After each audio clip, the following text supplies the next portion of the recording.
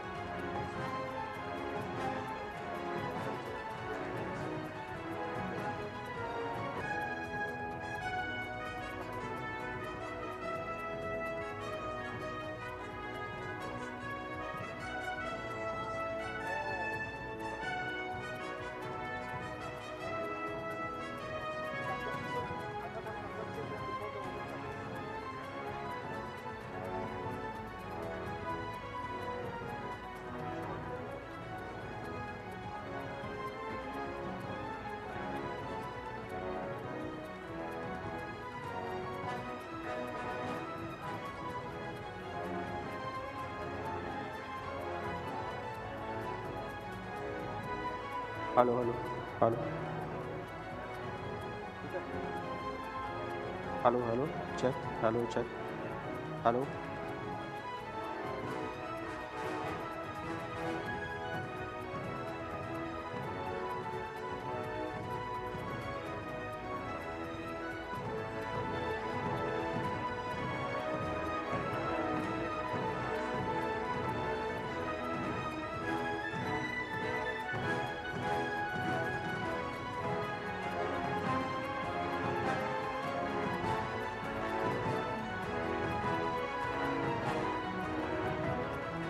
Check, check, check.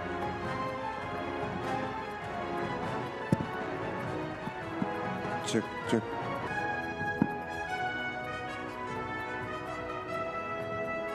Check, check, check. Check, check.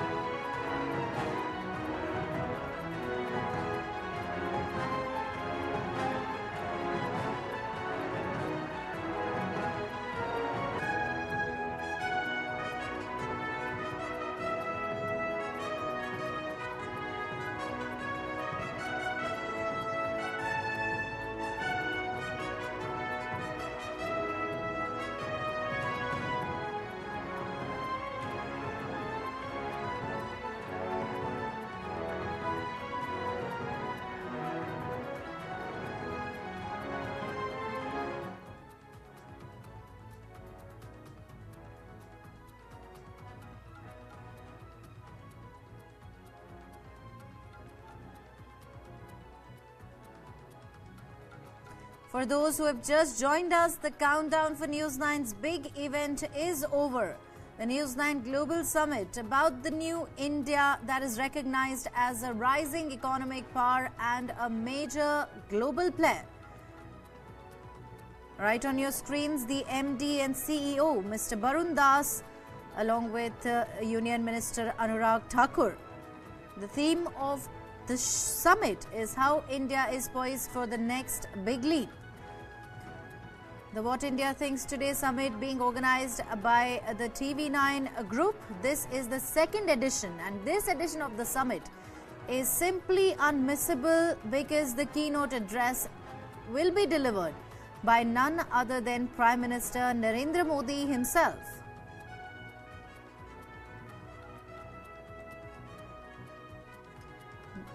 The What India Thinks Today Summit starts from today and will continue through the 26th and 27th of this month.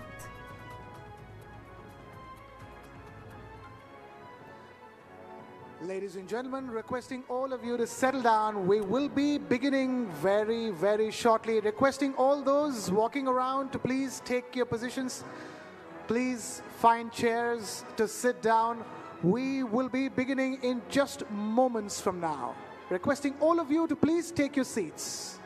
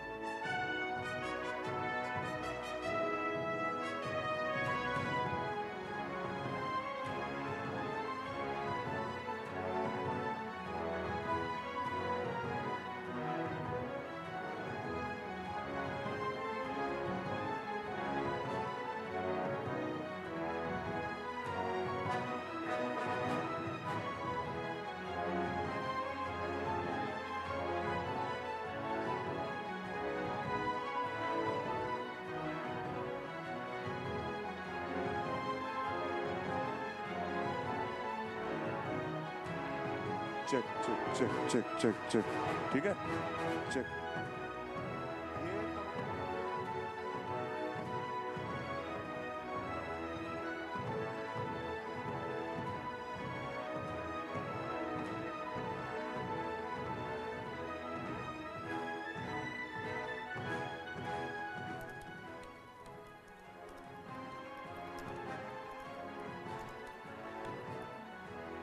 Hello Ladies and gentlemen, just about 2 minutes or so left before we start the inaugural of TV9 What India Thinks Today. May I request you all to kindly take your seats. Unfortunately, a lot of cameras here and the view gets obstructed if people don't take their seats. So I'm humbly requesting everybody to please find chairs and sit down for clearing the camera field. Thank you so much.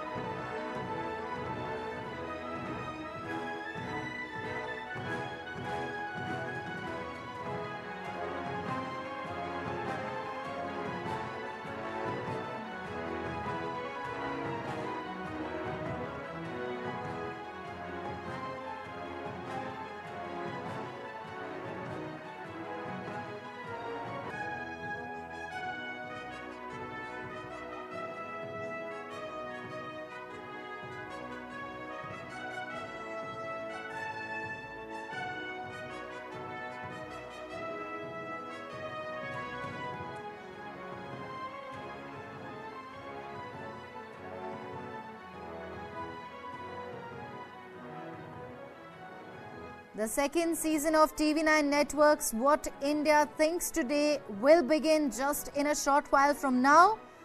The theme for this year is India poised for the next big leap.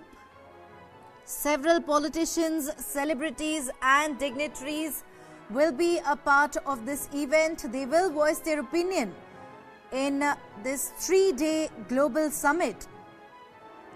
The News9 Global Summit is about the new India that is recognized as a rising economic power and a major global player. The theme of the summit is how India is poised for the next big leap, and the What India Thinks Today summit is being organized by the TV9 group, and this edition is unmissable because the keynote address will be delivered by none other than Prime Minister Narendra Modi.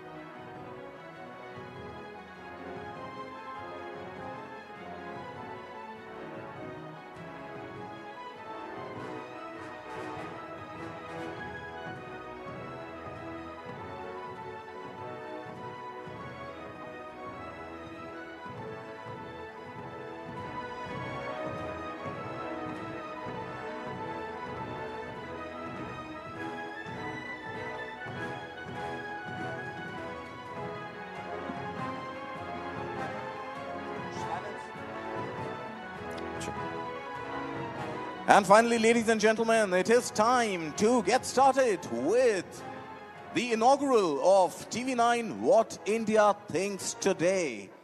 Please give it up for your hosts for this evening, TV9's Neha Khanna and Krishna Kumar.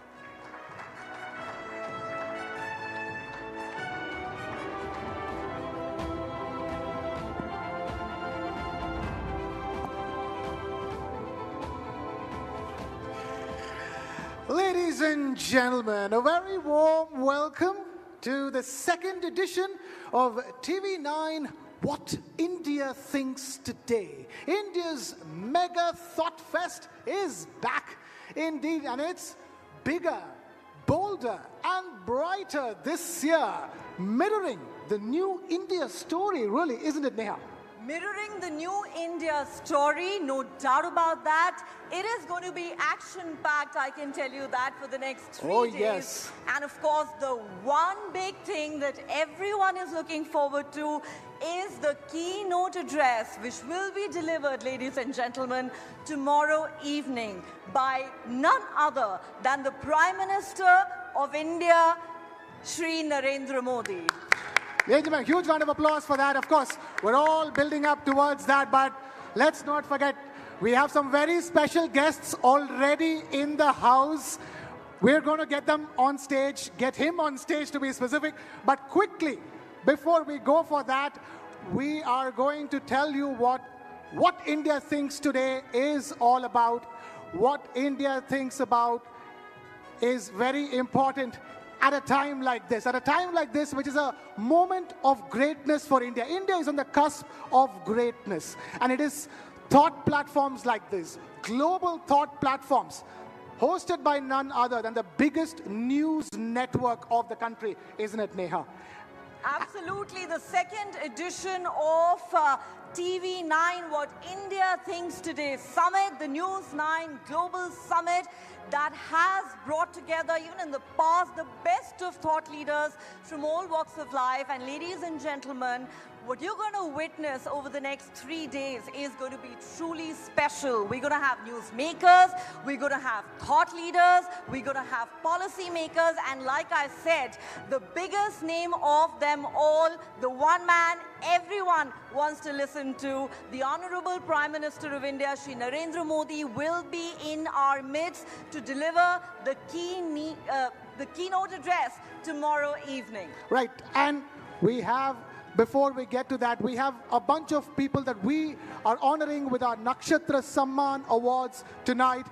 And today, the inaugural of What India Thinks Today, second edition, is all about India's soft power. And right now, we are counting down to those awards. We are counting down to some very interesting sessions we have in store, beginning with a big name who is going to be part of the first session. That, ladies and gentlemen, is none other than, okay, we're going to hold on and not tell you the name of the person. Let's not give it away so early, Krishna. Yes, absolutely. We have to build it up to that. We have a very special guest already amidst us who will be taking the stage in moments from now. But through the course of the evening, we will be discussing all about India's soft power, from the vibrant tapestry of Indian movies and music to India's vibrant tapestry of sporting achievements. Bear in mind, once upon a time, India was just a cricketing nation.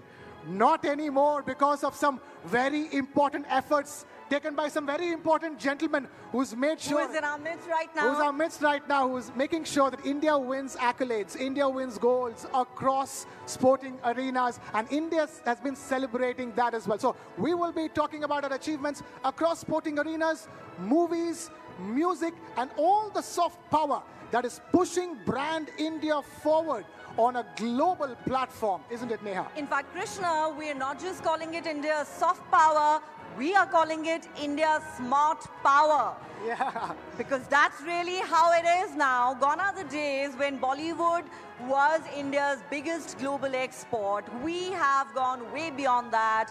Our musicians, our artists are doing us proud. They're winning Oscars, they're winning Grammys, and ladies and gentlemen, in our midst, we have today at least two gentlemen who've won multiple Grammys for India and done us proud on so many occasions. Right. Before we get to all of that, let's begin with where we have to begin. We are a team of over 3,000 people here at the TV9 Network putting together the What India Thinks Today Summit. But one man has been leading us from the front, and that is none other than our MD and CEO, Mr. Barun Das. Requesting Mr. Barun Das to come on stage, and also please put your hands together for Shri Anurag Thakur, who also joins us for our first session. Requesting both these gentlemen to please take the stage, and requesting Mr. Barun Das to first present Shri Anurag Thakur ji with a stole. Ladies and gentlemen, a huge round of applause.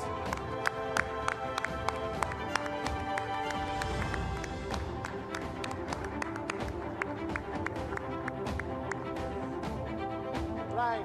Please, requesting Shri Anurag Thakur ji to please sit down, and requesting Mr. Barun Das to please deliver our welcome address for the second edition of What India Thinks Today. Barun ji, all yours.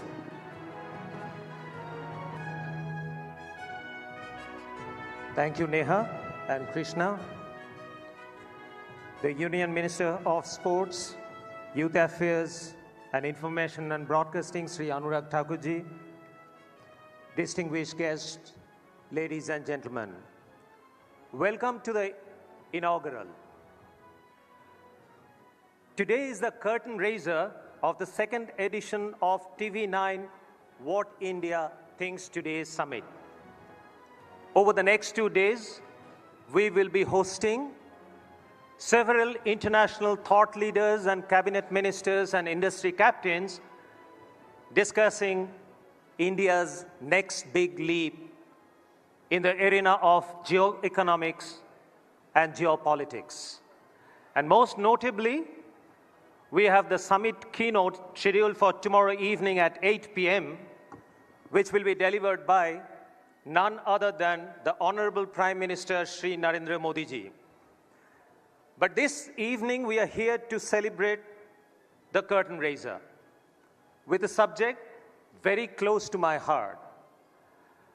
I must mention that this evening is going to be special because apart from glamour and glitz, it will be an evening of gravitas.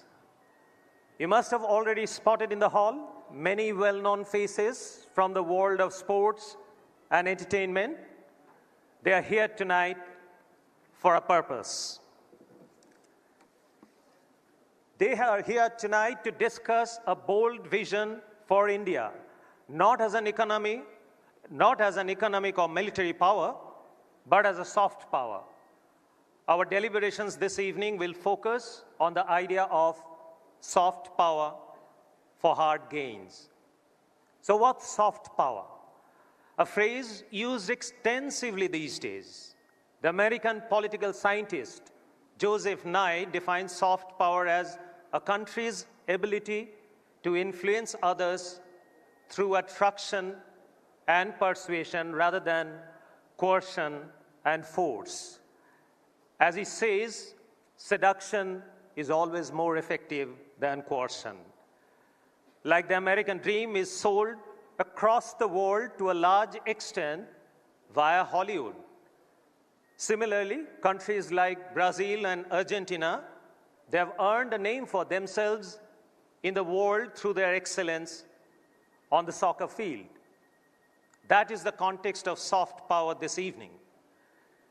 India has always been known as a land of yoga, Vedas, and Ayurveda, and more recently, as home to some most spectacular cinematic storytelling in the world.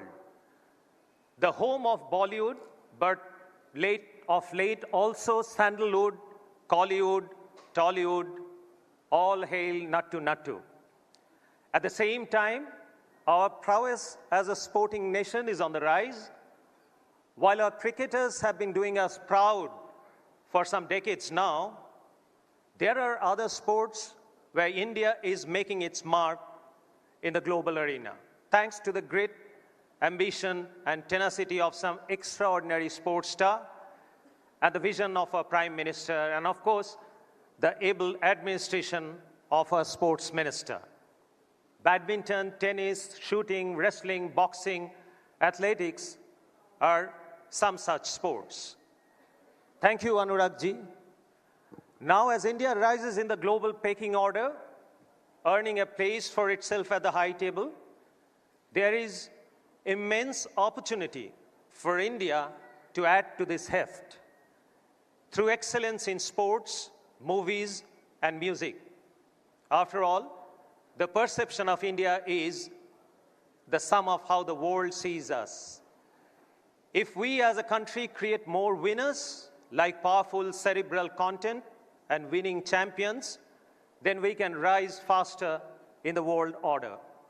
We can make greater hard gains, be it trade of goods or services. Let us not forget that in 2016, when Israel and Palestine agreed to give peace a chance, it was at the behest of celebrities like Roger Waters of Pink Floyd, John Bon Jovi, and Cristiano Ronaldo.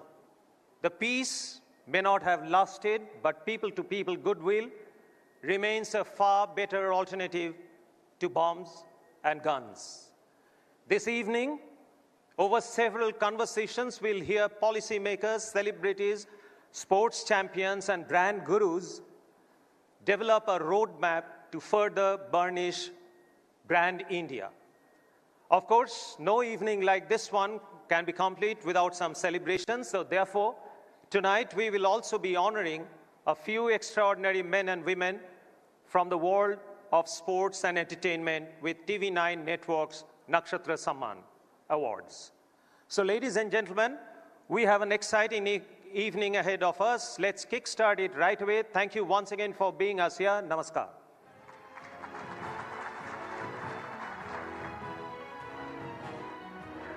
Thank you, Barun, for that. Requesting both Mr. Barun Das and Shri Anurag Thakur to please stay on stage. And before we go further, we have to talk about the sponsors for the day, isn't it, Neha? Absolutely. Let's remind all of you that TV9 What India Thinks Today is presented by Poonawalla FinCorp, co-powered by Zydus Wellness, Ultratech, Priya Gold and Finolex Cables. A premier global platform that not just takes stock of India and where it has reached, but also sets the agenda for the path ahead. And with that, it's time now to invite upon stage Mr. Abhay Bhutada, Managing Director of Poonawalla FinCorp, for a special address.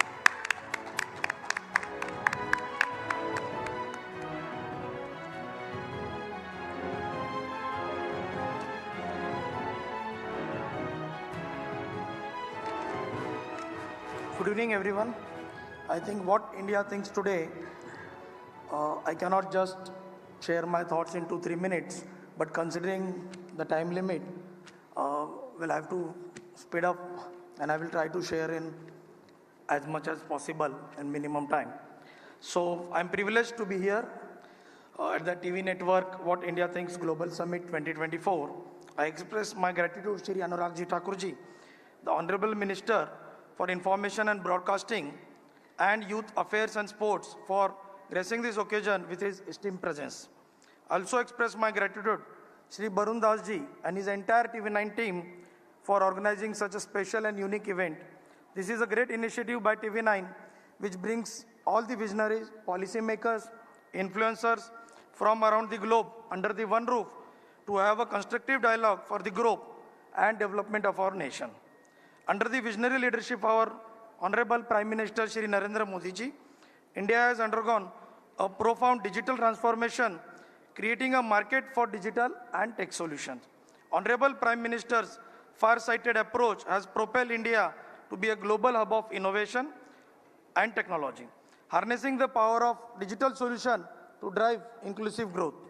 India is prominently re-emerging to regain its place on global economic platform and on its way to become the third largest economy. India's digital revolution, led by path-breaking initiatives like Digital India, has transformed the nation into a digitally empowered society and knowledge economy with more human-centric approach to the development. The Atal Innovation Mission has prompted a culture of innovation and entrepreneurship, driving job creation and economic growth. With the focus on digitization, innovation, building digital infrastructure, and adoption of emerging technologies, I am confident that we will be able to achieve the vision of Vikasit Bharat by 2047. Apart from providing conducive business environment, safety and security of individuals is very important to us. No nation can progress without robust law and order. I acknowledge and appreciate the strong leadership of our Honorable Home Minister, Shri Amit Shah ji, for his bold steps to protect the nation and its citizens for maintenance of security, peace and harmony. I also acknowledge Shri Anurag Thakur ji, who has been instrumental in creating awareness amongst the youth for various other sports. Under his guidance, Khelo India initiative and Target Olympic Podium scheme has revolutionized India's sports landscape and increased participation amongst the youth. These initiatives have helped in identifying deserving athletes who can win the medals in the Olympics and increase our medal tally. Digital payment ecosystem in India has also shown significant growth in recent years, driven by a combination of government initiatives, rise of e-commerce, increase in internet, smartphone usage. Key initiatives such as Pradhan Mantri Dhan Jana Yojana, UPI, BHIM have emerged as a game changer in the digital payment landscape.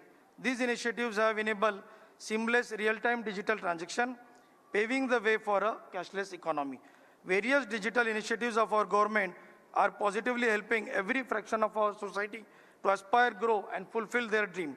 Let me share with you, I also come from a place like Latur. I have witnessed the digitization, how demolished the barriers and given the wings to every small town citizen like me to grow and contribute towards the nation building. To me, this is a real testament of Sankalp Se Siddhi, and millions of Indians like me feel confident than ever that we as a nation has all the potential to become the Vishwaguru. At Poonawalla FinCorp, we believe in having complete transparency in our dealing, as we understand and value the trust of the customers upon us. Through deep investment in technology and innovation at the core, we strive to create endless possibilities each time and partner in the growth journey of our customer. Trust, integrity, transparency, and excellence are at the core of our institution. Our long-term corporate goals focus on enhancing shareholder value and safeguarding stakeholders' interests. As I conclude, I am confident that dynamic leadership of our Honorable Prime Minister Shri Narendra Modi ji will reaffirm India's status as a global powerhouse with a focus on innovation, entrepreneurship, and capital development. Once again, I thank you TV9 team for conceptualizing this event and allowing me to share my thoughts. Jai Hind, Jai Bharat.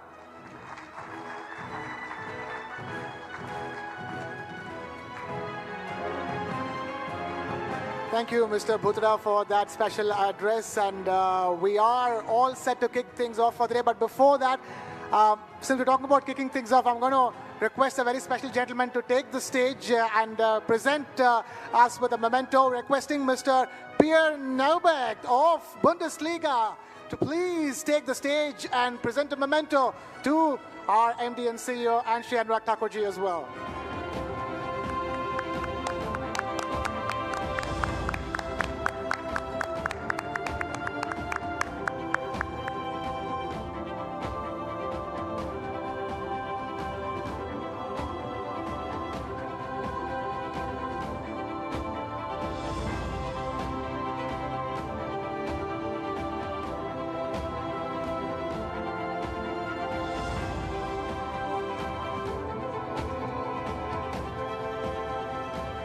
Very much for that.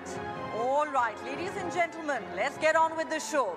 Now, today is all about India's surging soft power, India's growing global clout, powered by everything from its vibrant tapestry of movies and music to its phenomenal sporting achievements. That's right, and that's why the inaugural is called Soft Power, Hard Gains. And with that, we are officially all set after Bundesliga as well to kick things off on the inaugural. Isn't it, Neha? Haha, nice wordplay there, Krishna, with terminology from the world of sports, because our first session, ladies and gentlemen, is titled Gearing Up for Sports Ascendancy. Even as the Indian cricket team dominates the world of cricket, India has long gone from being a one-sport nation. Today, India is a force to reckon with in a range of sporting arenas. And one man is playing a crucial role in that evolution. Take a look.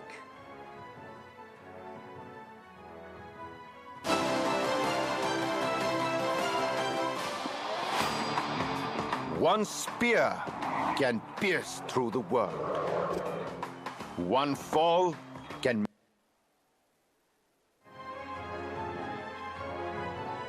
It dreams of 1 billion.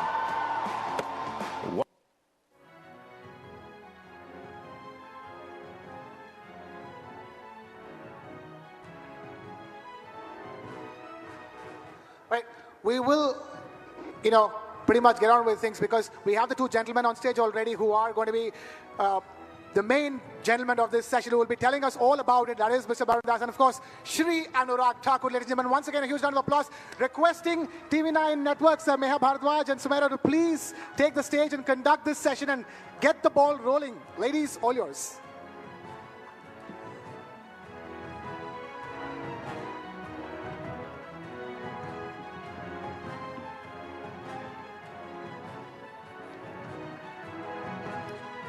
Good evening, ladies and gentlemen. It's the first session, so it better be good because it'll set the tone for what's to come. But in our experience, when we're talking about sports and entertainment, it's never dull. So we're gearing up for sports ascendancy, and who better than Shri Anurag Thakur, somebody who understands sports, somebody who is, who's played cricket himself, and also now somebody who is the sports minister of the country. I also have our MD and CEO, somebody who understands the business of sports, Mr. Barun Das here. So without further ado, let me get straight into this conversation. There's Pullela Gopichand here as well. At some point, we are going to involve him in this discussion as well. But let's start with Mr. Thakur. Sir, the buzzword today is soft power. Mr. Thakur, and sports is an integral part of it, sir. Cricket, we know, is already a superpower in the country. How can we bring in the lessons that we've learned from cricket to make other sports as successful? Thank you for starting the session. And let me just say this, that if you look at 1983, before that, even in cricket, you didn't have enough money. When the Indian cricket team won, even the BCCI didn't have enough money to pay them or to celebrate in a big way. But when they fought the case against Prasar Bharati and won the case, that is where they won the telecast rights and the game changed. Then the money came into the field of cricket, and that is how the Indian Cricket Board, the BCCI, how they done well with the professional working of BCCI for the last so many years. And over the last 2-3 decades, we have seen one after another cricketer who have come up on the international stage and done extremely well. So in cricket, we had a lot of stars to look up to. And today in other sports also, we have a lot of stars we can look up to. So I think the time has started when the country, the mindset has changed, the way Prime Minister Modi said, "Kheloge to khiloge." It's all about participation, it's all about your involvement in sports rather than just thinking about winning and all that. On one hand, the government has increased the sports budget 3 times in the last 10 years. Apart than that, we have spent close to 3,000 crore rupees on creating about 300 sports infrastructure. Apart than that, we have a lot of other schemes for the benefit of players, so that they can perform well rather than worry about their facilities, how they can train, where they can train, who will fund for that. Now that is not the worry today. They all need to think about training hard and performing at the national and at the international stage. And that is why India has won for the first time ever 100+ medals in the Asian Games.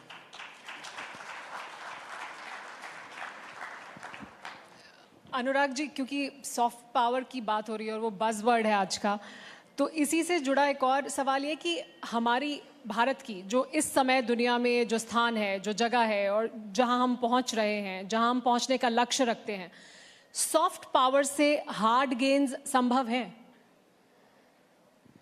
मुझे लगता है gain के बारे में क्यों सोचते हो? मैंने एक शब्द अपने पिछले उत्तर में कहा, खेलोगे तो खेलोगे।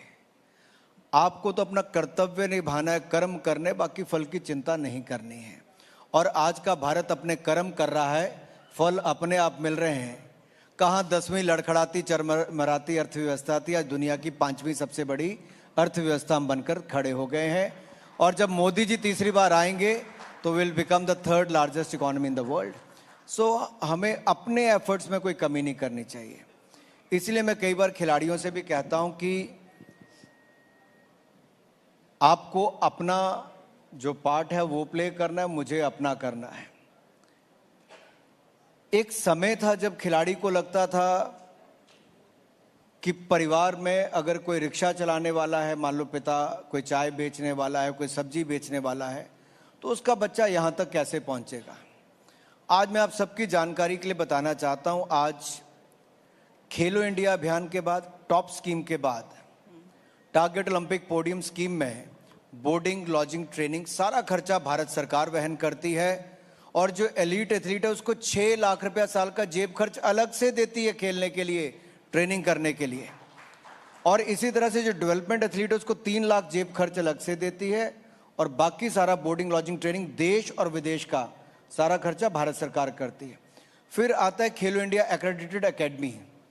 मान लीजिए पुलेला गोपीचंद की एकेडमी चलती है, वहाँ पे किसी खिलाड़ी को जाके सिलेक्शन होकर ट्रायल दिया, खेले, तो उनको 5 लाख रुपया बोर्डिंग, लॉजिंग, ट्रेनिंग के लिए और 1,20,000 रुपया जेब खर्च के लिए अलग से मिलता है। ऐसे 3,000 खिलाड़ियों को प्राइवेट एकेडमीज में भारत सरकार फंड कर रही है ताकि पूर्व खिलाड़ी उनको अच्छी ट्रेनिंग दे सकें और भारत के लिए खेल सकें। लगभग 23 नेशनल सेंटर ऑफ एक्सीलेंस बना दिए हैं। 69 साइट ट्रेनिंग सेंटर हैं और आज़ादी के जब हम 75 वर्ष मना रहे थे साल पहले, तो मैंने कहा था 750 हम खेलो इंडिया सेंटर बनाएंगे। आज मैं इस मंच पे कह रहा हूँ 750 नहीं, 750 नहीं, 1075 1075 हमने पूरे कर दिए। So that is the speed, size and scale at which we are working today. अभी बहुत आगे जाना है। राज्य की सरकारें भी अगर, क्योंकि स्पोर्ट्स इज स्टेट सब्जेक्ट, अगर राज्य की सरकारें थोड़ी मदद करेंगी, थोड़ा और अच्छा करेंगी, तो भारत जैसे देश में 36 स्टेट्स और यूनियन टेरिटरीज में से अगर 20 भी अच्छा कर लें, तो मैं कह सकता हूं जो लक्ष्य मैंने 2036 के लिए रखा है कि इंडिया दुनिया की पहली 10 मेडल विनिंग कंट्रीज में से एक हो और 2047 तक हम दुनिया के पहले 5 देशों में हो जो मेडल जीतने वालों में हैं। Now, we'll talk about that bid for Olympics for 2036, sir, but let's also get Barun to talk to us about soft power. You had that in your keynote address, sir.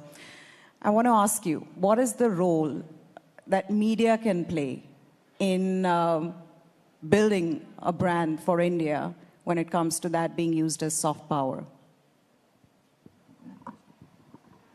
Thank you, Meha. I think fundamentally, media exists without any specific objective. Media is supposed to be a social catalyst. I mean, if you talk about news media. So we reflect the society and we act as a social catalyst. But as part of the largest news network of a country, what I see is that as far as sports and entertainment is concerned, it's an exciting time for India, like in many other spheres. First of all, I think the winner is first born in the mind, and then you have to have an intent to win, which is what I think the Prime Minister's leadership and Anurag's guidance had happened and instituted in India, there, where Indians want to win, which is what, as a media custodian, as a largest news network, we should try and reflect. There are excellences which we are saying. Obviously, what keeps coming to my mind is Gopi, who's sitting here, good friend. He's shown that he was possibly the second All England champion after about 29 years or so. He won it all by himself. But then he decided that he'll create many champions. So he set up that academy. And then, as Anuragji said, that the nation is supporting the administration and the government is supporting that. So this acts as a very, I think it's a self-fueling positive spiral which will only grow from now. See, as far as the media is concerned, let me add something to that. When I used to play cricket, rather than the money or the cash prize, it is the next day news in the newspapers, which is to encourage like sports person like us, कि अच्छा अखबार में नाम छप गया, अब देश में हमें लोग जानते हैं. तो मीडिया एक बहुत बड़ा रोल अदा कर सकता है, वो पैसों से बहुत बड़ा है, आपको पहचान दिलाने का. Right. Sir, I will just, absolutely. This is a very good point that unless and until we bring that to limelight, we celebrate those successes, the successes will remain confined to some corners here and there. So that definitely is a role that media has to play. Anurag ji, और अभी क्योंकि आपने कहा कि जब आप cricket खेलते थे, तो ये एक सवाल ज़रूर सबके मन में आता है कि क्रिकेट भी आपका पैशन है, पॉलिटिक्स भी आपका पैशन है, तो एक पैशन को छोड़कर दूसरे पैशन को चुना है या वो साथ साथ कैसे, मतलब क्रिकेट को छोड़ा कैसे, राजनीति की तरफ ज़्यादा पैशनेट कैसे हो गए? देखिए, छोड़ना कोई नहीं चाहता. मैं पंजाब की और नॉर्थ जोन की टीम का कैप्टन था, ऑल इंडिया चैंपियन रहे, under 16, under 19, north zone under 19, all India champion, under 19 camp से लेकर रणजी ट्रॉफी तक सब खेले. लेकिन बहुत छोटी उम्र में छोड़ना पड़ गया, परिवार की परिस्थितियां ऐसी थी. लेकिन जब मैं 25 साल की उम्र में हिमाचल क्रिकेट संघ का अध्यक्ष बना, तब सबसे बड़ी चुनौती थी कि स्टेट में एक भी ग्राउंड नहीं है, कोई बड़ा मैच नहीं होता, कोई मैच जीता नहीं. At the age of 26, I built that Dharamshala Cricket Stadium without any government, without even a single penny from any government, neither central nor the state government. तो एक जुनून था कुछ करने का, वापस गेम को देने का. और जब वहाँ अच्छा किया तो उसमें राजनीति आ गई, राजनीति लोग आ गए. और मैं जो राजनीति से 100 कदम दूर था, मेरे लिए भी राजनीति के द्वार खुल गए। आज मैं आपके सामने चौथी बार का लोकसभा एमपी बैठा हूं। वो स्टेडियम नहीं बनाया होता तो शायद यहां नहीं होता। तो ईश्वर ने आपके लिए कहां लेके जाना उसके रास्ते बना के रखे हैं। आपको केवल अपना कर्म करना है। मैंने पहले भी कहा, मैं क्रिकेट खेलना चाहता था, मेरे पिता मुझे फौजी बनाना चाहते थे, वो खुद प्रोफेसर थे, मेरे दादा परदादा फौजी थे। मैं तीसरी बार सांसद बना, तब जाके मैंने 2016 में टेरिटोरियल आर्मी में मैं लेफ्टिनेंट बना। अब मैं कैप्टन हूं। अब मैंने मेजर का एग्जाम दिया, देखता हूं पास हो गया तो थोड़ी दिनों में मेजर भी बन जाऊंगा। तो आप कहां जा सकते हो कोई पता नहीं चलता। तो जहां पे भी आप हो वो आप काम अच्छे करते रहें। Sir, Paris Olympics is 5 months away. This is a headline question now. What are you expecting from our Indian athletes? Are we going to better Tokyo? If you look at Tokyo Olympics, we were facing the COVID-19 pandemic at that time. It was very hard to train the players locally or maybe overseas. But we provided them all kind of help. Look at Mirabai Chanu. She got injured in India. Within 24 hours, she was given the US visa. We sent her coach and physio with her. After that, the visa was stopped and the entry was banned into US also. So she trained in US for 6 months. Many of our athletes were training overseas in Europe. She flew directly from US to Japan in Tokyo. And the first medal won for India at Tokyo Olympic was by Mirabai Chanu. So that is how the government of India helped her with funding her recovery and everything, and she won us the medal. So मैं यही कहता हूँ कि तब आपने सोचा नहीं था, लेकिन हमने आज तक के सबसे ज़्यादा मेडल टोक्यो ओलंपिक्स में जीते। उसके बाद कॉमनवेल्थ गेम में हमने 61 मेडल जीते। उससे पहले पैरालंपिक्स में 19 मेडल जीते, डेफ ओलंपिक्स में 28 मेडल जीते। और जब हम एशियन गेम्स में जाने लगे तब मैंने कहा था इस बार 100 पार। तो सबको लगा नेता है, नेता जैसा भाषण दे दिया, इस बार 100 पार होगा नहीं होगा। बट मुझे विश्वास था मेरे खिलाड़ियों पर, जो हमने सुविधाएं दी थी। और इस बार भारत ने 107 मेडल जीते हैं एशियन गेम्स में। और जब पैरा एशियन गेम्स में हमारी टीम गई तब मैंने कहा एबल एथलीट्स का रिकॉर्ड तोड़ोगे, can you break the able athletes record? They said of course yes. और उनका कॉन्फिडेंस लेवल देखने वाला था। और हमारे पैरा एथलीट्स ने पैरा एशियन गेम्स में 111 मेडल जीतने का काम किया है। तो मुझे तो विश्वास है, मैं आपके दर्शकों से पूछ लेता हूं, आपको विश्वास है पेरिस ओलंपिक में टोक्यो ओलंपिक से बेहतर जीतेंगे awards? I will take the liberty, क्योंकि अनुराग जी मौजूद हैं और अनुराग जी ने कहा कि उन्होंने 100 पार का स्लोगन दे दिया था। तो क्योंकि आप यहाँ हैं तो राजनीति से भी जुड़े 2-1 सवाल ज़रूर पूछ लूँ मैं आपसे। 400 पार का नारा भी दे दिया है अब की बार, लेकिन वो जो सामने गठबंधन है वो जो लग रहा था कि इकट्ठा नहीं हो रहा है, अब इकट्ठा होता हुआ दिखाई दे रहा है। गठबंधन दिल्ली में भी हो गया है, आम आदमी पार्टी और कांग्रेस के बीच में गठबंधन, बाकी गुजरात में हो गया है, हरियाणा में हो गया है, ऐसे ही इकट्ठा होते जा रहे हैं। लग रहा है पश्चिम बंगाल में भी शायद कुछ बात बन जाएगी। तो ये इकट्ठा होने में कुछ फर्क पड़ेगा वो 400 पार के नारे पर? 0 + 0 कितना होता है?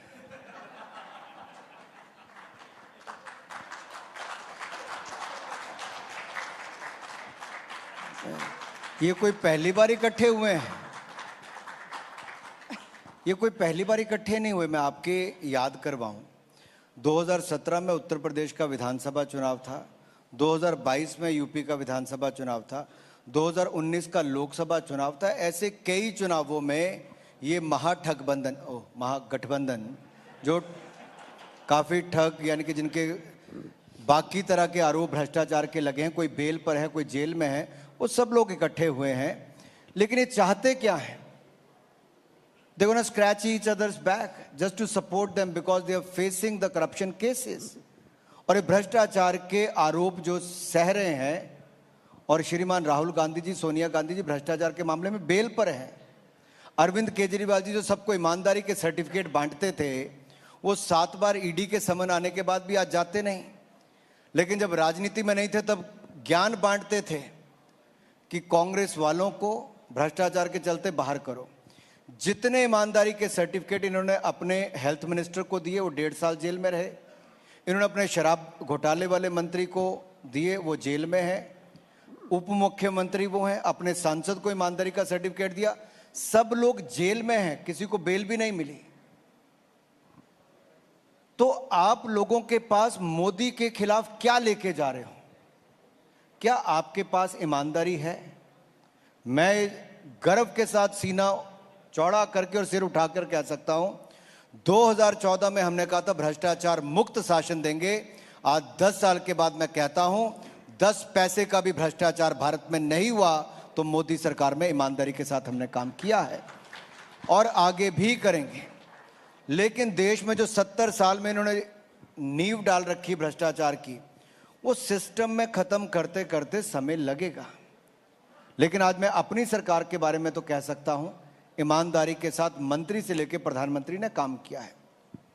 दूसरा, आज हम भारत को, आपने बार बार सॉफ्ट पावर की बात कही, आप किसी भी पावर की बात कर लें, सॉफ्ट पावर की बात कर लें, हार्ड पावर की बात करें, इकोनॉमिक पावर की बात करें, आज हर क्षेत्र में भारत आगे जा रहा है। सॉफ्ट पावर में स्पोर्ट्स से लेके सिनेमा तक, कल्चर से लेके स्पेस तक हमारा बहुत बड़ा योगदान है। हमारी फिल्में, हम दुनिया के सबसे बड़े फिल्म निर्माता वाले देश हैं, लेकिन बड़े पर्दे वाली फिल्में हमारी दुनिया में जाके अच्छी नहीं करती थी। But there is nothing regional today. If your content is good, it quickly becomes from regional to national, then to international. And that is how RRR has won the award. That is how Elephant Whisperer has won the award at the Oscars level. एक नहीं अनेक platform पर भारत के content ने अपनी धूम मचाई है। और आप मेरी बात मान के रखिए, अगले 10 वर्षों में India will be the content hub of the world, will be the content continent, if I have to say this. और ये मैं बहुत गंभीरता से इसलिए कह रहा हूं, टेक्नोलॉजी का जो रोल है, आज भारत में पोस्ट प्रोडक्शन की बहुत सारी संभावनाएं बनी हैं। हमारे यहाँ पे स्टोरी टेलिंग की कंट्री, बहुत सारे अवसर हैं नए कंटेंट क्रिएट करके देने का। ओटीटी ने एक नया अवसर खोले हैं। दूसरा मैं कहना चाहता हूं, स्पोर्ट्स में हमने अच्छा किया। ये तीसरा, स्पेस की दुनिया में जापान और यूएस अब पहुंचा है। हमारे भारत ने चंद्रयान मिशन की सफलता करके साउथ पोल पर चंद्रमा के तिरंगा झंडा फहरा दिया है। ये भारत ने किया है स्पेस सेक्टर में भी। अब कोई सेक्टर आप लेंगे इकोनॉमी से लेके, बाकी हम अच्छा ही कर रहे हैं। और मैं उत्तर यही देना चाहता हूं, जब हम अच्छा कर रहे हैं तो मुझे लगता है लोग भी अच्छा ही रिजल्ट देंगे, वोट भी अच्छा ही डालेंगे।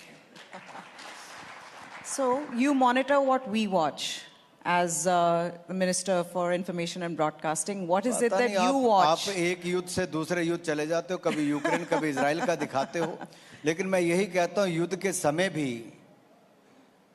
दुनिया भर की सप्लाई चेन डिसरप्ट हुई, लेकिन उस समय भी भारत ने जो फर्म स्टैंड लिया, चाहे ऑयल बाइंग का था, गैस का था, भारत ने अपना स्टैंड क्लियर किया कि हमारे लिए प्राथमिकता भारत की 140 करोड़ की जनता है। तो दुनिया को झुकना पड़ा और भारत की बात को मानना पड़ा। दूसरा, कोविड-19 पैंडेमिक के समय दुनिया के ऊपर अगर हम निर्भर रहते तो शायद 140 करोड़ भारतीयों को 220 करोड़ वैक्सीन नहीं लगती। आज अगर 220 करोड़ वैक्सीन मुफ्त में लगी है और 80 करोड़ लोगों को मुफ्त में अनाज मिला है, और अगले 5 साल की गारंटी भी मोदी की गारंटी है, और 4 करोड़ पक्के मकान, 10 करोड़ बहनों को रसोई गैस का सिलेंडर, 12 करोड़ शौचालय टॉयलेट्स मिले, 13 करोड़ घरों को नल से जल मिला, 60 करोड़ लोगों को आयुष्मान भारत के 5 लाख का इलाज हर साल मुफ्त मिलता है। तो मैं ये कह सकता हूँ, ये तभी होता है जब सरकार डिलीवर करने वाली आती है। और आपका कंटेंट मैं टीवी पर देखता हूँ, आप अच्छी स्टोरीज भी दिखाते हैं कि मोदी सरकार ने कैसे अच्छा काम किया है। Then let's also involve Varun in this. He's feeling a little left out. Let's talk about fitness, Varun. I know that you, Mr. Thakur, you guys are fitness enthusiasts. You're passionate sports lovers. I've got to ask you this. India being one of the youngest populations, right? Average age of an Indian is 29. How can we make sports an intrinsic part of our culture across age groups? Varun, your thoughts on that? It's a difficult question. I haven't thought about it. Let me just think on the go. I think sports is not really a discipline. according to me, sports is an attitude. Like some time back, even today, if I have to recruit even a top management person, in his resume, I look through whether he's played any games and sports or not. So I believe that we have a great opportunity to grab if we can inculcate sports to be an attitude in our country's citizens, which is what's happening now. Now, if you see what IPL has done, today you have one full, almost if you replace the 11 top players of Indian cricket team, you have another 11 filling up. India would produce so many pace bowlers, a series of them we've never thought. That's what IPL has done.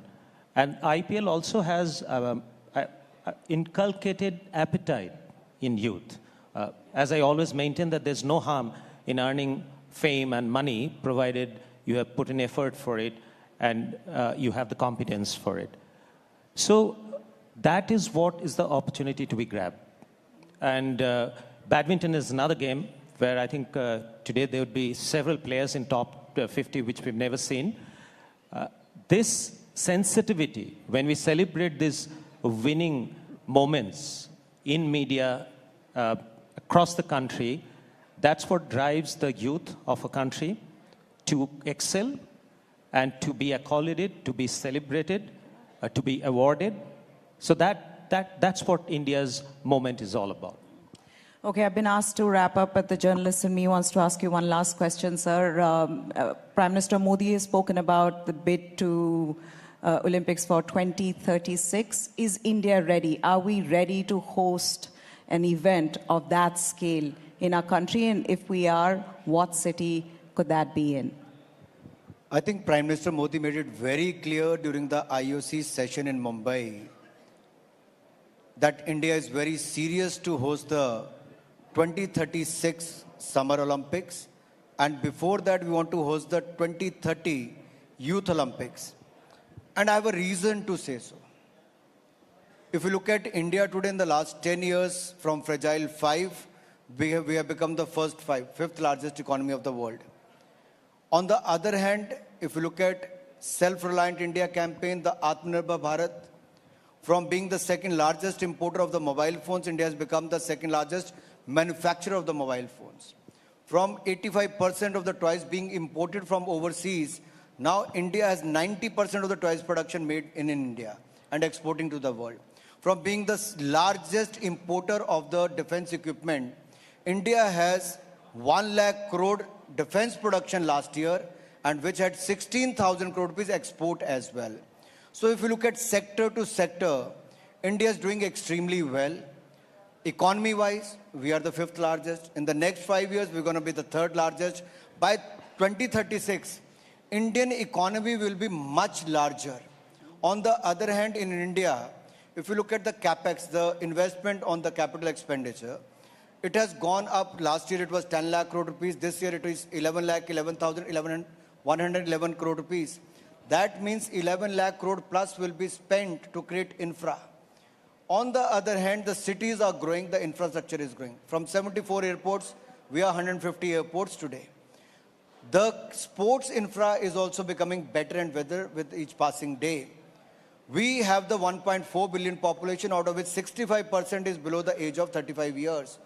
That clearly shows 1/6 of the humanity, the 1/6 of the total population of the world lives in India. So what could be a bigger market? We have 1 billion mobile phones, smartphones. We have 1 billion internet connections. We have the largest population to see the Olympic sport last time. And this time it makes more sense for the IOC to give 2036 Olympics to none other than Bharat, our India. So that will be a very serious bid. Okay, we have been asked that this is a wrap from us for now. Thank you so much, Mr. Minister, for joining us. Thank you, Baruch, for joining us. Thank you. All right, ladies and gentlemen, huge round of applause for TV9's Meha and Smaina, and of course, requesting Shri Anurag ji and Mr. Barun Das to please stay on stage and move toward the awards section of the stage, because it is time now for our Nakshatra Samman Awards, the first set of Nakshatra Samman Awards for the night, isn't it, Neha? That's correct, Krishna. Now, as India gears up for sports ascendancy. Requesting, sir, Anurag ji and Barun, sir, to please move on to the awards section of the stage. Thank you very much, gentlemen. All right, now, as India gears up for sports ascendancy, the importance of infrastructure development remains supreme.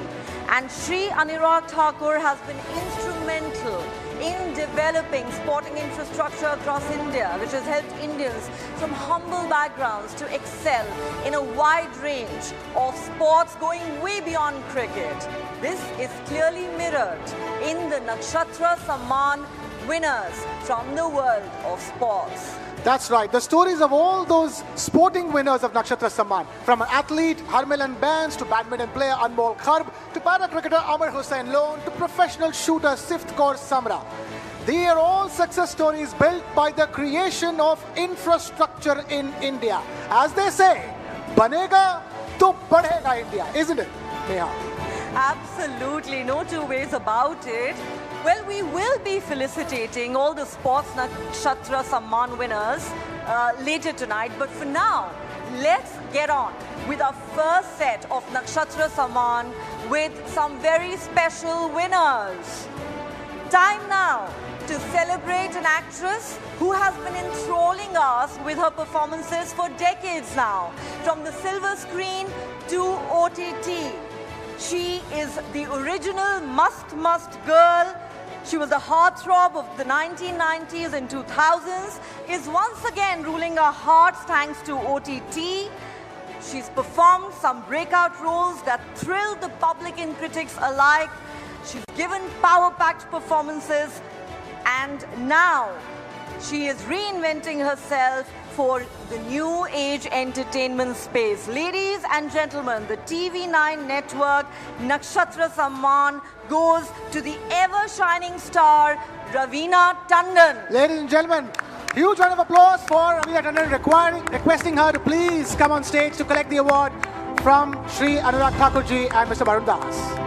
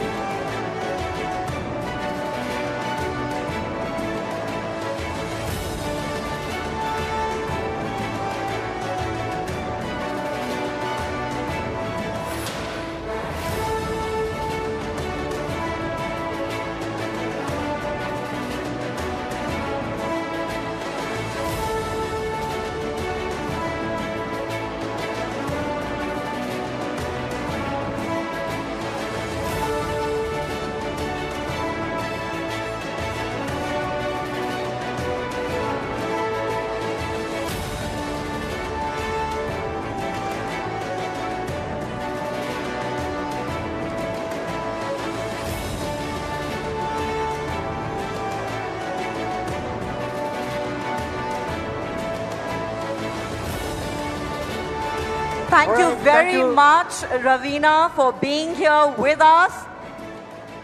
All right, if we can ask her a quick question. Yeah, she has a mic. She has a mic. Okay, she has Raveena, we have a quick question to ask you. You know, just realized you've been winning an award from your first performance. You won a Best Debutante award. From then for the movies to now OTT. And now this is the Nakshatra Samman. Can you tell us what does it feel like to keep coming up on award stages like this all the time? First of all, thank you and a very good afternoon and a good evening to all of you here. I was just partially sitting there and hearing this very interesting conversation happening right now on stage, and I'm looking forward to my session as well. But nonetheless, thank you very much for this honor, and it always feels great from then, like you said. Anuragji just said that why are we relegated to only 1990s heartthrobs whereas we women now are still very relevant, You still very working, much a heartthrob even and today, still leading. Raveena. We are very much there and we are here to stay forever and ever. But nonetheless, thank you so much for this, and it feels great always to be appreciated, whether it was the first debut award or it is now this very ever-shining star award. I just completely love this, and thank you again.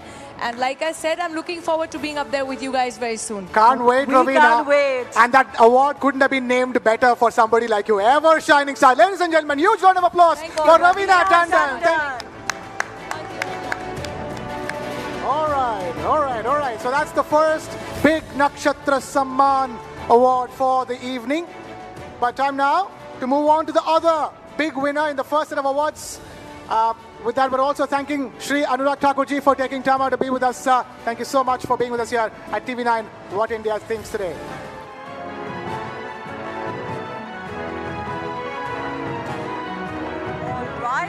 Thanks very much once again to Ravina Tandon, to Barun Das and to Shri Anurag Thakur for being here in our midst. Of course, everyone's looking forward to Ravina's session. But now, ladies and gentlemen, it's time for the next session of TV9 What India Thinks Today, presented by Poonawalla FinCorp, co-powered by Zydus Wellness, Ultra Tech, Priya Gold and Finolex Cables, where we will continue to stick with the world of sports. Absolutely, Neha. The next session is titled Sports Burnishing, an opportunity for new India. And it's all about how sport can be used as a fuel that can make brand India burn brighter in all its glory. And we have a very special panel of guests lined up for this session, ladies and gentlemen. Please put your hands together for Pulela Gopichand, former All-England champion and national badminton coach.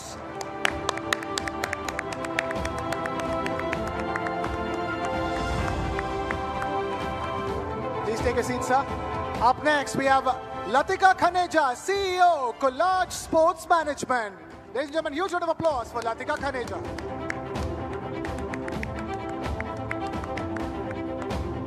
All right, next up, we have with us Pierre Norbert, CCO, Bundesliga. Ladies and gentlemen, huge round of applause for Pierre Norbert.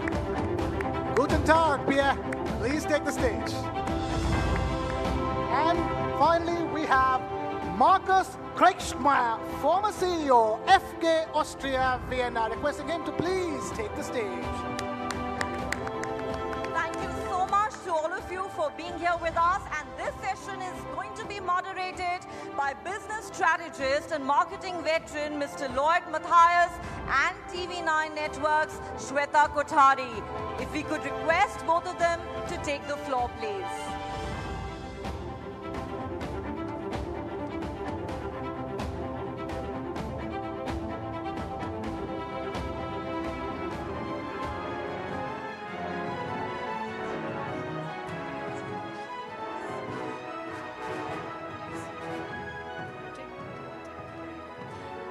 All right, I think before we begin, may I also please call on Subhranshu Singh, Chief Marketing Officer, CVBU at Tata Motors. Subhranshu?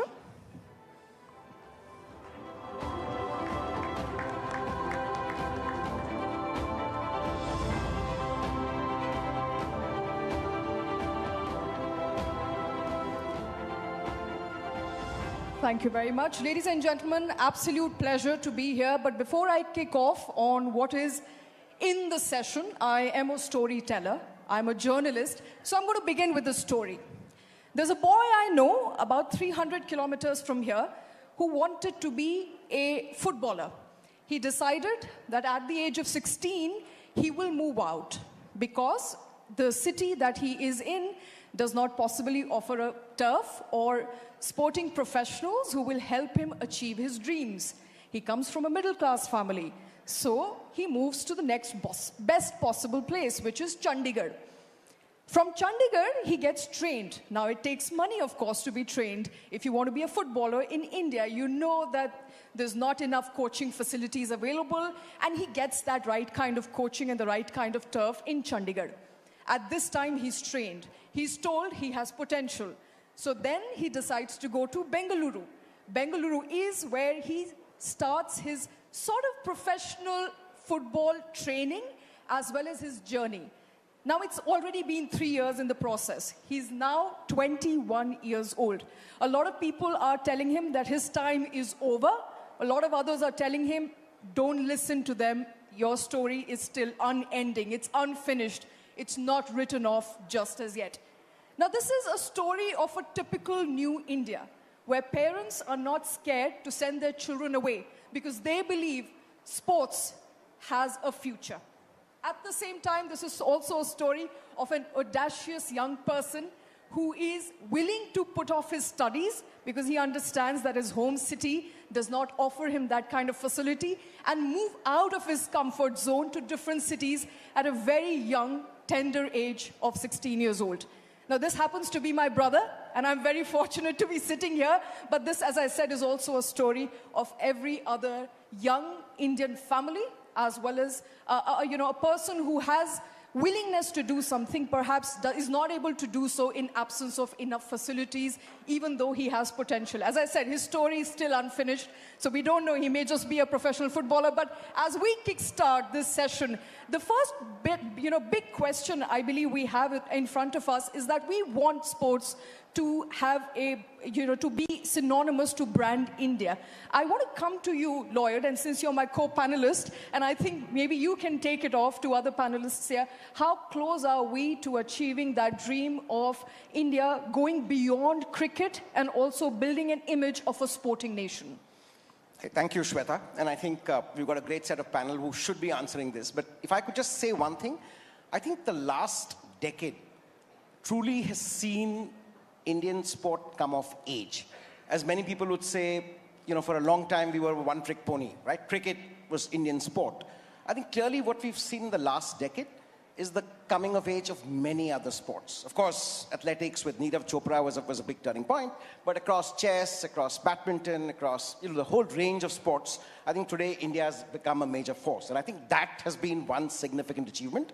And clearly, just given the size of the growing Indian economy, I think you could say we're punching below our weight. I think that's slowly correcting itself. And I hope through the course of this session, we'll actually be able to probe deeper into this aspect. I think no better than Pullela to answer that question. Pullela, do you still think we are punching below our weight? Do you think we are getting there just as yet? We heard Sports Minister just before the session, and he talked about how India has had a pivotal journey in sports in the last decade. And I believe a lot of you agree that there have been significant changes. Would you agree with that? Well, I think the last 10 years have been phenomenal in Indian sport. I think the way the growth has been is enormous. The inspiration has been fantastic. No time before has the Prime Minister of the country spoken about sports so much. No time before has a prime news channel kicked off with sport as one of its major events. So I think we are looking at sport as a primary news making, as a primary decision making, people taking up sport. And I think I'll get back to your brother's story in that one bit, because what has happened is this huge inspiration, and also what the sports minister spoke about, Khelo India and all of that, has made kids in the country aspire, parents in the country think that this dream is possible. And they have taken up sport very, very rigorously. What is also happening is that kids, players are taking up sport, leaving education. Your brother left it at 16, so he at least has some leeway. But for some, it's happening at 9. And that is a big case of concern, wherein we have, because at the end of the day, sport has only a very thin margin of people. We have people speaking about how, and I don't know if I can articulate it very well, but we are talking about how there are 6,000 kids across various sports who are giving 6 lakhs a month and 3 lakhs a month and stuff. But in reality, what happens to the 5,600 people who don't make it? Where are they going for their jobs? Are they skilled enough for their next journey? I think this is a big case of concern for me, who has seen the entire ecosystem of sport. For me, I think if you fail at 21, and if you have the education and the skill set, like I really loved when Barun said, I will pick people who have played sport. But what happens if that guy doesn't have any education at all? And this is a cause of concern. So at 30, if you're a world champion, you have another 30 years to live, and you don't have the skill sets for the next set of your life, what happens to you? So these are more of the concerns, because we have grown too fast as a country in sport. We are still pushing forward in big force, and that is amazing. On that side of the story, I'm super excited, and it should continue. But I think we need to look at the entire ecosystem, because all it takes is one generation of failed sports person to show that the society, to show to the society, or the society will see it and say, there's no use playing sport. So you don't want that to happen.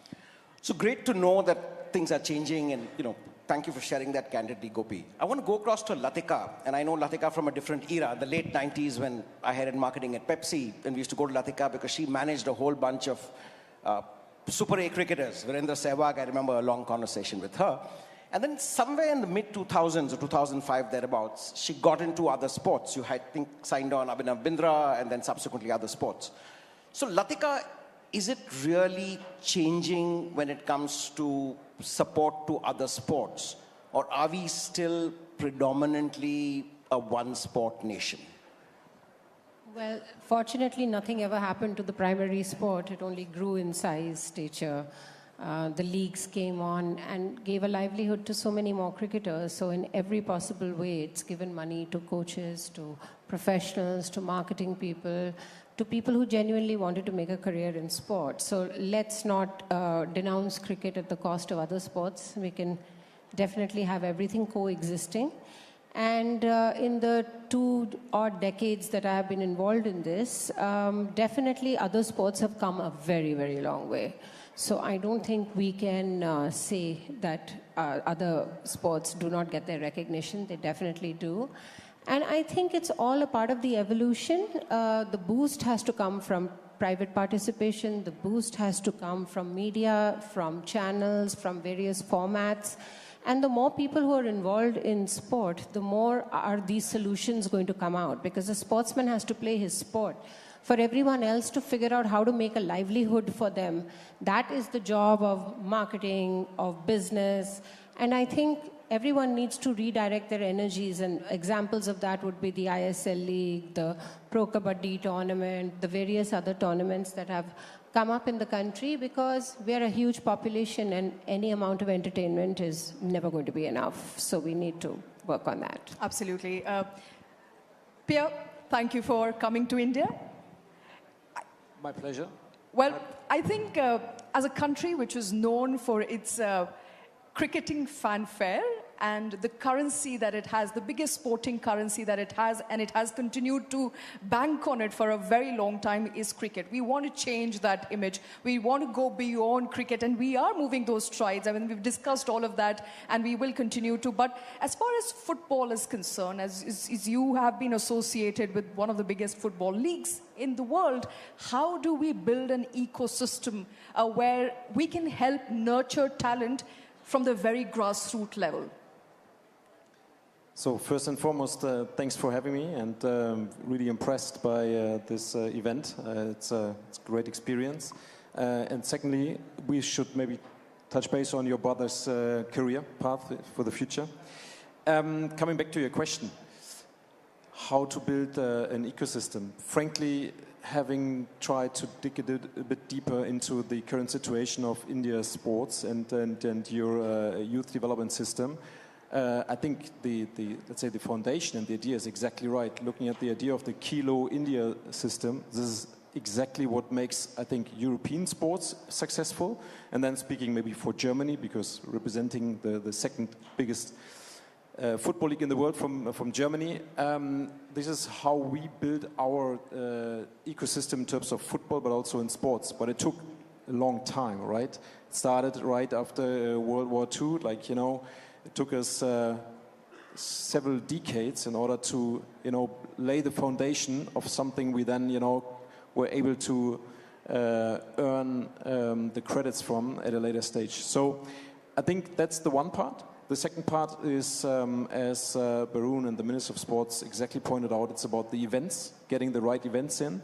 And yes, I think the ambition to have the Olympics 2036 is perfect, but there are so many other major events you could have and which could really help and make India benefit from. That's exactly the right way to do in order to get the attention from international, but especially also to build fandom and talent nationally. Thank you. Sorry, Lloyd. As far as fandom is concerned, with a show of hands, how many of you watch football? Religiously watch football? All right, I think those are half the hands down, but a lot of people are football lovers in the country. Even then, for some matter, and I spoke to my, sports editor right before I got on this panel, because sporting is, and a self-admission, not something that I've done for a very long time. So she said that despite repeated efforts, for some reason, it just does not make enough money. So, there is the value proposition, there's the economic sense to it, which happens to be missing. And we were discussing this before, we came on the panel, that it's a classic chicken and egg situation to me. What do you do first? You pump in money, but then you also need enough reception, you also need enough revenues. But when the revenues only will come in when people are actually interested in watching. How do you break away from that conundrum? I think never an easy situation, and a great question that, Shweta. I think the challenge is that today, with an increasing activist economy where shareholders want good returns, I think business leaders are tasked with ensuring they put their money where they get the best returns so that their companies prosper and shareholders get returns. Having said which, I think one big change that has happened is the government of India mandates that every company spends 2% of its post-tax profits on corporate social responsibility. I think where corporate India or India Inc. needs to look is virtually none of that gets into sport. Sport is considered too much of a, shall we say, a nice to do or a luxury. A lot of it goes into important issues like education and health. But I think the enablement of 2% of post-tax profits of a company for sports, I think is a great step in that direction. Absolutely. I think for that, the government needs to be applauded. Absolutely.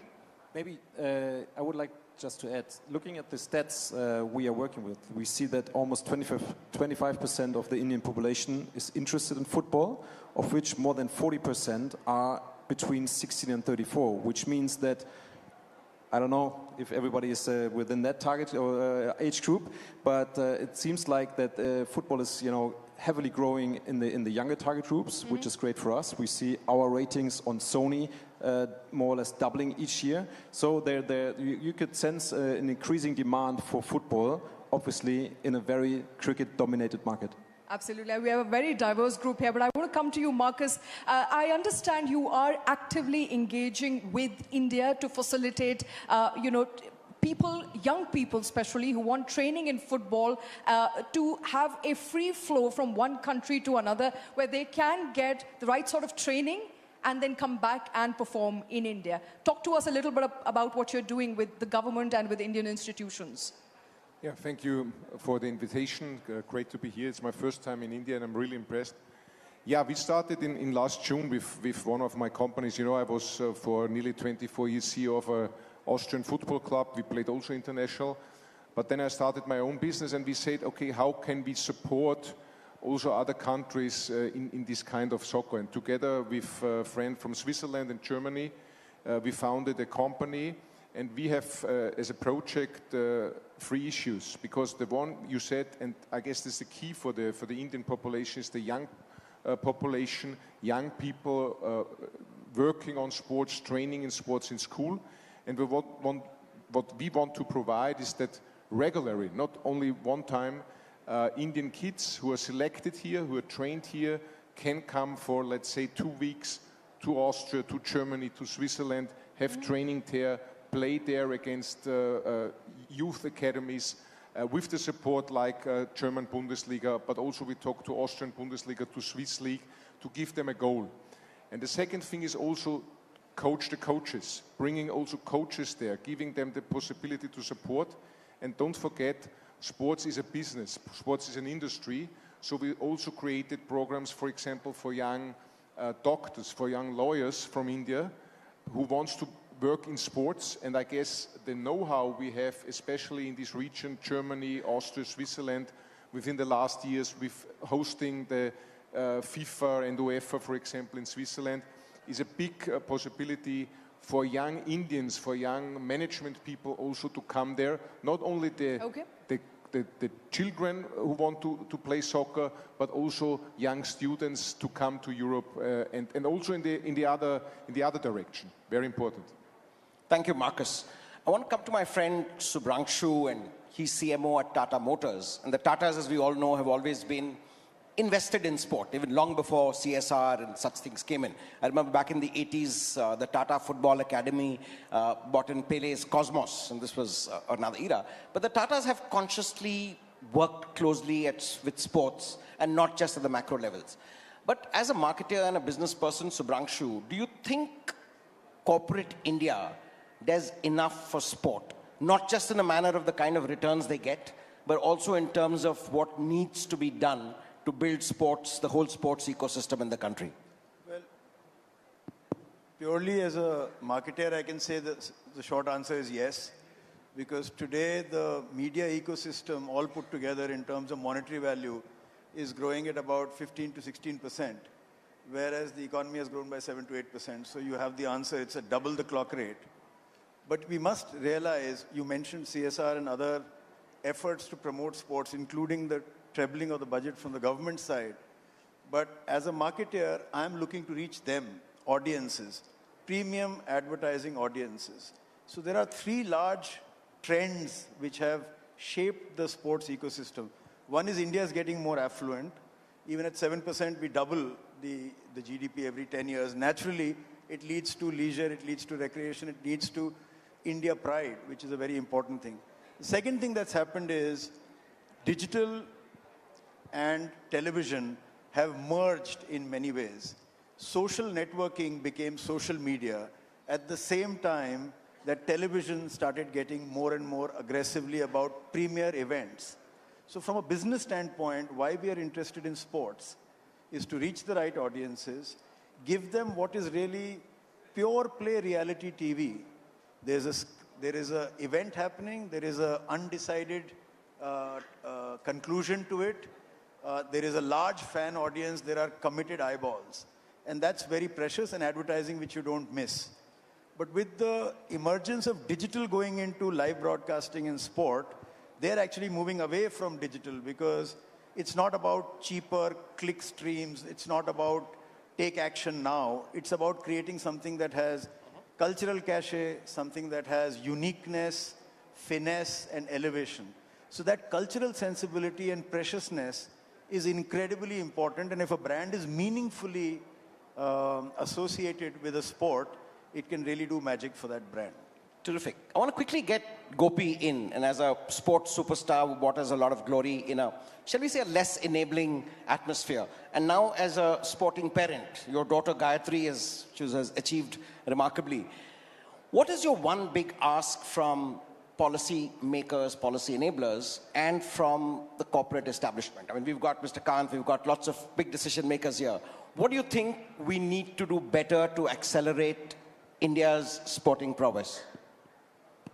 I think from policy makers, there is maybe two things which I would think is important. And way back I had heard about Modi ji talking about a bridge being made. He said somebody who's making the bridge is different, somebody who owns, like the municipality owns it, the railways has to build it, the roads have to be, they're different people. So in a similar sense, for performance, there are too many people involved. There is associations, there's government, there's private parties, there's managers, there's the whole lot of ecosystem. So I think that needs to be streamlined. Because on one side is the corporate side, the marketing side, the entire ecosystem of very different things. But performance is purely another ball game. It needs a set of people who are really committed, whether it's players, whether it's coaches and support staff, and an ecosystem which builds performance. We need to keep that isolated from the rest of it. So I would really look at policy and say, boss, get this done for us. Okay. The second thing for me which would be important is that what happens to, because there are thousands and thousands of people who are taking up sport. A very small percentage of them are successful. What happens to the huge number which we don't make it? How are we going to ensure that their lives are secure? So this would be also something which I would want to really look at sports policy. And one legislation which I would really love to see is government telling that we are not under bureaucrats. Sports administration is not under politicians, but sports is managed by professionals and people who know stuff and who are sports persons. That, from a legislation point, I would really want to see. All right, fair enough. Latika, I think 2 to 3 very important points that Gopi made there. One, of course, is that sports should be managed by professionals. And the other is what happens to those who don't really succeed. If they don't have enough education, what are the leeways for them? As far as your understanding of managing sports for years now is concerned, what is your big ask of the government? What should they do now, especially at a time when India is aspiring to host Olympics? Let's address that as well. How do we up that performance? The whole question of sports marketing, and it's a lot of foreign universities do offer courses in sports marketing or sports management. And a lot of children are very interested because they automatically assume that an interest in sports translates into some sort of skill at management, which is not necessarily true. The evolution of jobs which run parallel to it. Now, people who are in sports, sports coaches, sports association, people to manage the associations, people to manage the sport. But that is primarily, I think, to start a sport with the whole intent of making a career out of it and having 3 different options is not really the way it's going to be. Sport has to be played for sport's sake.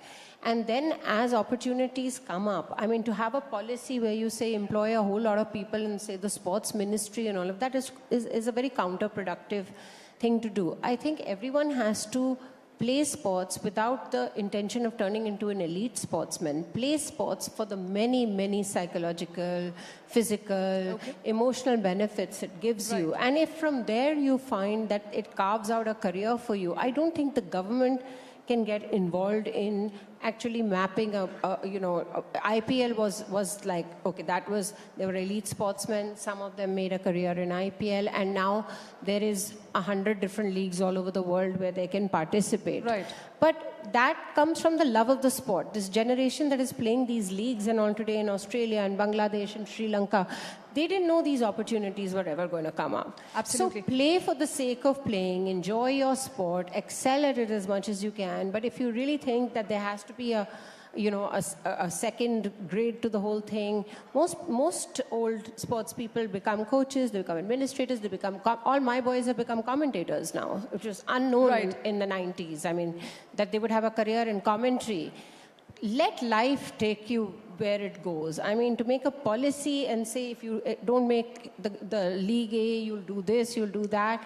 Things will sort themselves out as they go along. Thank you very much for that. Unfortunately, we've run out of time on this session, but thank you very much, all of you, for taking time out, for being here with us today. An absolutely wonderful session on what the future of sports is looking like. It is nice, it is bright. There's a lot of work that has been done in the last 10 years, perhaps lots more to do upcoming in the next 10. Thank you very much, all of you, for being a very patient audience. Thank you.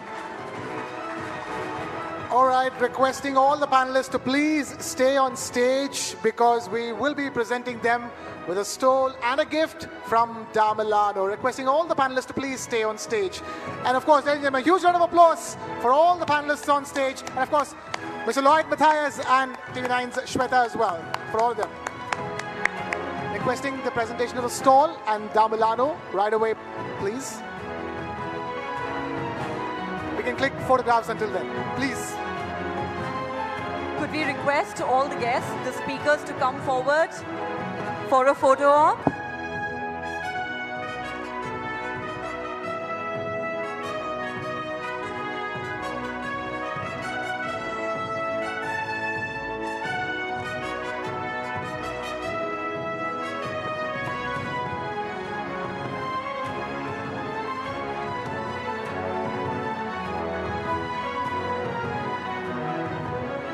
right, and with that, yes, we are presenting all the gifts with for the panelists with Damalano and the stole as well.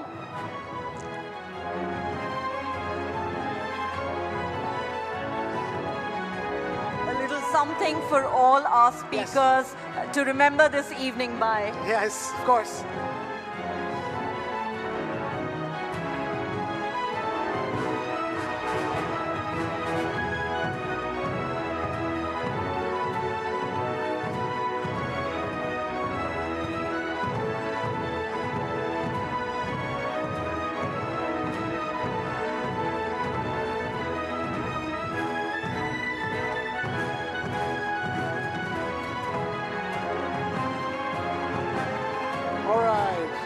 And with that, we move on. And we're requesting Mr. Pullela Gopichand to please stay on stage to present the next set of Nakshatra Samman winners. And some of them are from the world of sport as well. So, and we're requesting Mr. Amitabh Kant to please take stage. We have Mr. Amitabh Kant with us, ladies and gentlemen. Huge round of applause for Mr. Amitabh Kant, requesting him to first present these awards and we're requesting them to take the stage at the award stage. We're requesting Mr. Gopi Chand and Mr. Amitabh Kant to please take the award stage. To please take the award stage.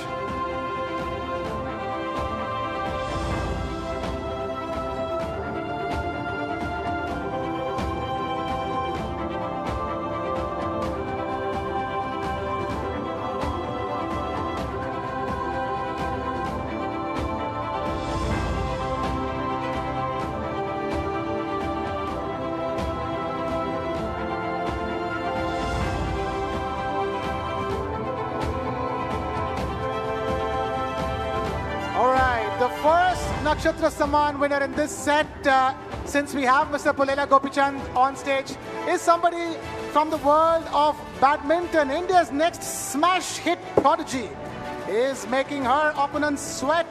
Her spirited performance clinched Asian glory, and now the world is at her feet. At just the age of 17, this teen sensation is out to set some new records.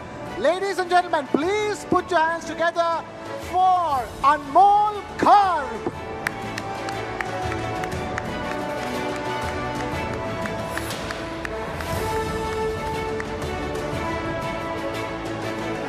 Requesting Anmol Karp to please take the stage and receive the award from Mr. Amitabh Kant and Mr. Pullela Gopichand.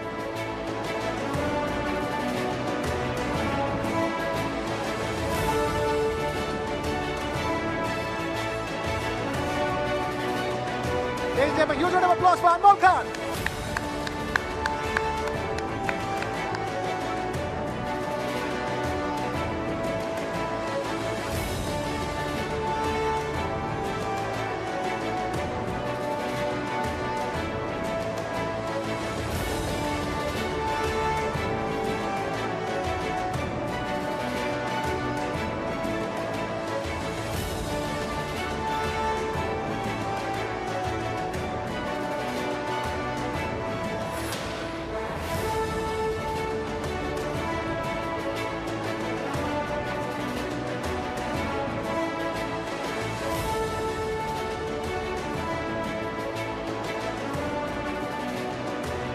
Right. Anmol, please don't leave the stage. We have a question for you. The mic is being passed on to you. I have a very simple question to ask. From the time you picked up that badminton racket, today, Mr. Pullela Gopichand, no less, is presenting you the Nakshatra Samman Award. What does that feel like? I'm feeling very happy and I'm feeling very proud that I'm standing here and receiving a award from him. It's like a very big thing for me because he's like the god for Indian badminton, so I'm very happy.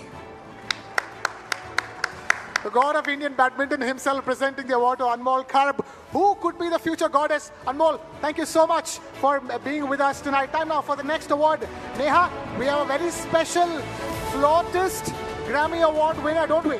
Absolutely. His melodies speak to the soul. A bouncery maestro, ladies and gentlemen, who knows how to keep his audience spellbound, transcending boundaries, touching hearts with his ethereal music. His brilliance shines even brighter on the world stage.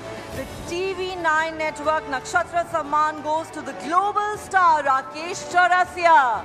Ladies and gentlemen, huge round of applause for Mr. Rakesh Chaurasia.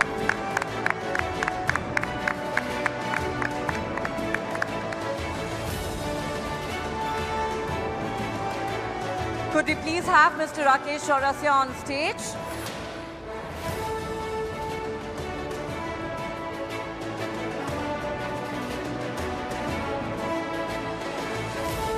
All right. We will be passing on the award to Mr. Rakesh Chaurasia, but we have one more Nakshatra Samman award to be given, requesting Mr. Pulaya Gopichand and Mr. Amitabh Kant to stay with us. And that is, again, from the world of sport, a very, very, very special sporting person, somebody who surmounted all odds to play the game of cricket and play it like a champion. India's para-cricketing champion, Jammu and Kashmir's para-cricket team captain. Our next Nakshatra Samman goes to Amir Hussain Lone. Huge round of applause for Mr. Amir Hussain Lone.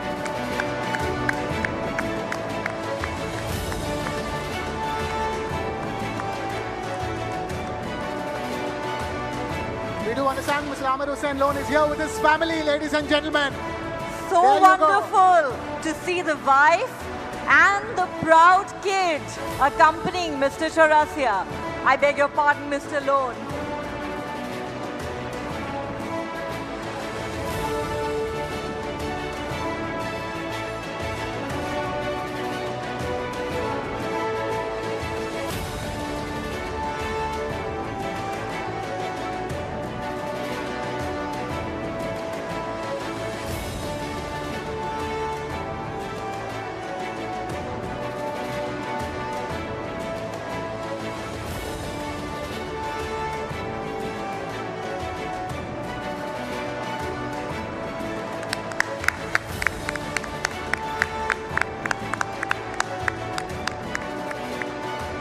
That's a great family picture and indeed a very, very special moment.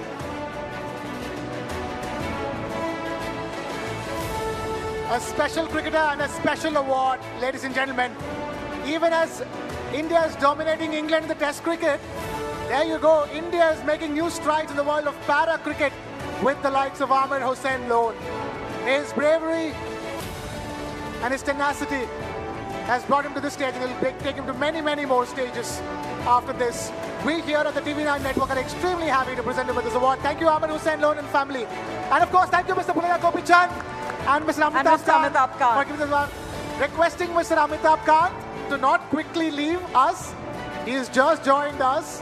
Mr. Amitabh Kant, please stay with us. We will be bringing you on stage for that fascinating discussion we're going to be having with you. Absolutely. Well, ladies and gentlemen, after that award ceremony, it's time for our next session on TV9 What India Thinks Today, presented by Poonawalla FinCorp, special partner Servacon. It's called Brand India, leveraging soft power. Right. And talking about branding, Neha, taglines are crucial for branding. And around 35 years ago, a very famous tagline was born. It was meant to promote the state of Kerala's tourism initiative. It was called God's Own Country. I can't help but think how apt it still is. And it can be used for not just one state in India, but for brand India as a whole, isn't it, Neha? I couldn't agree more with you, Krishna. And we have the man who was instrumental in the creation of that iconic tagline right in our midst this evening, ladies and gentlemen. India's might as a nation is not only in terms of its hard power, that's economic prowess or its strong government, it goes far beyond that. And who better to talk about leveraging India's soft power than our next guest? That's right, ladies and gentlemen. Please put your hands together for Mr. Amitabh Kant. India's G20 Sherpa, Mr. Amitabh Kant. Requesting him to please have you on stage, sir, for the next session. And to conduct this session, let's invite on stage TV9 Network's Karthik Malhotra and Karthikesh Sharma. All right, gentlemen, all yours.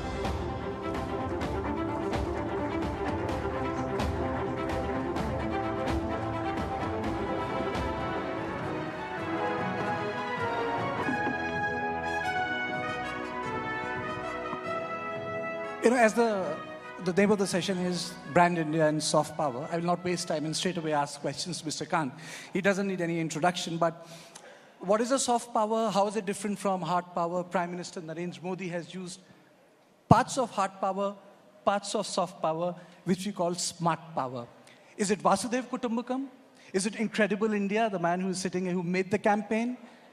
Or is it about Samman, Samvad, Samriddhi, Sanskriti, Evam Suraksha, which is part of our approach? Is it spirituality? As Barun very rightly pointed out, is it about that attractiveness, pride in India's ancient past, which is part of the Prime Minister's public diplomacy? Is it cultural circuit? Is it Ramayana circuit? Is it diaspora politics? Or is it plain, simple developmental work of Indian government, which is making schools, dams, not putting boots on ground? It's democracy, not dictatorship. So let me begin straight away, sir. You shepherded G20. Was it soft power? Was it hard power? Or was it smart power? I think it was a blend of both the soft and the hard power. The soft power in terms of doing the G20 in over 220 different cities of India, doing it in several states of India, almost all the states and union territories of India, going back and using all our inherent cultural content.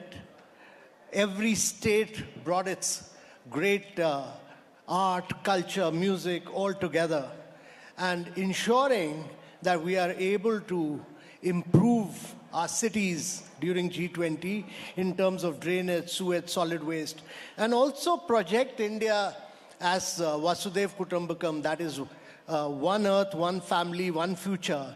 Because of our civilizational strength, that is, we may be, the whole world may have different political ideologies, may have different political leanings, different geographical boundaries, but we all come from one cosmos, and that cosmic power we use to really differentiate India from the rest of the world during G20. Sir, I want to spend some more time on G20, and of course you have literally shepherded the whole G20 initiative, and in fact it went well beyond a festival. Festivals have a start time and an end time, and streets are decorated for a while. But look at New Delhi right now, for example. We are still dotted with G20. G20, thanks to you, has pretty much become part of the DNA of the country right now. Now, I want to understand from you in the context of soft power. Is soft power anything more than great packaging over a product that already is robust? So, it's soft power is a concept which was used by an American professor. 1990. Yeah, Joseph Nye, and he used it to say that it's not America which is famous because of its hard power, because of its economic strength, but it's famous because of its huge ability to have an impact on the minds of people across the world. And that's because of the brands it has created. In the Indian context during G20, we were able to straddle different worlds. We were able to bring G7 together. We were able to bring all the emerging markets together. We were able to bring Russia, China all together. On all 83 paras, bring consensus on all paras. It demonstrated India's great ability to work with all countries of the world and bring consensus. The important thing about multilateral is nothing works without a consensus. To bring consensus on issues of development, on issues of sustainable development. Would you call it diplomacy, sir? Would you call it soft power? What is that thin line between diplomacy and soft power? So the thin line was a great combination of India's hard power, the fact that India was growing at rapid rates. It was a great combination of unique political leadership. If it wasn't for the stature and the great standing of the Prime Minister, it would have been very difficult to get consensus in the Russia-Ukraine para. It was, the great hard power of the fact that, we had demonstrated India's digital strength through the digital public infrastructure. everybody has a digital identity. We do 46% of the real-time fast payment. The world accepted that it's leapfrog technologically in many parts, many areas of growth and progress. Okay. You made the Incredible India campaign. You rebuild the imagination around tourism. So there are two questions. One, when we talk about soft power, what are its core? And the secondly, do you feel that we have gone beyond chicken tikka masala in context of, imagining India in terms of food? Because ultimately food is also part of, greater lifestyle cultural projection when it comes to projecting the attractiveness of a country. So, the important thing is that you need to differentiate yourself in whatever you do. So when I started working on Kerala as a destination, Kerala was known for one product, and which was the Kovalam beach. And we went back to... And the banana chips, sir. Yeah, banana chips at that time. But Since you mentioned chicken tikka masala. We went back to the roots of Kerala. We went back to its traditional products. We went back to the inherent strength of its backwaters. We went back to its houseboats where not a single nail is used. We went back to Ayurveda. We went back to its mother of martial arts, Kalripet. We went back to its traditional architecture, Nalkittam, houses which have a unique spiritual strength. We went back, we restored all its traditional art forms from Tayyam to Kathakali to Mohiniyattam. And later when I came here and did the Incredible India brand, we went back to Ayurveda, we went back to yoga, we went back to meditation. So you need to there are 250 destinations competing with each other in the tourism marketplace. How do you differentiate yourself from the rest? You can never do it by aping the West. Sir, but in the context of India, sorry to cut you short, is that an opportunity or a challenge that we are so diverse? Is it easy, or, I'm sure it's not easy, but is it even plausible to create a unique identity for brand India given the diversity? Yeah, so the challenge is that India is bigger than 24 countries of Europe, plus another so is it a challenge or an opportunity? So the challenge is that actually every state of India, every single state of India and the union territories of India have a unique opportunity to create their own brands in the global market space. And tourism can grow and prosper much like what Rajasthan has done, much like what Kashmir has done, much like what Kerala has done. If every state of India becomes a global tourism brand, India's tourism will grow by 10x simply by doing that. So, tourism is the biggest job creator. Its multiplier impact is enormous. And every state of India must take this opportunity of really driving travel and tourism. So ODOP, should that now progress from one district, one product to one district, one tourism? Is there merit in considering a services-based argument for ODOP? So I don't think there's merit in one district, one tourism, but there's definitely merit in one state, one tourism, because tourism is a private sector play. So, from the time you arrive to the time you depart, you get in touch with a number of private sector players. So you need to work in cohesion with all of them, and therefore you need to create state brands. And these are very large states. Look at Uttar Pradesh. If it was a country, it would be the 5th largest country in the world. So, you have enormous strengths of... Bihar, for instance, can be a great Buddhism destination. UP can be a great Ramayana circuit. Even Chhattisgarh, Jharkhand have tremendous potential. Mr. Kant, can you take us through the distinct effort made by Prime Minister Modi? A lot of prime ministers have addressed the issue of diaspora. There are two types of diaspora: economic opportunity diaspora, and one diaspora is a result of colonialism, indentured labor, Mauritius, Suriname, even Myanmar. These are the places where people remember what it meant to be an Indian in India, in Bharat. So when we look for the Bhartiyata, and I'm not using the word Indian, Bhartiyata, Prime Minister Modi made a special effort in the last 9.5 years of his tenure to marshal that diaspora. How has that worked for creating a new brand Bharat and for marshalling those resources for betterment of Bharat? So one, let me first say that there's been an enormous, huge effort by the Prime Minister on his every single trip to mobilize, to actually communicate one-to-one with India's diaspora and create a sense of pride, great sense of honor, a great sense of giving them the feeling that what India has achieved in the last 9 years. And it's important to convey to them what India has achieved. That we've done, it's important to understand what India has done in terms of size and scale. We've done 40 million houses in the last 8 years, which is like making one Australia. We've done 110 million toilets, which is like making one Germany. We've done 253 million piped water connection, which is like providing a piped water connection to everyone in Brazil. We've done 80,000 kilometers of road. That's 3 times the diameter of the earth. And we do 46% of the real-time fast payments in the world. We did last year, we did 126 billion real-time fast payment on the mobile, on the go. Without going to a bank or without using an ATM machine.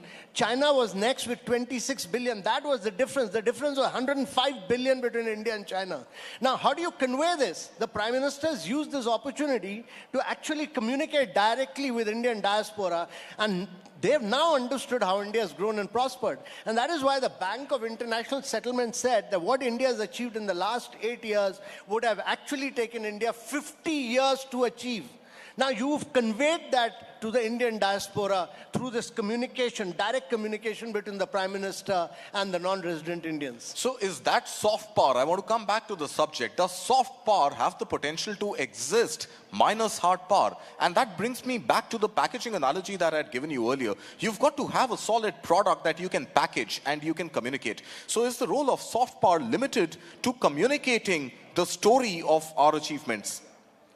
So the important thing to understand is what the Prime Minister is saying, that we need to grow rapidly into a $10 trillion economy by 2035, become a $35 trillion economy by 2047. This is important. That's right. Economic growth is critical. Economic growth is critical because you need to raise the per capita income of every individual. When you do that, automatically your hard power grows. Soft power is critical because you need to converge and integrate your hard power with your culture, your civilization, your music. Look at what has happened in the Grammy Award. You had 5 Grammy Awards this year. Look at what Ricky Cage has done to India. Zakir won 3 awards. Ricky Cage has been winning Grammy Awards. So these are the people who add to India's soft power. They are really the brand ambassadors of India. Prime Minister has also defined, I want you to take us through that, because the Prime Minister's understanding of soft power is also around India being a civilizational state, a young country and an old nation. It also centers around great pride in our ancient values. It's about Bharatiyata. Can you take us through that journey? You have been part of the Incredible India Project, Startup India Project, Make in India Project. It rests on one simple word, Bharatiyata. So there are two dimensions to it. First of all, we must understand that we are a very young India. The demographics of India are in our favor. That's our average age of the population is 28 right now. Even when we are 147, the average age will be about 34, 35. Even then, we'll be the youngest nation in the world. Second is that there is a huge civilizational strength to India. When India got colonized in 1700, India's contribution to global GDP was 24%. By the time we became independent, it had come down to 5%. What the Prime Minister is saying is that during our Amrit Kal period, we should accelerate the pace of our growth because we have very low dependency burden as far as demographics is concerned. That, to my mind, can never happen till you don't have a sense of pride, a great sense of honor about your own civilizational strength. That can never come from really copying the West. And that means that you must have a sense of pride of your own culture, your own art, your own music, and actually saying that this is India's civilization. Every young Indian must have a sense of pride on its own civilization. And when you have that inherent strength, you will drive India's growth story will be driven. Sir, is pride enough? And I know that there is, of course, the $35 trillion target by 2047. You also just refer to that. And you're saying that you need better growth, faster growth to translate to better per capita income. But even at $35 trillion, you will have a per capita GDP, which would still be a fraction of what the developed world, gives its people today, given the vast size of our population. Obviously, we have our challenges, and with those challenges, we've got to grow even faster than, despite being the fastest economy of the world, is not enough for a country like India. So civilizational strength and attributes aside, there has got to be some scope of soft power, which I see being deployed by Prime Minister Modi, by the entire cabinet, and luminaries like you who worked on the India story for so long, where even hard economic issues like GDP are now pretty much, on the lips of every Indian. It's not something that was construed as a very hardcore economic subject. Today, thanks to perhaps soft power, these very hardcore economic concepts are now absolute lexical usage. So just a couple of points. First, if you're a $35 trillion economy by 2047 means that you would have taken the per capita income of every Indian to close to about $17,500. Compared to US, which still has about $76,000 per capita GDP. Yeah. You see, not comparing, just giving statistics. It's very important to understand that we are a country of 1.4 billion people. That means you would have transformed the lives of 1.4 billion people in the world. That's important. Second is that India has got into a lot of sunrise areas of growth. This has never happened historically. If you look at it, it's never happened in India's history that you've started looking at electric mobility, you've started looking at battery storage, you're looking at semiconductors, you're doing mobile manufacturing. Apple and Samsung, I think they're producing a lot more in India than China. All these new areas of growth. And the third very critical thing is that if you look at the last 2 decades, all technological innovations that come from the western part of the world, whether it was Apple, Google, Meta, Amazon, and in China from Tencent and Alibaba. What India did was to create this open source, open API, globally interoperable model by which everybody can do a digital transaction. The private sector competes with global players. PhonePe competes with Google Pay here. And you have a number of unicorns. You have over 120 unicorns now giving you, what are they doing? They're giving you wealth creation. 35% of your stock market is being created by Zerodha, Growth, Upstock. You have young startups like GoDigit and Acco who are giving you insurance in 1 minute. So what has happened is that in India, on the mobile, on the go, you can do fast payment, you can do wealth creation, you can do credit, you can do insurance, all in 30 seconds to 1 minute. This doesn't happen anywhere in the world. Nowhere in the world does this happen. Okay. And nowhere in the world has any country lifted, what has India done? It has lifted 25 million people above the poverty line in the last 9 years. Nowhere else in the world has this happened. Yeah. Absolutely. Yeah. 2 quick questions. One I have wrestled with. Is soft power a process or a product? And the second thing is, so if you look at the soft power approach of India, often we have seen that the soft power, because we have looked into the potentials of soft power in terms of branding. Second question is also about the challenges. It fails to change the behavior of the neighboring state because of political instability. Look at Afghanistan. We built schools, we built Salma Dam. The behavior did not change. Prime Minister Atal Bihari Vajpayee's initiative of Kashmiriyat, free trade, movement of people, it didn't really change the sentiment of the Pakistani army. Or the Act East Asia policy from Narasimha Rao to Act East Asia of Prime Minister Modi. Now there's a fence coming up because the state is collapsing. So 2 questions. Is soft power product or a process? And secondly, how do we deal in this context of soft power that just doesn't change the behavior of our neighboring countries? So first of all, without getting into theoretical proposition, let me say that soft power is both a process, because it's evolutionary in nature. To build a brand is a time-taking process. And it eventually becomes a product. So India needs to build a lot of global brands. India's private sector needs to build a huge number of global brands so that they will add value to India's soft power in the long run. And the second, my response to your question is that we should continue to work very hard. We are living in a very complex neighborhood. No other country in the world has the neighborhood which India has in terms of Afghanistan, Pakistan, China. We should continue our efforts in good neighborly relations with everyone. And that is a process which will take time. And you will have political turmoil in neighborhoods all the time. Irrespective of this, we should continue to build person-to-person relationship. You know, before the session was starting, both me, he's Karthik and I'm Karthike. We were talking about the investment which Prime Minister makes in context of tourism. You know, today he went for a deep sea dive at Pvt Dwarka Sudarshan Setu. Prime Minister's investment in tourism is path-breaking. He makes it a point.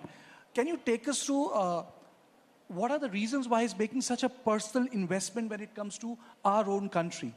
And if I can just add one little 2 cents to that question, are we likely to see tourism don the flavor of nationalism, #Lakshadweep, or temple tourism, #Ayodhya?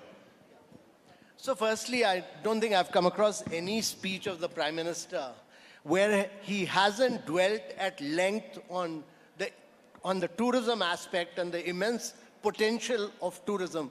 And that is simply because he believes that the cultural strength, the civilizational impact, the tourism products which India has, no other country in the world has. And he believes that this can be the biggest driver of India's growth. It can be the biggest employment creator. For every direct job that you create in tourism, you create 7 indirect jobs. So every state, and I repeat that, it's a biggest opportunity for job creation. India can create 25 million jobs in the next 5 years through travel and tourism sector. This is a potential which Prime Minister believes in, and he's driving the states to push for tourism. And that is why, wherever he goes, his first focus is on travel and tourism. Sir, can't refrain from asking, what is it going to take to literally build Lakshadweep, connectivity to Lakshadweep, the entire infrastructure in Lakshadweep, and really make it a real threatening challenge to a country like Maldives? So first and foremost, Lakshadweep is very, very fragile. It can't be mass tourism. The islands have very limited capacity. So you need to do carrying capacity of the islands, which Lakshadweep Island has done. It has bid out certain islands, defining the carrying capacity of these islands.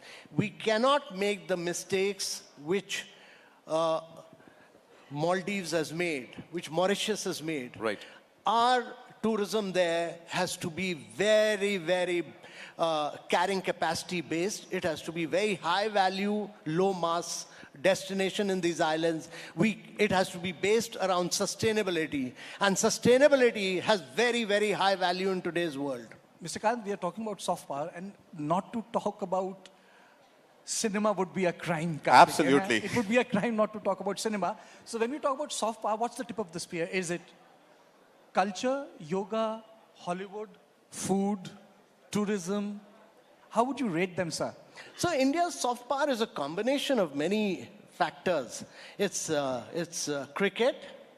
It's India's unique culture. It's Bollywood. It's Tollywood. It's all your great cinema from southern part of India, which is extremely creative and is brilliant. Some of the most outstanding producers, directors, all come from southern part of India, in addition to Bollywood, which is totally astounding. But all this, India's traditional art forms, India's culture, all this combined together makes a very, very powerful soft power of India. All of this put together.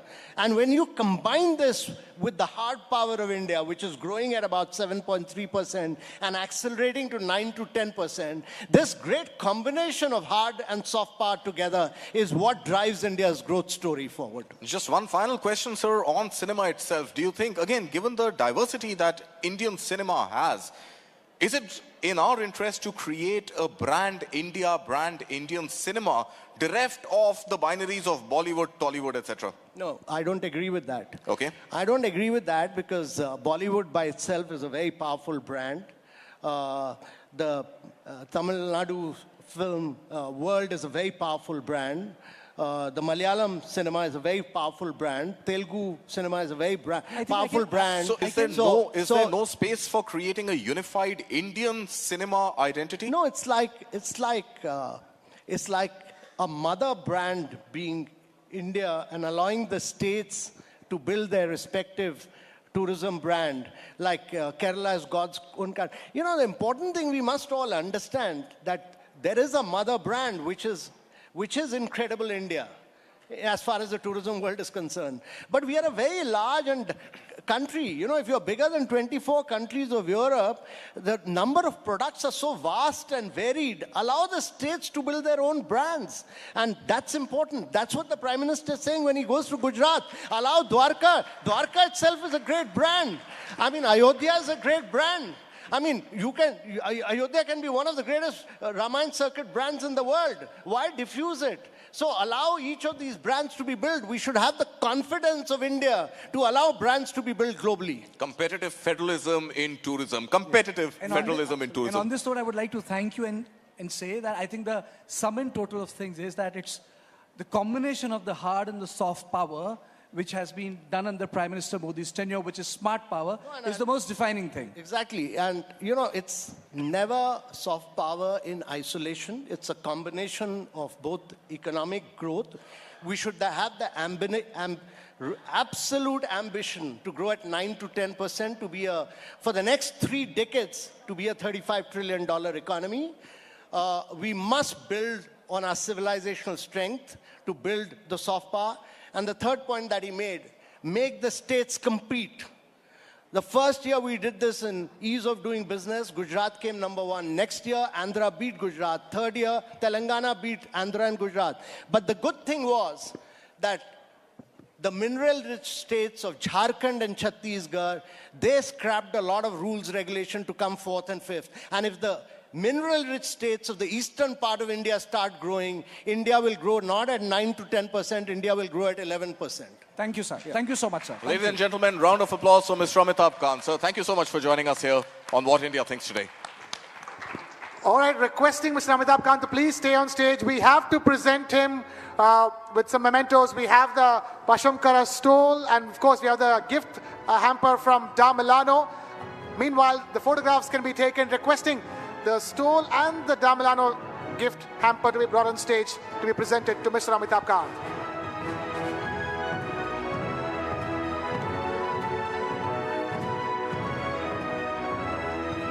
Mr. Amitabh Kant, thank you so much for taking time out to be with us here on TV9. What India Thinks Today. Ladies and gentlemen, huge round of applause for Mr. Amitabh Kant.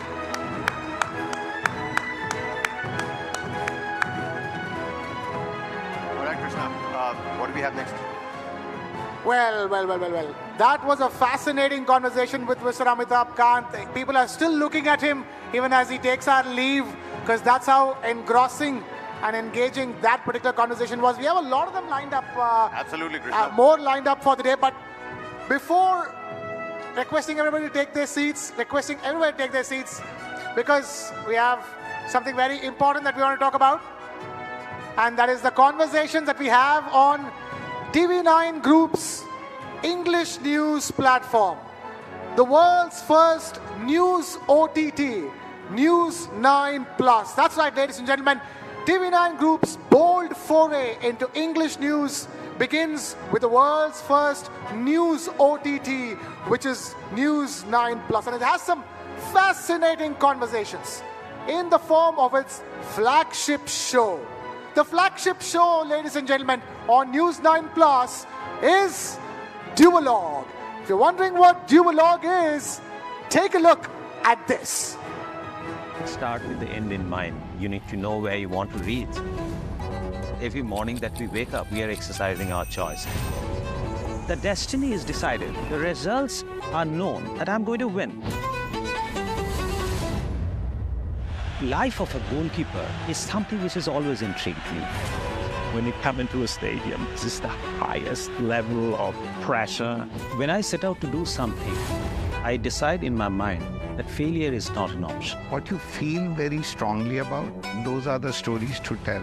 I have a mind which is absolutely restless. Mind and body are entangled sensations. That brings me back to golf. It's an amazing game. This is not a perfect game. You only learn from them. If you have a formula to a success, then you can replicate it. I feel this is my first step. I'm starting now. Winner is first born in the mind. I think, therefore I am. We are all about our mind. Ladies and gentlemen, huge round of applause for Duologue. We're all about our mind, the most cerebral talk show. As you can see, we here at TV9 are fantastic at creating conversations, and those conversations on Duologue Season 2 are fascinating. They've just dropped on India and the world's first news OTT, which is News9 Plus. So clearly, Mr. Varun Das is not just driving the network forward, he's driving the downloads forward as well with the flagship show, Duologue. Some amazing guests, as you've seen, Jeev Milkha Singh, Oliver Khan, Dr. Deepak Chopra. We're talking about filmmaker Rakesh Oprakash Mehra and a star like Allu Arjun. All of them on Season 2 of Duologue, which you will get to see only on News9 Plus. So make sure you download News9 Plus and catch India's most cerebral talk show, award-winning one at that. And with that, it's time now to move on to our next session. That's right, Krishna. I mean, we've been talking about soft power. What a great conversation there with India's G20 Sherpa as well. But this next session, ladies and gentlemen, is all about women power. There are nearly 70 crore women in India. That's right, 70 crore. Nearly half of the 140-odd crore population, Kabir. Now, when we as a nation are so keen on leveraging all different kinds of power, soft power, hard power, smart power, all of these at our disposal, how can we not talk about our biggest superpower, our Nari Shakti? Take a look at that.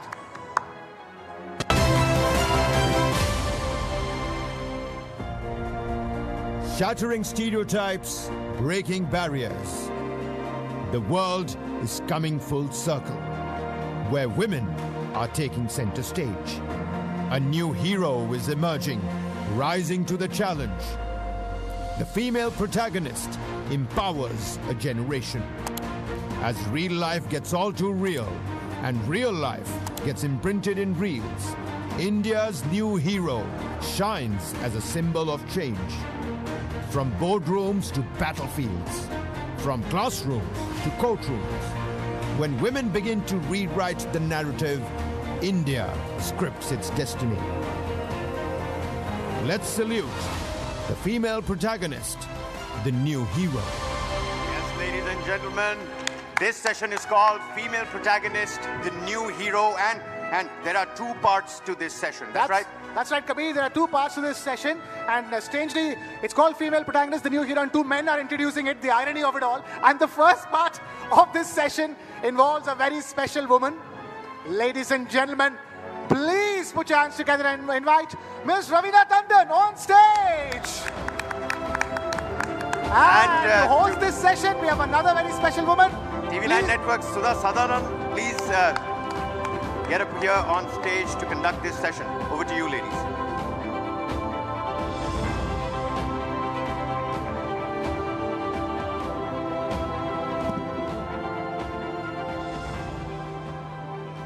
Of mine, can you hear me? These colleagues of mine, Krishna and Kabir, the two Ks, actually stole my line. I was going to say hard power, soft power, but woman's power, it's incomparable. Won't you agree? And considering we teach you your first word as women to say ma, or amma, you need to owe it to us. Ladies and gentlemen, big round of applause for women's power. Sorry, Amma.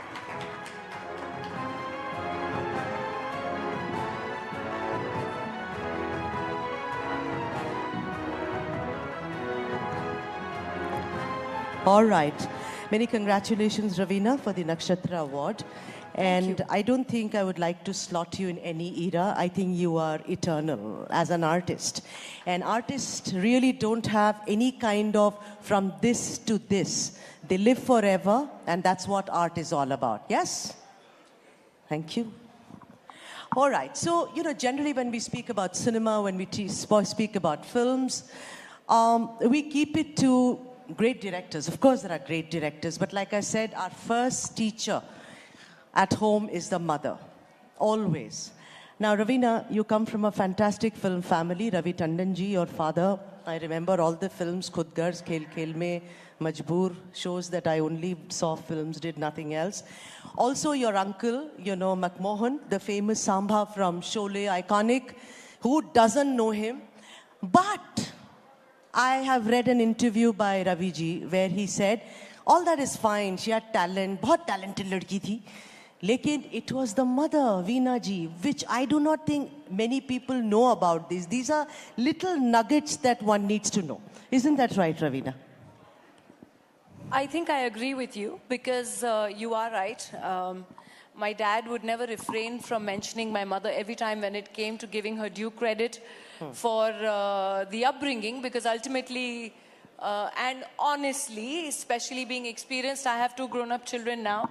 I have 2 adoptive and I have 2 biological children as well.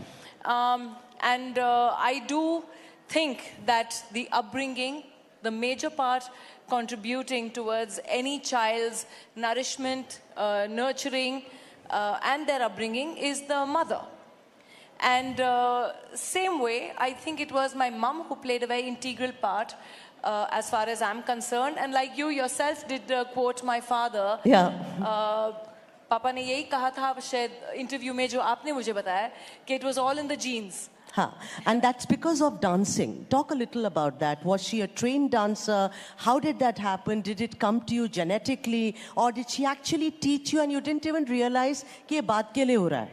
I think it was genetics because कहीं ना कहीं mummy ने तो 15 साल किया हुआ था बिरजू महाराज के अंडर कथक, तो उनमें always एक artistic था ही trait, and वो कहीं ना कहीं शायद हमारे खून में भी आ गया very naturally. So I think it was genetics, क्योंकि जब मैंने अपना करियर का शुरुआत किया तो बिल्कुल ऐसे नहीं था कि ट्रेनिंग ली और मम्मी ने ट्रेनिंग दिया, इन्होंने ट्रेनिंग दिया, कुछ एक्चुअली अनहर्ड था कि मैं फिल्म ज्वाइन करूंगी, बिकॉज किसी के जहन में आया भी नहीं था कि I am going to join the movies one day, and it just kind of just happened for me. So that is how it was. Lovely.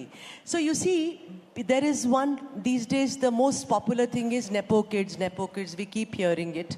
But the point is that here is somebody who's from a film family and well spun, bilkul घुस जाओ film में, उस type की family.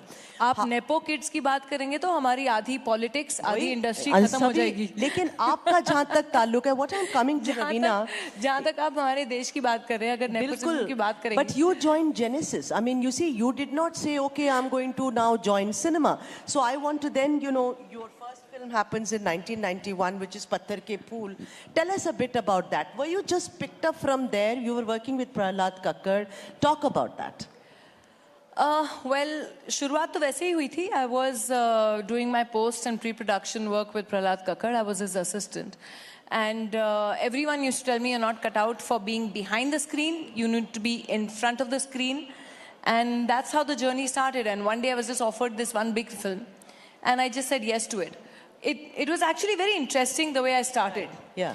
I had been offered a lot of movies and I had been constantly saying no because I actually wanted to get into direction. Right. I had not thought of acting because a lot of actors, probably since they're children, they want to grow up to become actors, right? I did not want to get into acting. And I never looked at myself in the mirror and said, oh my God, I'm going to be a star one day. Because if you'd look at me when I was 13 or 14, you would not even turn around and say, oh my God, this one's going to be a star. I was this round, roly-poly kid with 2, oil in my hair and 2 plaits and doing my 8th and 9th standard. But interestingly so, I said no to a lot of films initially. And Salman Khan's film, that was his first film, was a very big hit, Maine Pyar Kiya. And soon after that, I was offered his second film because somehow people had seen me in the advertising world. Okay. And they kind of approached me for his second film. And I remember going, I was in my FIJC. And मैं गई college canteen में और मैंने अपने दोस्तों को बोला, guess what? I've been offered a film with Salman Khan. And they were like, are you serious? They were like, हाथ जोड़ के यार तू इस फिल्म को हाँ कर दे, उसके बाद तू फिल्में कर नहीं कर, we don't care, we just want to come and sit on your shooting and meet Salman Khan. And that's how I signed my first film, just because my friends wanted to meet and hang with Salman Khan. Right. And you know, that is exactly how I planned my career. And you know, today we talk about swag, we talk about women, which is so fantastic, women on bikes and everything. Correct me if I'm wrong. Here is a woman we see who went to Mithibai College in an open jeep. Am I right or am I wrong? Yes, you are absolutely right. I also do believe that how much ever I do contribute, to be fair to all the fantastic men sitting here in our audience, that even though I contribute a 70% of upbringing to my mum and to all the mothers that are there who nurture and nourish their kids, I do believe that behind every strong daughter is an doting and a strong father. Love. I totally believe, and this is for all the men out here, because it was my dad who taught me literally how to change car tires, to drive, to ride a bike, and I was absolutely allowed to do everything that my brother did. In every way. If he's learning to change this tire and he's going to wash the cars on Sunday, you're going to wash the cars as well. And you're not going to drive a car till you don't know, what is under the hood in that car. Right. Because tomorrow you're stranded anywhere, you're stuck anywhere. I don't want you calling anyone for help. You need to be standing on your own feet or literally, sitting down and changing that tire yourself. You're not going to call anyone. You are going to be there dependent on yourself to do whatever you have to do on your own. Fantastic. And that's how he brought me up. Let's talk about the transition in your craft. So we know, from Mohra, we know Sheher Ki Ladki, we know Andaz Apna Apna, people laughed with you, sat there, Then the transition happened and we saw you in Shul, the wife of a cop. And I can never forget the scene when Manoj Bajpayee, the door opens and you faces him after he's lost your child, lost as in lost forever. Then there is, of course, Daman, there is, of course, Ghulam-e Mustafa, there is Aks. Tell us about that. Did you make a conscious decision, Ravina, that this is, now I'm getting all these female-oriented films where I can be somebody else in every film and I'm going to do it? How did this transition happen? I think in every actor's life, or I think in every artist's life, you evolve along the way. And that's exactly what happened to me. There was a point, yes, where I was playing the young, rich, spoiled brat. And all I changed was not my dialogues, but just my costumes for the next film. So it was literally doing the same role in every second film. Nonetheless, there came a point where I said, yes, now it's the time where I want to do something more substantial. I want to do something that challenges me as an actor, that challenges me as what my craft is. And I'll tell you another very interesting thing. I consciously did it at the peak of my career where I had commercial success. Yeah. And even keeping that in mind, where people thought, oh, if you're, in those days there was the art cinema, realistic cinema, and then commercial cinema. Yes. So in those days it was, oh, if you leaned towards, leaned a little more towards art cinema, you were the arty-farty types, and oh, you're giving up on your commercial success. Right. So for me, it was a conscious effort to do that quite in the beginning of my career. And honestly, in the 90s, or a little before the 90s, in the 80s probably, that was, I think, when I was also too young, but one would hear, the generation before me, the heroines and the actresses, they mostly had to hang up their boots, या तो वो retire कर जाते थे जब उनकी शादियां हो जाती थी, क्योंकि हमारी audiences शायद शादीशुदा औरतें accept नहीं करती थी. Right. और जब हमारे heroes जो साथी कलाकार थे, उनको वो समय मिल जाता था by the time they were in their middle ages to hone their skills, to become fantastic actors, to master their craft. They got that time to evolve. Right. Whereas when the time came for our women in the industry to be great at their work, to be masters of their craft, they were told to retire. Right. That is something which I never understood. Which now, We have the strength, we have the independence, and we have different various platforms. So Ravina, are you saying in cinema or in OTT where you've really done very well? We've seen, Karma Calling is one. I've seen promos of that. I'm really waiting. It's coming sometime in March, if I'm not wrong. But what about, you've done a lot of other OTTs as well. Do you think it's OTT or cinema? Both give you the opportunity I think now. both. Yeah. I think the basic viewpoint or the awareness that is there in our audience today. एक तो exposure इतना हुआ है हमारे audiences को global cinema में through via OTT, via various festivals कि अब हर तरीके के cultures, हर तरीके के फिल्में हमारी audiences देखती हैं. तो accepting ज़्यादा है. I'm sure a lot of my colleagues in this room and ex-colleagues who are now, strong political leaders here, my friend Khushbu's here in the audience, whom I completely love. But she will agree to what I'm saying, that by the time, actresses reached that point where they had to hone their skills, they were asked to retire. But now we have that strength, whether it's through cinema. I did a film called KGF 2. Yes, which today is the 4th highest grossing film in the Indian history of films. Right. So that was a huge hit. Yeah. So whether it is cinema that gave me a role like something what I could do in KGF2, or there was an Aranyak, or now there is Karma Calling. Soon there will be a Patna Shukla. I've just, going ahead with another couple of films now. I've done a Gurchadi with Sanju. I'm doing with Sanju, Sunil Shetty and Akshay, I'm doing Welcome 3. So it's all these, this time where I think women have actually come onto their own in our industry as well. Yes. And we have actually stood our ground and said, hello, we ain't retiring. We ain't retiring. I think we need a round of applause. And from all the men, more than the women here, that, we ain't retiring, we ain't going anywhere, we're staying right here. Let's talk about tropes now, stereotypes.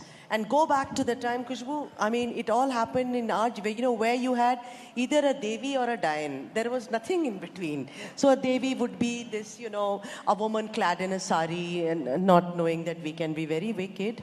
But then, also the stereotypical thing that you can't take such a woman home. Don't you think at least that thing has been blurred, Ravina? I'll actually little cut you midway in this, because I think I broke that stereotype with a film called Daman. Yes. For which I won the national award. Kalpana Lajmi. Yes. Kalpana Lajmi. Yes. And at a time when you rightfully said, when our films were depicting ke bhala hai, bura hai, jaisa bhi hai, mera pati, mera devta hai, we were depicting that. And even though the villain was the worst person that you saw on screen, but the hero's बहन would always stand in front and said, "Goli, pehle mujhe lagegi, phir mere suhag ko." Whereas I probably would have stepped and said, "Go get him, dude." It's like, but nonetheless, jokes apart, we did make a film called Daman in the year 2000, which spoke about marital rape and domestic violence, which till date is being debated in the Supreme Court. That's right, marital rape, yes. And we still haven't passed that law, which I'm hoping that we do soon, because there are a lot of stereotypes to be broken. Because earlier on, everyone was कि ठीक है, whatever the जो भी झगड़े हैं, जो भी violence है, वो घर की चार दीवारी से बाहर नहीं जाए. And women were victimized throughout. And that is exactly what that woman, the movie Daman spoke about in the year in 2000. Right. And we are in 2024. Right. Yes. 24 years down the line, I still feel that that topic is still so relevant, that we are still talking about women not being able to come out and are constantly quiet on being victimized, whether it is domestic violence or it is rape or it is every horrific form of abuse. All right, so, India poised for the next big leap. We have shining examples of women. If I name all of them, it's going to take at least 15 minutes. But I'm going to take two names. Indra Nooyi is one, and the other is Meera Nair, and comes from your field. Great filmmaker, started way back. Salam Bombay was what, like 35 years ago, right? I want to ask you that, what does it take? We are one nation which makes the largest number of films and fantastic cinema. Look at where our cinema has gone. What do you think will take? How do you look at the future for our cinema to be right on top, doing even better than this? Because sky is the limit, Ravina Tandon. I definitely feel that as far as our Indian cinema is concerned, where I do see that I do see in today's day and age a very united front. Right. So we have strong films coming from every part of our country, north, south, east, west. And it is pretty incomparable. You know, actually, I cannot even say that we can compare to anyone else or any other industry, because actually today, if you see, we are the greatest industry that is there globally. Yes, true.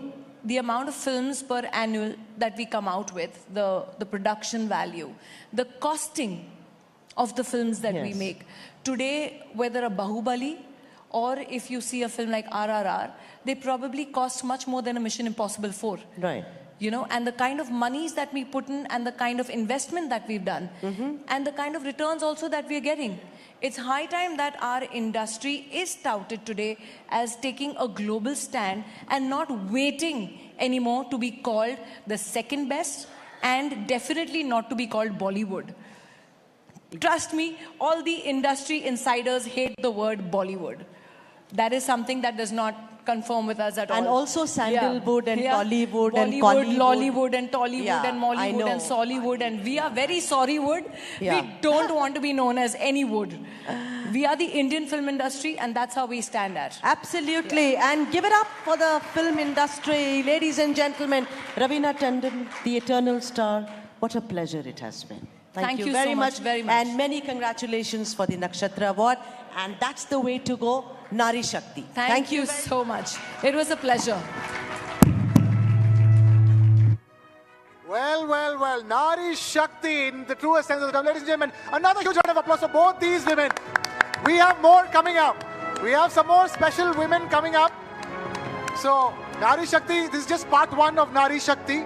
Part 2 is yet to come up on stage. Expansive version of Nari Shakti. A galaxy of Nari Shakti set to take the stage. Right. Please requesting Sudhaji to please present Raveena Tandon with thank you so much, Raveena ji, for gift hampers gracing this from our occasion. sponsors. All right, Krishna, in the meantime, before we call on the next set of panelists, the expanded version of this Nari Shakti, we have a few more Nakshatra Sammans that are supposed to be given out. That's right. We have our next set of Nakshatra Samman Awards. And to give away the next set of Nakshatra Samman Awards, we have some very special people joining us. I'm going to request one by one the award givers for the next set of Nakshatra Samman. I'm going to request Mr. Ricky Cage to please come on stage now. On to the award section, please. On to the award stage, please, on the left. Requesting Mr. Christopher Ripley, CEO of Sinclair Media Group, to also please take the award stage, sir, on the left. A loud round of applause for Mr. Ripley. Mr. Christopher Ripley, CEO of Sinclair Group, all the way from the United States of America. And also requesting a very special guest who's just joined us on stage to give away the award, Mr. Shekhar Kapoor. I know you're mobbed right in front. Requesting Mr. Shekhar Kapoor to please join us on the award stage on the left. I think it's going to take some more time with Yeah, Mr. Shekhar Kapoor. that's why I'm just repeating Mr. Shekhar Kapoor. Don't be Mr. India and get, Mr. Shekhar Kapoor to the on the award stage section with over Mr. there. Ricky Cage and Mr. Christopher Ripley. Ladies and gentlemen, huge round of applause for Mr. Shekhar Kapoor. All right then. Well, Krishna, it has been an incredible year for this next person that we're going to award with the Nakshatra Samman, this Indian flutist who has won 2 Grammy Awards for Best Contemporary Instrumental Album, ladies and gentlemen, and Best Global Music Performance for a very special track. Not 1, 2 Grammys in 1 Grammy Award session. Ladies and gentlemen, take a look at this.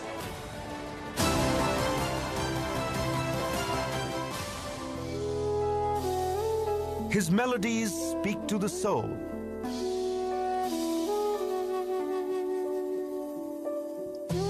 A Bansuri maestro who knows how to keep his audience spellbound. Transcending boundaries, touching hearts with his ethereal music. His brilliance shines even brighter on the world stage. TV9 Network Nakshatra Samman goes to the global star, Rakesh Chaurasia. Ladies and gentlemen, global star Rakesh Chaurasia requesting him to please come on stage and take the Nakshatra Samman from Vicky Cage, another global star, music himself, and of course, Mr. Shekhar Kapoor and Mr. Christopher Ripley.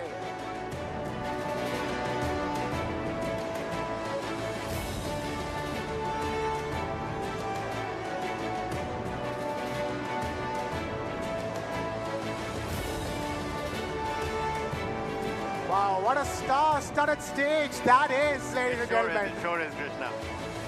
Mind if I just go there and get a little picture click? Yeah, I know. I want a selfie bomb that stage. All right.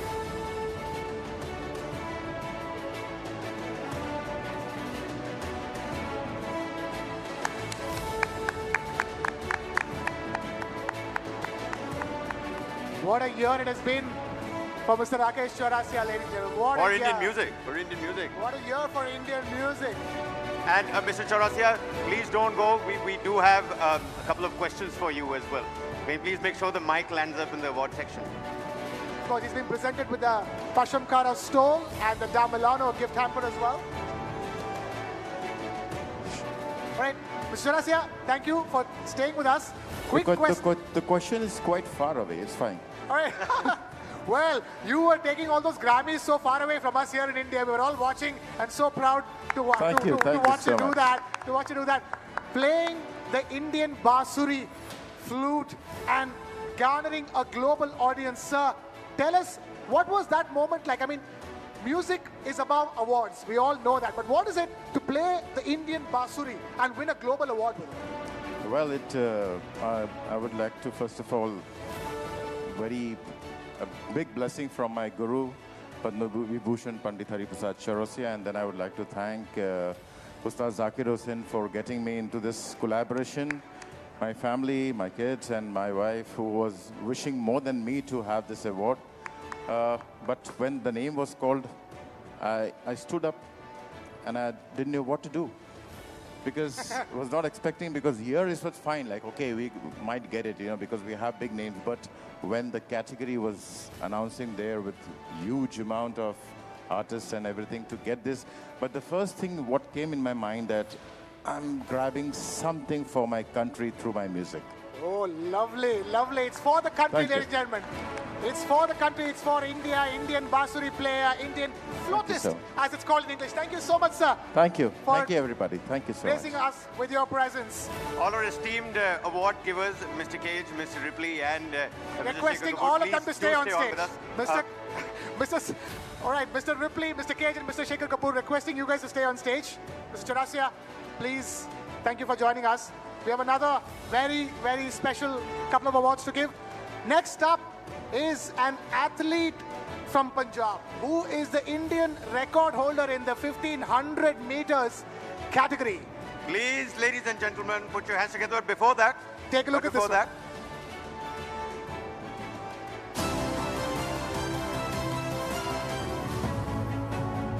She is setting the track and podium on fire.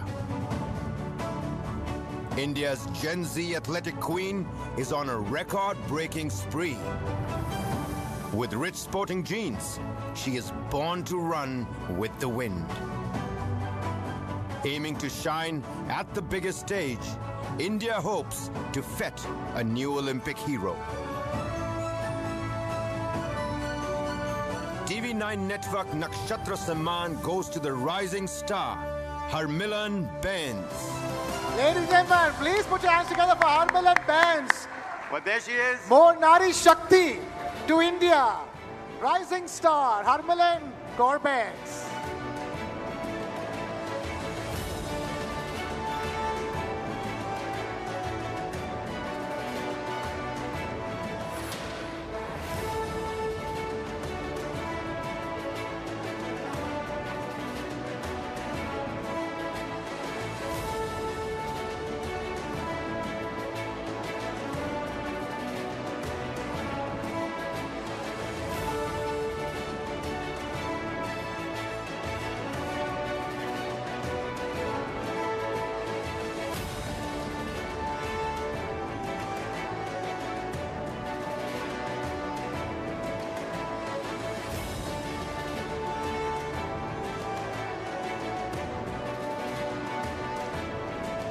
Harmilan, stay with us, stay with us. We've come to you this time. You've been running for India. I'm getting all the laurels for it. We've run towards you this time around. So tell us, I've been asked to come on stage as well. I mean, look at the gentleman who is giving you these awards. I mean, these are gentlemen who, are distinguished gentlemen, League of Extraordinary Gentlemen, if I may. And we've been talking about Nari Shakti before this came about. Tell us, where does your Shakti come from? And, where do you get, because it's not 100 meters. It's not 200 meters. It's 1,500 meters, Harmilan. Well, this Nari Shakti for 1,500 meters come from my dad. And for the 1,500 meters, I just give my all for 1,500 meters, everything to my dad. And for 800 meters, everything for my mom. I won 2 medals over there in Asian Games.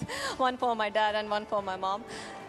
When I won, the only thing was like my parents were talking about to win medal in Asian Games just because my mom had a medal in Asian Games. Oh. And they want me to repeat history, so I did it. But I just took 2 medals, one for my dad and one for my mom. Harmilan, one question that a lot of my friends wanted to ask you as well was that you have some real cool-looking track stars out there, okay? Look at the Usain Bolts and the dreadlock Afro-American runners and track stars, but you have a very cool-looking hairstyle yourself. आपको लगता है कि आपके 1500 की दौड़ में कभी कुछ प्रॉब्लम आती है, ट्रेनिंग में प्रॉब्लम आती है, because it looks really cool. अभी इतना अच्छा लग ही रहा है तो प्रॉब्लम कैसे आ सकती है? Well, there you have it, Harmilan Benz, ladies and gentlemen. But that's not all. Again, asking Mr. Cage, Mr. Ripley, and Mr. Kapoor, please stay on with us. One more person that we have to. We have one more award, requesting the League of Extraordinary Gentlemen to please stay on stage for just one more award. Finally, we have now, after a professional track and field athlete, we have a professional shooter. Ladies and gentlemen, our next Nakshatra Samman winner holds the current world record in women's 50-meter rifle 3 positions, which was set while she won the gold medal at the 2022 Asian Games. Take a look at this.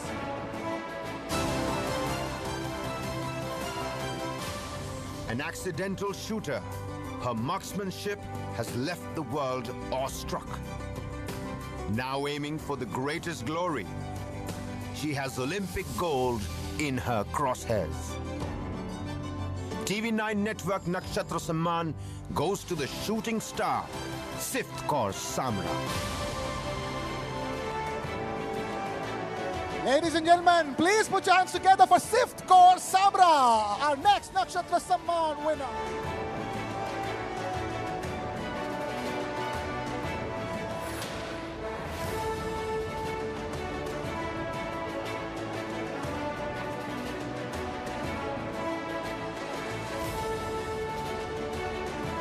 Ladies and gentlemen, keep the applause rolling, please. Sift Kaur Samra.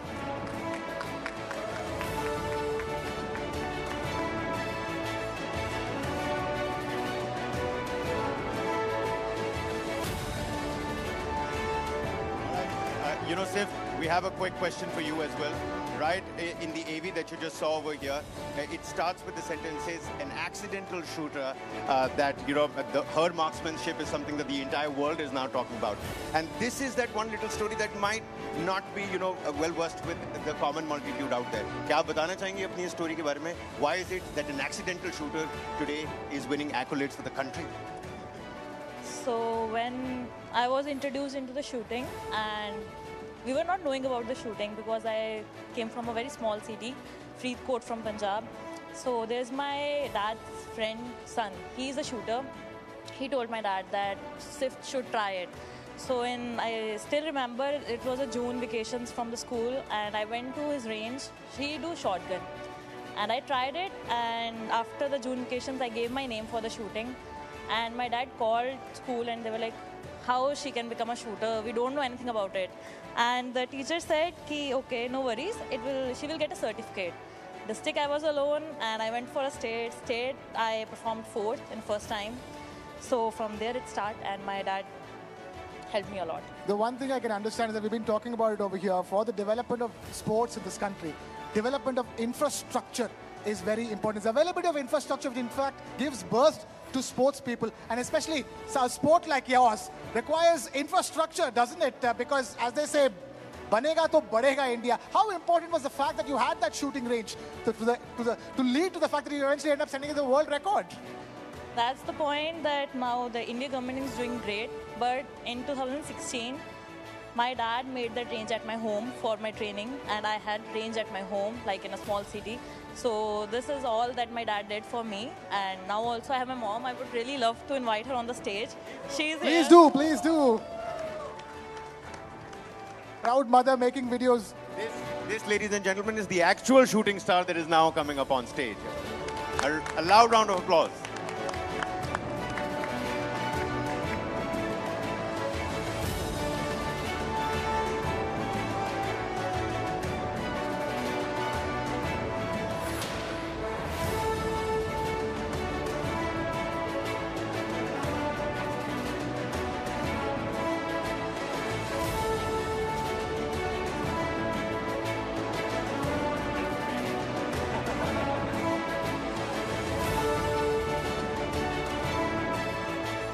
Well.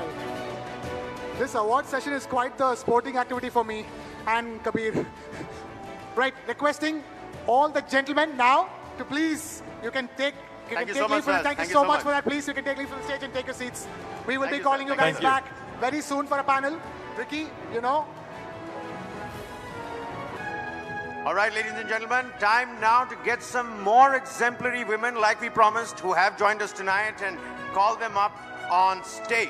Yes, and continuing with our focus on female protagonist, the new hero.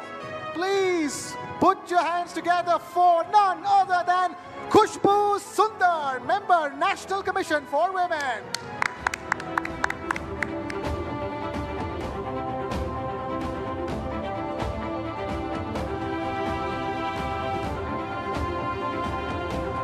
All right, also calling up on stage, please put your hands together for Miriam Meisel, Director, Stiftung Bayern. Guten Tag, Miriam, guten Tag. Please come on stage. Right, let me also now call upon stage another special guest from Germany, Julia Farr, football evangelist, Borussia Dortmund. Head of Asia Pacific for BVB Dortmund. Very warm welcome to you. Also with us is Ayush Gupta, HR Head for Gale. Please get up on stage, sir. Thank you so much. And to moderate this session, we have some double Nari Shakti again. We have with us TV9 Network's Sudha Sadanand and Neha Khanna, requesting both the ladies to please take the stage.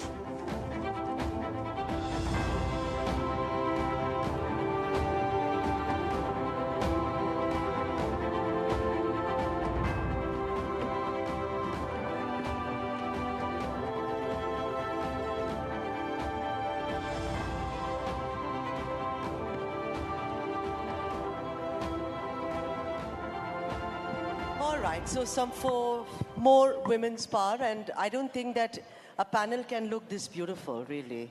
I include you, Mr. Gupta, as well. I mean, you know. So, if everyone can settle, Khushbu eppadi irkeenga? Nalla irkeenga? Vanakkam, nalla irukken. Thank you. All right. So, let's start with you, Khushbu. And considering that, you know, I always have called you, whenever I've spoken to you, as a child woman. You haven't really grown up that way, you know. But from a child artist who started out in Mumbai, and from a home where the mother was the main support, emotional support, and a father who was not very supportive, with wonderful brothers around you. Tell us, what made you so strong as a little chut of a girl? We know the story about Hema Malini and how, you know, you've got to meet B.R. Chopra ji, etc. But what made you so strong to face the camera as such a little girl, Khushbu? Hello and a very good evening to everyone here. And there's an echo.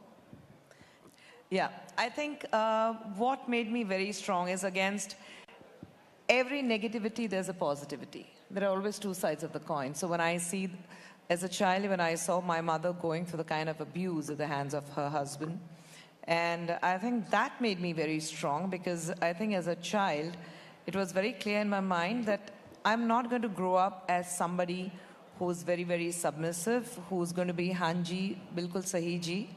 Like Ravina said, kuch bhi ho jaye, mera pati Parmeshwar hai. So I was very clear right from my childhood that I'm not going to grow up into that abla nari. So I think, you know, in all the negative aspects, and that strength, of course, came to me from my mother because she never wanted me to be what she went through. Right. So I think it was there with me, within me.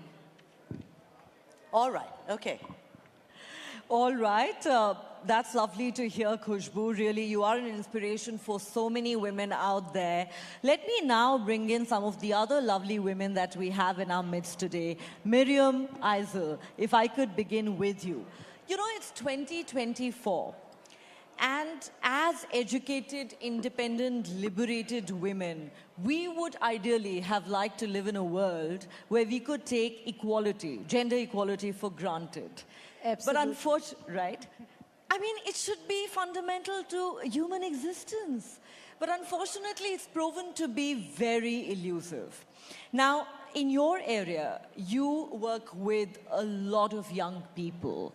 The question I want to ask you is, how do you sensitize them towards treating everyone, especially women, with a sense of equality? Honestly, has that been a challenge?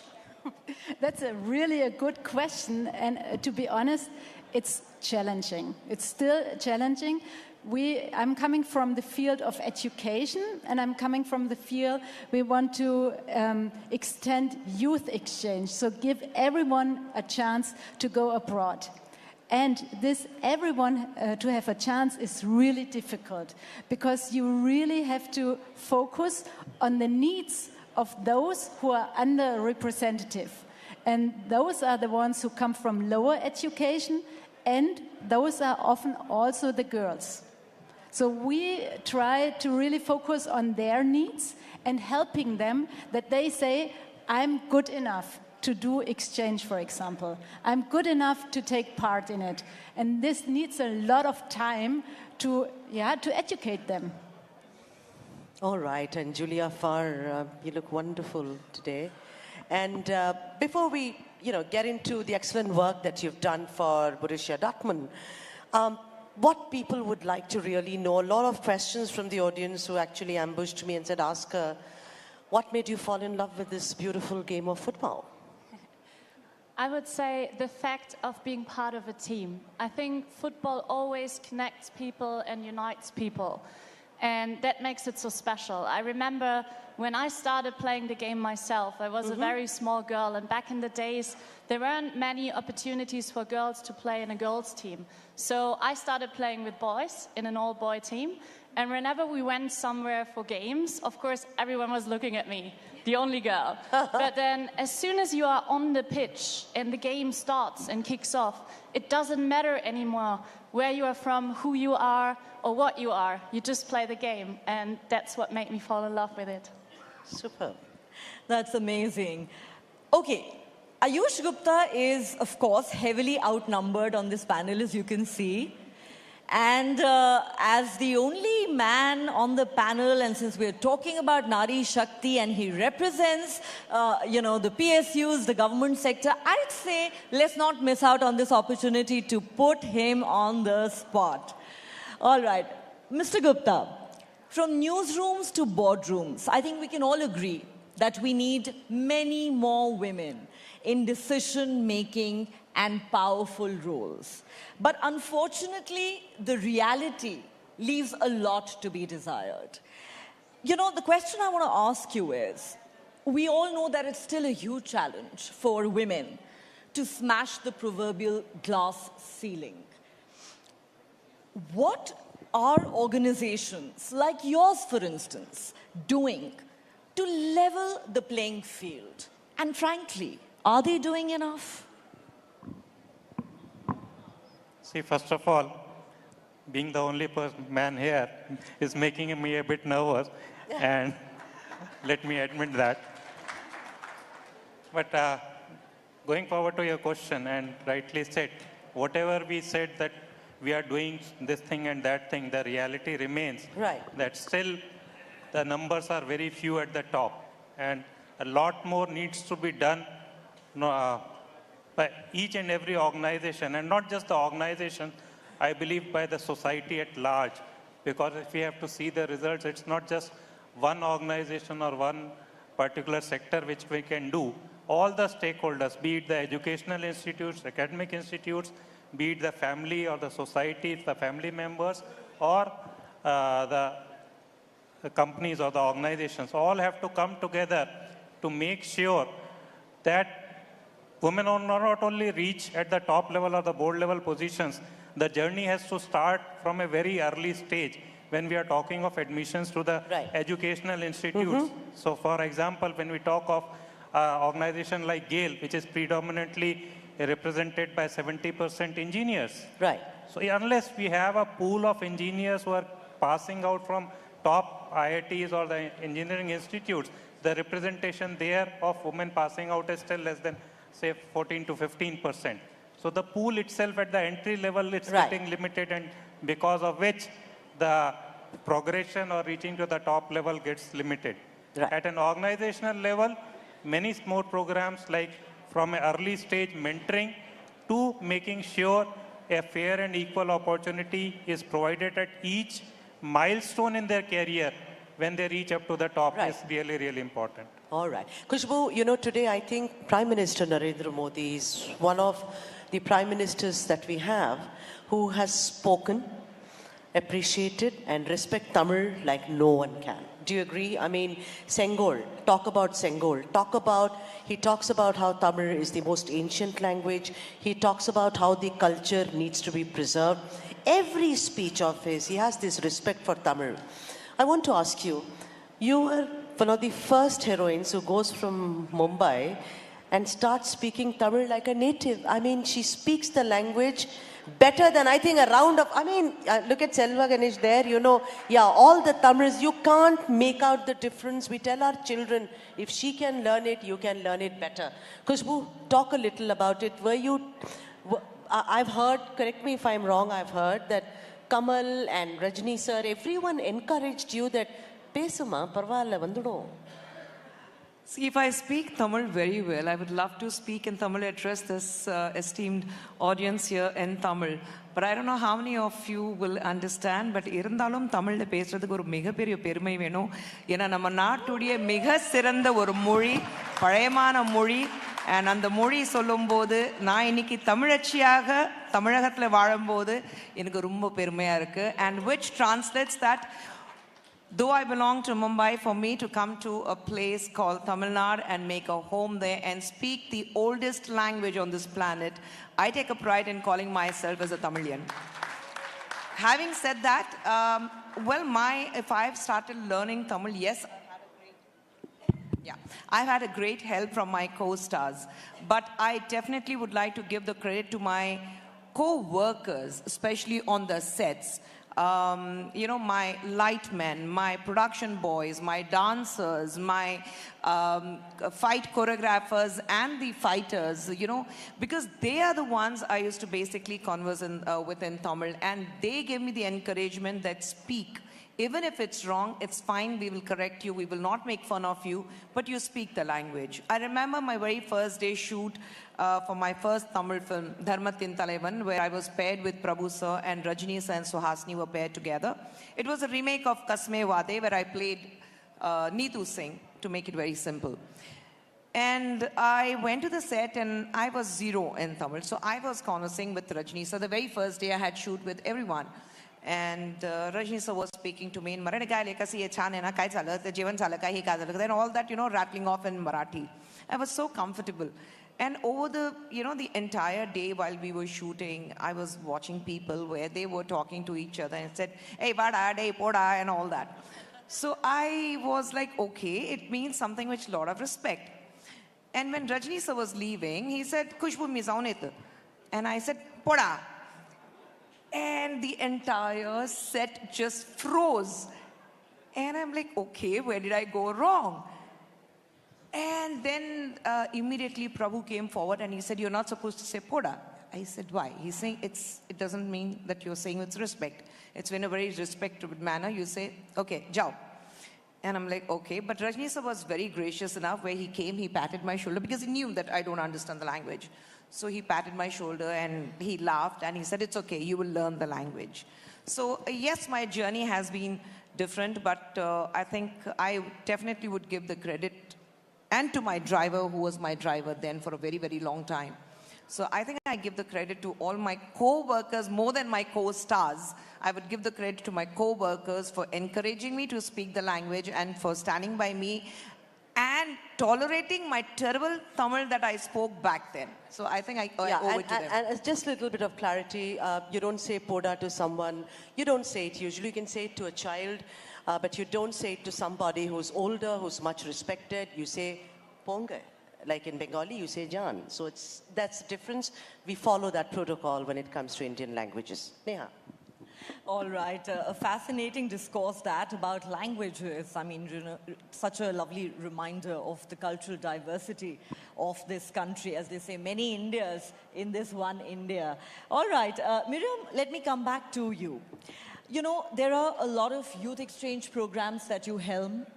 You work with a lot of people who are immigrants, who come from different cultural backgrounds, low-income families, and also those who are differently abled. Now, when you add the female gender to the mix, does it get that much more challenging and complicated? What has that journey been like for you personally? And I'm sure that as an educationist, you've had a fabulous learning curve as well, working with all these young people. Well, I think, as you said, it's a journey. And it's a journey we started, and it will continue. So I think the most important thing on this journey is that we do not stop to encourage each other. And I think this is the most important thing for the girls as well and for women, that we encourage each other and we say, you can do it. I think that for men, this is a little bit different because they say, I can do it, I can do it. So, but we are sometimes a little bit more shy and say, oh no, I'm not that qualified and I can't do it because I'm a girl and I come from that background. But to challenge them really to say, you can do it and you are brave enough. And so we encourage the girls, for example, in special programs where we teach them in different sessions that also if they are coming from a migration background, from low-income families, they have the ability to achieve it.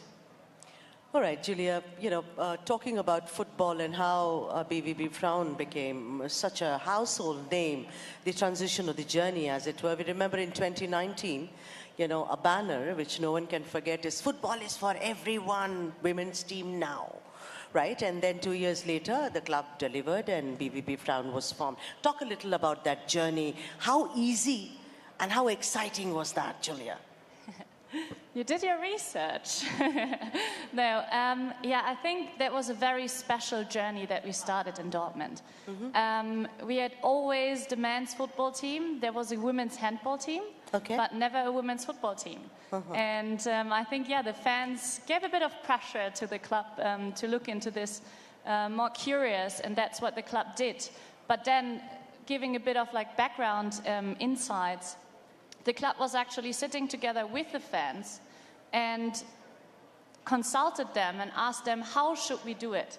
We had the chance, or we had the option to just buy another club that's already existing, that already has a structure, and just play and take over their players, their league, and everything. Or we could have bought a license to start a little higher. But then the fans said to us as well, well, we are Dortmund, we are Borussia Dortmund. We come from a region which is a working class region. Right. So it wouldn't be authentic if we go out and just start somewhere in the second Bundesliga or first Bundesliga already. So the fans decided with the club together that we go on a journey. We start from the lowest league. We start from the bottom and work our way up.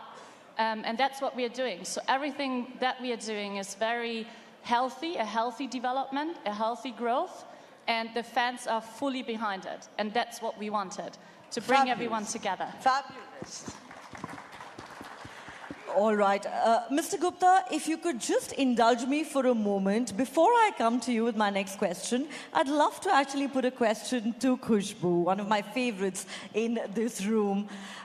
You know, Khushbu, we've talked, of course, about how language has never been a barrier for you, but I want you to focus for a moment on sexism in the film industry and misogyny in celluloid. You know, we'd like to believe we've come a long way. We have a lot of women-oriented movies being made. OTT platforms have revolutionized the entertainment industry, opened up a lot of doors. You know, Ravina was here some time back talking about how, you know, she's in a way started her second innings and is getting to play some wonderful roles. But, you know, just when you think that we've made progress, we've come a long way, along comes a film like Animal. And it reignites this whole debate about how we project women on the big screen.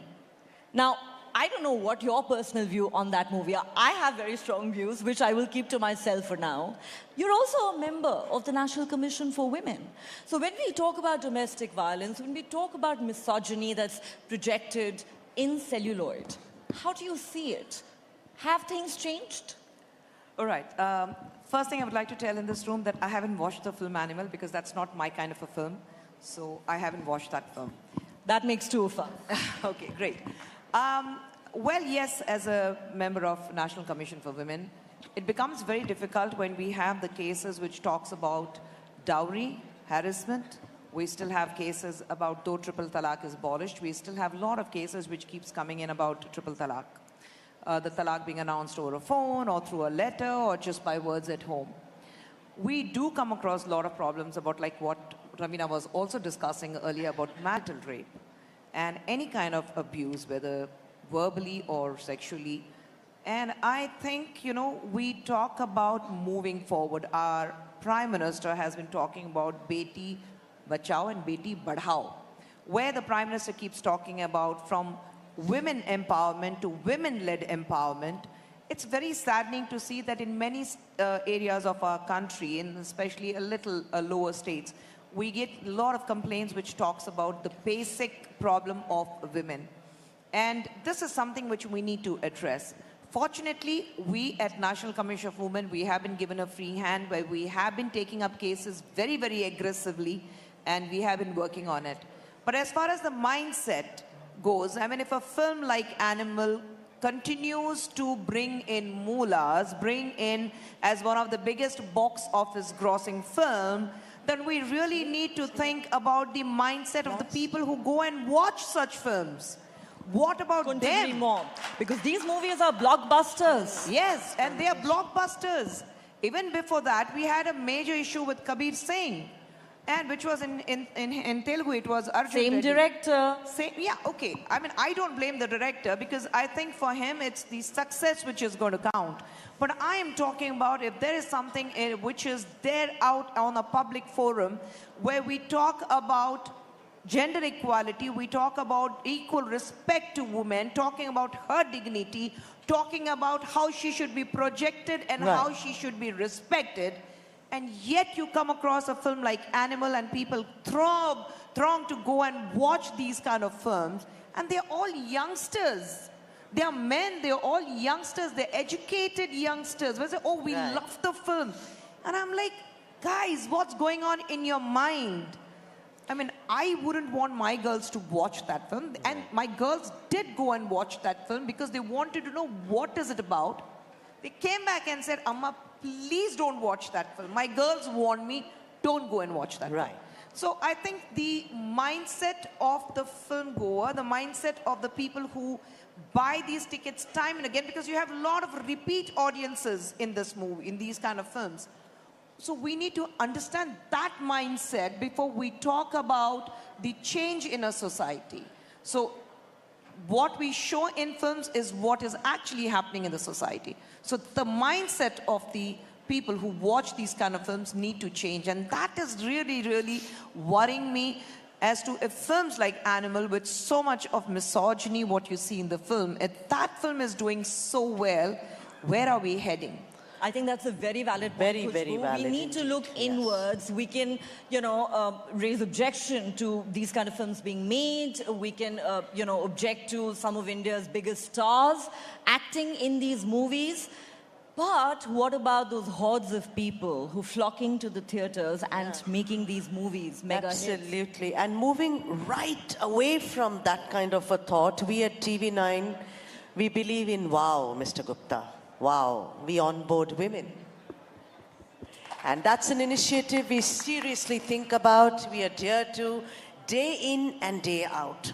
According to you, Mr. Gupta, much like TV9, I mean, some may say it's baby steps, but let me tell you that they walk the talk when it comes to that.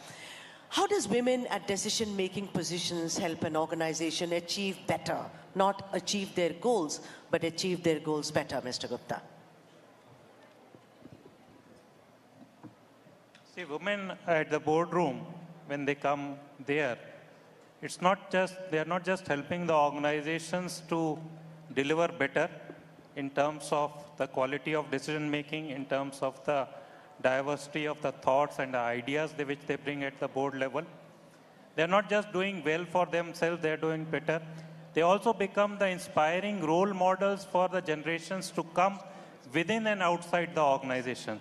So this is the biggest achievement or the highlight, I would say. When women come at the top, they are not just doing well for themselves, they are doing well for the entire generation which they are following, they are looking forward to, and they learn and get inspired. And I believe that is what the theme of this year's International Women's Day also is, inspiring inclusion. So that is where they inspire others and bring them forward to take leadership roles. What a wonderful response that is. And on that note, many thanks to all of you. I think it was very brilliant and riveting session. Thank you, Khushbu. Thank you so much, Miriam. Thank you, Julia. Mr. Gupta, it was a pleasure. Please give it up for the lovely panel, ladies and gentlemen. More power to these lovely women.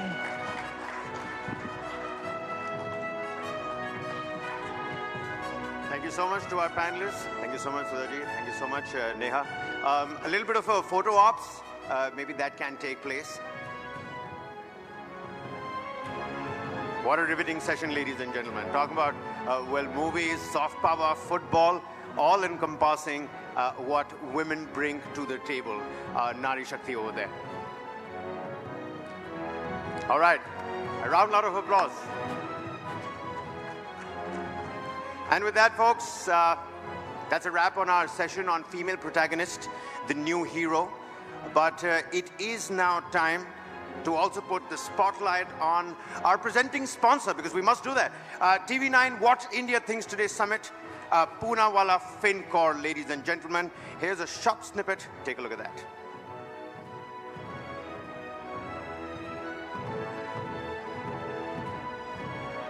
Every once in a while, a success story comes along that redefines and reshapes everything. Welcome to the world of Poonawalla FinCorp, where upwards is the only way to go. We operate on a simple philosophy and vision to be the most trusted financial services brand and to help individuals and businesses to achieve more by offering the best-in-class customer-centric products and solutions. In short, to be a pillar of support to people from different walks of life, with a focus on ethical, transparent, and end-to-end digital lending. Our products, service, and philosophy resonated with the customers, allowing us to script a historic business story. With a record-breaking turnaround time in the history of financial sectors in India, the current valuation of the company stands at over $4 billion. 2023 has witnessed an exponential rise in our business valuation. In just 2 years, Poonawalla FinCorp has managed to race ahead faster than any other player in the finance sector. Behind this phenomenal growth story is a hard-working team, led by leaders with a razor-sharp vision, who are bound by our values of credit. Every team member involved in this success is valued at Poonawalla FinCorp. Through everything we do, our values and culture shine through. With a relentless passion for excellence, we are on our way to enabling dreams for millions of Indians. Poonawalla FinCorp, enabling dreams. Well, all right, ladies and gentlemen, a big round of applause for Poonawalla FinCorp as well. And before we move on to our final panel session discussion of the day, we are again breaking that up with another set of Nakshatra Samman, ladies and gentlemen. Our next Nakshatra Samman winner is a world-renowned percussionist, a film music composer, and also a Grammy winner. Take a look.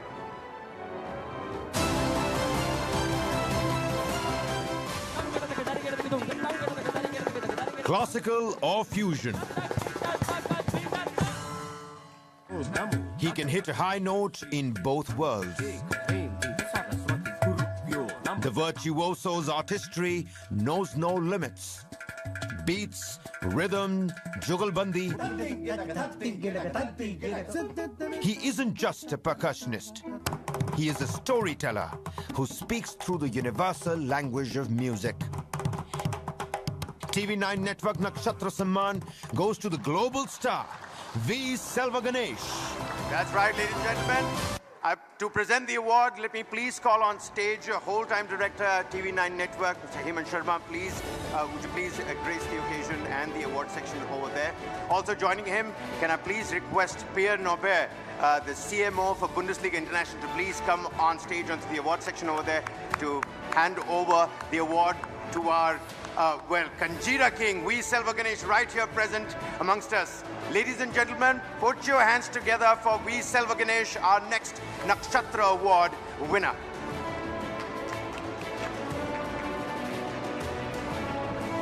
And of course, Hemant sir, whole-time director, TV9 News Network. Please here amongst us. Please come to the stage, sir. Hemant Sharma sir, if we could have you on stage as well.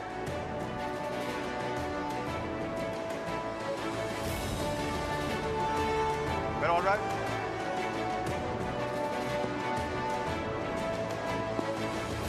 Varun sir, I'm going to have to ask you to please come and present this award, sir.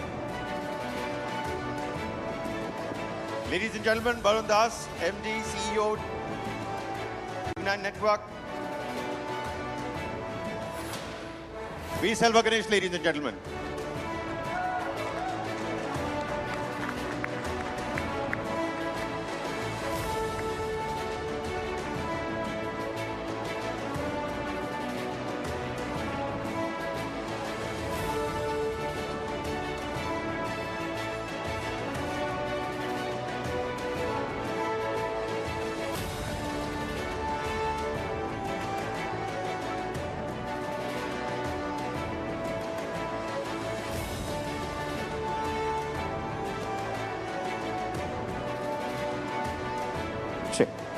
Thank you so much, sir. Many, many congratulations to you, sir. Thank you. I know this doesn't come close to a Grammy, but I'm telling you, this means a lot as well. Thank you. At that, fruitful moment, let me ask you this. People have been reading up about this award, have been reading up about Shakti, have been reading up about your interviews where you've said that this is a historic moment for India. It's a major, major moment for India. But 46 years, and then another album comes. What has it been like working with these phenomenal people? I mean, Ustad Zakir Hussain Saab, you've got fantastic violinists and guitarists as part of Shakti. Uske baare mein bhi kuch bataiye, sir. We forgot the mentioned singer, Shankar Mahadevan too. No, my apologies. First of all, I would like to thank TV9 for this great, and what a proud woman. As you were saying, like 3 weeks back, I was holding something similar like this in America, in Los Angeles. So you were talking about Shakti. Like recently, I mean, if you see it, that was the Shakti, human power. So similarly, like, Shakti is like a power. This band, like, it's 50 years. So they started in 70s when I was like a 3-4 year kid. The first music which I heard, that was Shakti, because my dad was part of that band. Wow. So original member. So getting on to stage to play with them, it's itself a biggest task for me. And it's all a learning process. Each and every moment I learn from John McLaughlin, Zakir Bhai, or Madeline Yushine was part of it too, and Shankar Mahadev and everyone. Like so this was like my family. So Shakti is like my family. Thank you. That's a great, a synonym for family as well. That is Shakti. Many thanks, sir. Thank you so much for gracing us at this event and the occasion. Congratulations on the Nakshatra Samman as well.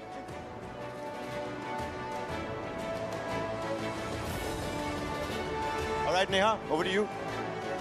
Many, many congratulations to the winners. And with that, ladies and gentlemen, it's now time for the last and final panel discussion of the day as our focus remains on India's soft superpower. Coming up next is our session titled Boundless Bharat Beyond Bollywood, where we analyze what's reshaping India's entertainment landscape. And it's not just that, Neha. It's not just the glitz and the glamour of Bollywood anymore. Movies from across India are making a mark globally. We've already heard the G20 Sherpa talk about it. We've already heard the ladies talk about it. The esteemed panelists, they're all talking about how it's not just Bollywood. Who can forget RRR, ladies and gentlemen, Natu Natu. And moreover, uncover the democratization of music as traditional TV channels give way to music applications. Don't you have your music and your shuffle at a touch of a button, ladies and gentlemen? And to talk about embracing innovation and creativity in this boundless era of Bharat, let's call on stage, ladies and gentlemen, put your hands together for Shekhar Kapoor, actor, director, producer. Mr. Shekhar Kapoor, if we could have you on stage, please. Next, let's please call on stage Mr. Ricky Cage. Can I please have you on stage? Music composer, humanitarian, and environmentalist. Next up, Christopher Ripley, CEO, Sinclair Broadcast Group. And of course, the man that we just presented the Nakshatra Samman with, V. Selva Ganesh, award-winning Indian percussionist. Ladies and gentlemen, before we call on the moderator, there's a small little snippet, a video that we'd like to show you, ladies and gentlemen, about how Bharat is now boundless. It is beyond Bollywood, for sure. Take a look. Let's take a look at this AV.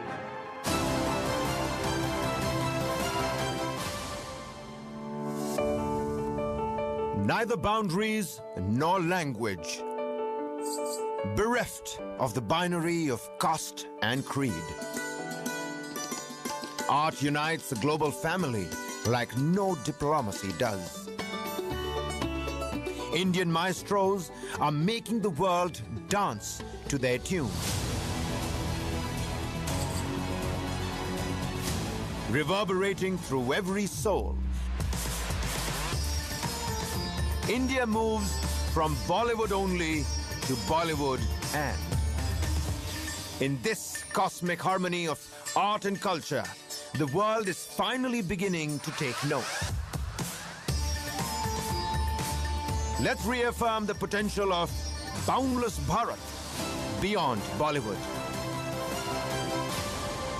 An August gathering this is of some legends that we have in our midst tonight, ladies and gentlemen. Shekhar Kapoor, Ricky Cage, Christopher Ripley, and V. Selva Ganesh. And in conversation with these amazing men will be my colleague, TV9 Network's Krishna Kumar.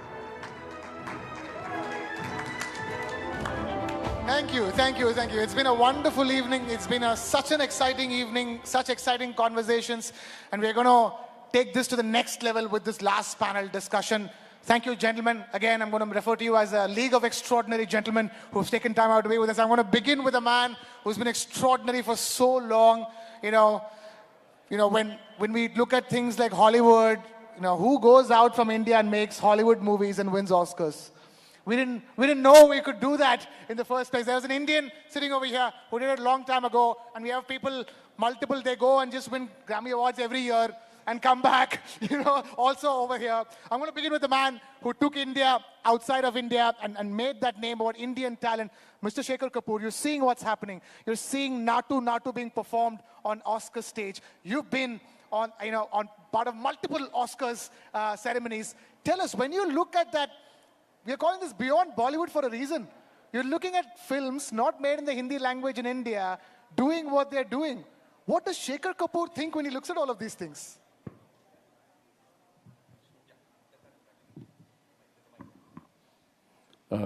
Can I say something about the previous session on Nari Shakti? Please go ahead.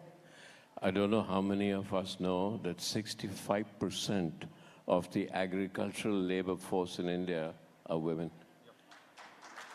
And that they come to the fields, they work all day, they go home, they look after the babies, they look after their homes, they cook for them, they send their kids to school if they at all go to school, they come back. Without them, we'd all starve. So how can you not worship women in this country? We would starve without them. So let's get back to Wonderful Bollywood. message, sir. Wonderful message, sir. Absolutely. That's the reason why we spend so much time on Nari Shakti here at the inaugural of What India Thinks Today summit. For a reason we had that. We had such exemplary women on stage. So thank you for putting out that message. Just to take the conversation forward, women are our soft power, superpower, and so is our movies, our music. We make so many movies, such great movies in so many different languages. We make music, classical music, folk music, music Ricky Cage makes, which usually people from America make, and that, we Indians are winning awards for. But, talking about a true global Indian, taking India outside. Yeah. And now, when you've already taken India outside with your great talent, but I really want to come back to that. Who here knows what is the one Indian film that is the biggest hit internationally so far? Biggest international hit Indian film. Adjusted for box office and inflation, the biggest hit to date is Avara. If you adjusted it today, Raj Kapoor's Avara has been the biggest Indian hit ever. So this is not a new phenomenon. There was a time when I first went overseas that people from all over Eastern Europe, I went in to repair my watch in Los Angeles, and the guy sat there and looked at me and said, "You're from India?" I said, "Yes." He said, "Avara ho." I went to Russia, and they especially said, "Oh, you're Kapoor, Raj Kapoor, Raj Kapoor." I was given a suite at the hotel, and I hadn't got the guts to say, "I'm not related to Raj Kapoor." So Indian films, actually we lost out because Hollywood came and they had the marketing muscle. And with this huge marketing muscle, they edged us out because at that time, India was going through a foreign exchange problem. We didn't. Now we are back. Now we are back with such a bang. And I promise you, and then you can take the discussion here, because, can I say this? Please go ahead. You know what our Prime Minister says is $5 trillion economy? I promise you here, with the new technology of AI, we will deliver an extra $1 trillion with Indian content. And I've not picked out this figure. I work with technology all the time.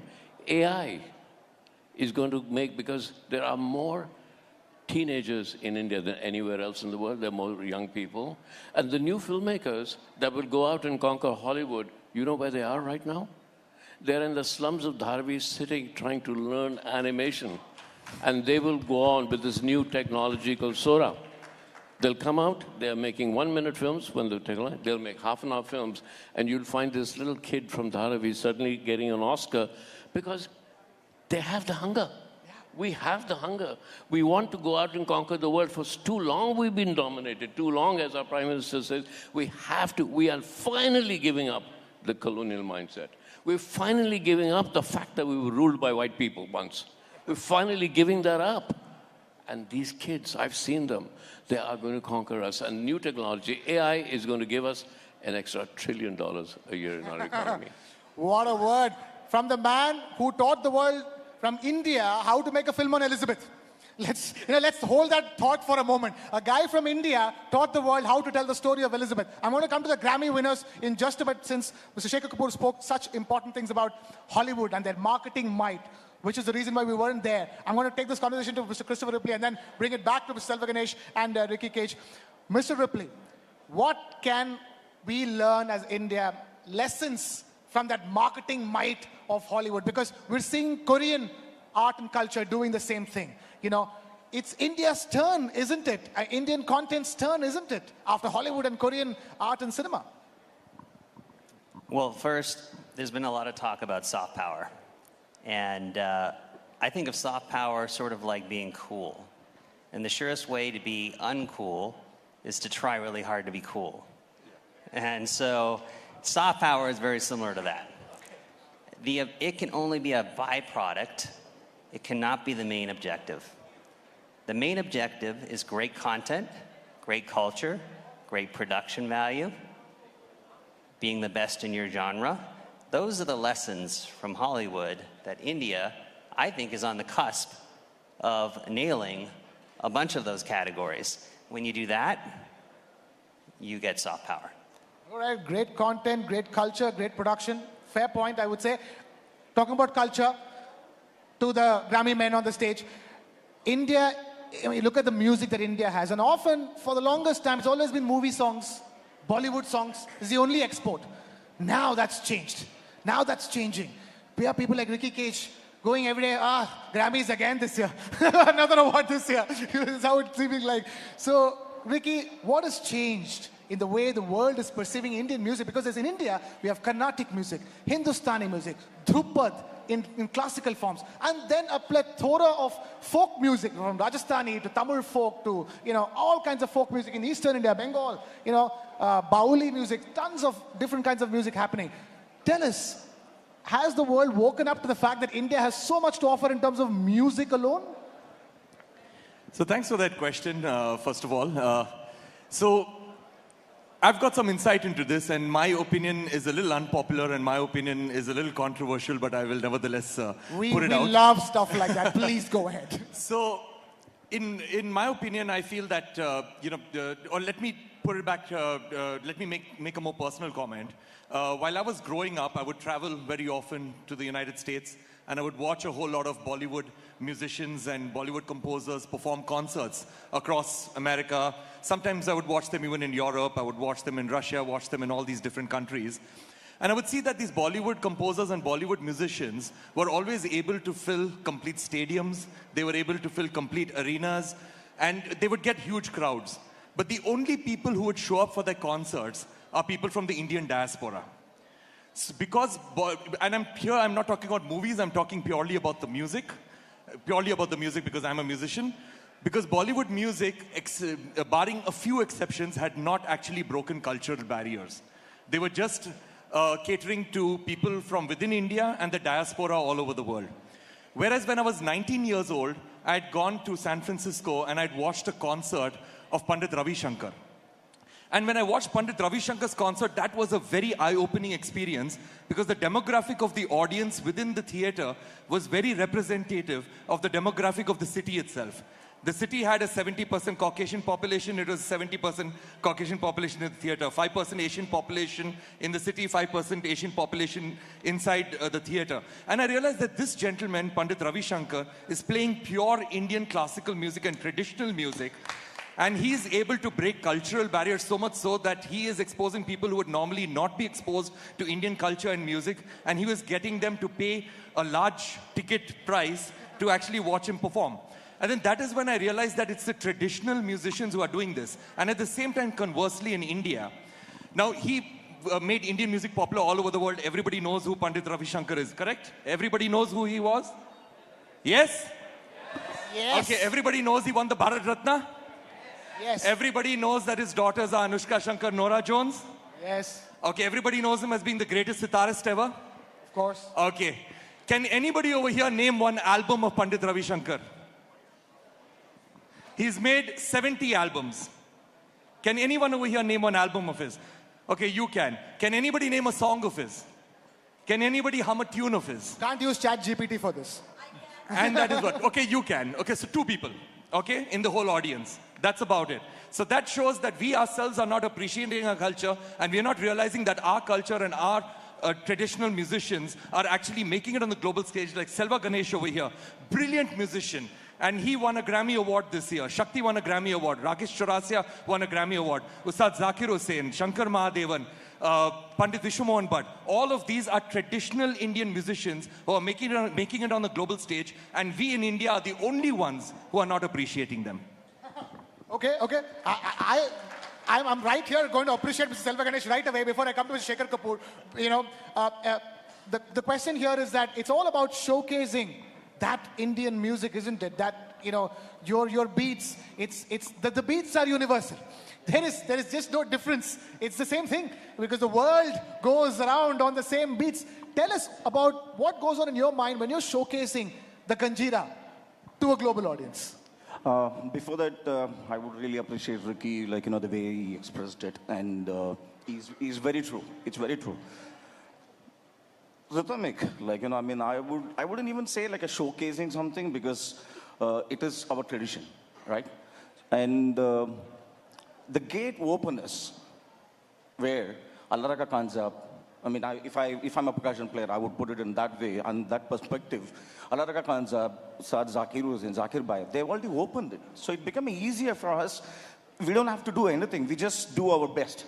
We just give our 100%. That's it. So which really needed for right now, for any musician, for this generation, give 100% to the music. Don't ever expect anything. I follow the footstep of all these three legendary musicians who's and I would put it in my way. My father, actually, Ricky, he's also a Grammy winner. So, my father and John McLaughlin, John G, and Zakir Bhai, they always do that. Whenever they started the album or any band or something or a live concert, they don't expect anything. They just work hard, correct? So they work hard. That's the showcase, what I wanted to really do it. Right. Since so much of talk about Pandit Ravi Shankar, the first ever Grammy nomination for India, this is FYI, was for Pandit Ravi Shankar's Sound of Sitar, back in 1967. We've come a long way since then. In the last 10 years alone, Indians have picked up 8 Grammys. And he won the Lifetime Achievement Award also. Right. So I'm going to bring this back to Mr. Shekhar Kapoor. So music clearly has taken new tones. It's not just Bollywood songs anymore. There's so much of Indian music to be showcased. We hear you are planning to do Masoom 2. That's what we understand. How many of you want to watch Masoom 2? Look at that. Everybody wants to watch Masoom 2. Big round of applause. What a film Masoom was back in the day. The man who challenged Bollywood conventions back in the day. Today, sir, Bollywood has been truly challenged. Bollywood itself is evolving. It's changing. Indian movies and the kind of Indian movies that get showcased to outside audiences, like he's talking about, if you're showcasing it in New York, it has to be representative of the city of New York. So when they watch it, when people from, Mr. Ripley's nation watch it, they're watching different Indian cinema right now, isn't it? Okay. Just one thing. Do you know where flamenco comes from? The dance, flamenco? From Rajasthan. Yeah. So Indian forms and Indian traditional music has traveled for centuries. And it only stopped in Spain because it couldn't cross the ocean, right? And that's why flamenco stayed there. What was your question? The question is that, like the way you challenged Bollywood conventions back with Masoom and Mr. India. One of the things is something we need to take advantage of. The West has plateaued. The West has run out of stories. And one of your questions is, why are the Koreans doing so well? Because the East is a whole repository of stories. It's time for us to tell our stories. It's time for us to find the confidence to go out. And there's no greater repository of stories than India. There's one book that nobody's heard about called Mahabharata, right? Anybody heard about Mahabharata? No, okay. It has every story possible in the world inside that one tale of Mahabharata. So we have the stories, and the West has run out of stories. So it is time for us to go out and conquer the world with our stories. And I say conquer the world, there's a very big reason. When I was a kid, I was in university, what did I want to do? I wanted to wear jeans because they sold me jeans. I wanted to go to Harvard because they sold me Harvard. I wanted to speak American accent because they sold me the American accent. That day's gone. Those days are gone. We no longer are dominated, created by the West that had this incredible marketing machine. but they don't have any more stories. We're the ones. Now we have to go out and be very forceful. It's not just going to happen. And what is on our side is, number one, India. It's a young people's game, right? India has the largest number of teenagers anywhere in the world. Technology is a young person's game. AI is coming in, changing the world. We need to be confident now. And the world has already said, Korea has shown us. There was a time when I saw that there were 2 Korean stories. There was Squid Games, that was the biggest hit on Netflix, and there was this other American film about Chinese in America. I forget the name. Something about bangles or kada. Yeah. But the interesting thing about it is there was not a single white American in that film. There was only one white man, and guess what that white man was doing? Yes, boss. And I thought, hang on, that's what Indians used to do in English films. Yes, boss. Life is changing. The world is changing. We have the stories, but everyone in the room here, and TV9, thank you for saying this, and thank you for putting us up here to actually come up and encourage Indian filmmakers to say, it's not just India. You have the word, you have the capacity, and technology is helping you. Everything is helping you. Do you know, when I was offered Elizabeth, I said no 3 times. And then I sat down and I said, I'm Indian. I've been asked to make a film about Elizabeth, and she conquered us. Colonization started with her, and I was a colonized person. And then I picked Kate Blanchett, her first film, Kate Blanchett, I found her. And she said, oh, I'm Australian. I was colonized. So we were a lot of colonial people that sat down and said, how do we teach the British a lesson about their own culture and make a film about their own queen? You did. You taught them a lesson on telling their own story. Yeah. And then I sat down and said, who am I? Because art comes through you, right? Art cannot come from somewhere exterior. So I said, okay, I'm not British. I'm not American. I'm Asian. So we all sat down, we hatched a plan, and I called Richard Attenborough. I said, I want you to play a part in it. He said, oh, I don't have the time, they're not paying me enough. And I said, Mr. Attenborough, we allowed you to make Gandhi in India. You have to allow me to make Elizabeth, and you have to be part of it. So you got to fight back. It's not going to be easy. Colonization, you know, our country, Gandhiji and everybody, and our Prime Minister said, get out of that slavery mindset, get out of the colonial mindset. Our film industry has to get out of, hum to sirf India ke liye film banate hain. We have to get out. The world's our oyster. You went out. All of you guys went out. I went out. The world has to follow. For years, I waited for another filmmaker to come. Nahi ji, India bahut acha market hai. 1,000 crores? Hang on. There's a film in America just made $1.5 billion. What are you talking? Right? And so look at it, Bobby, about a doll. So we can do that.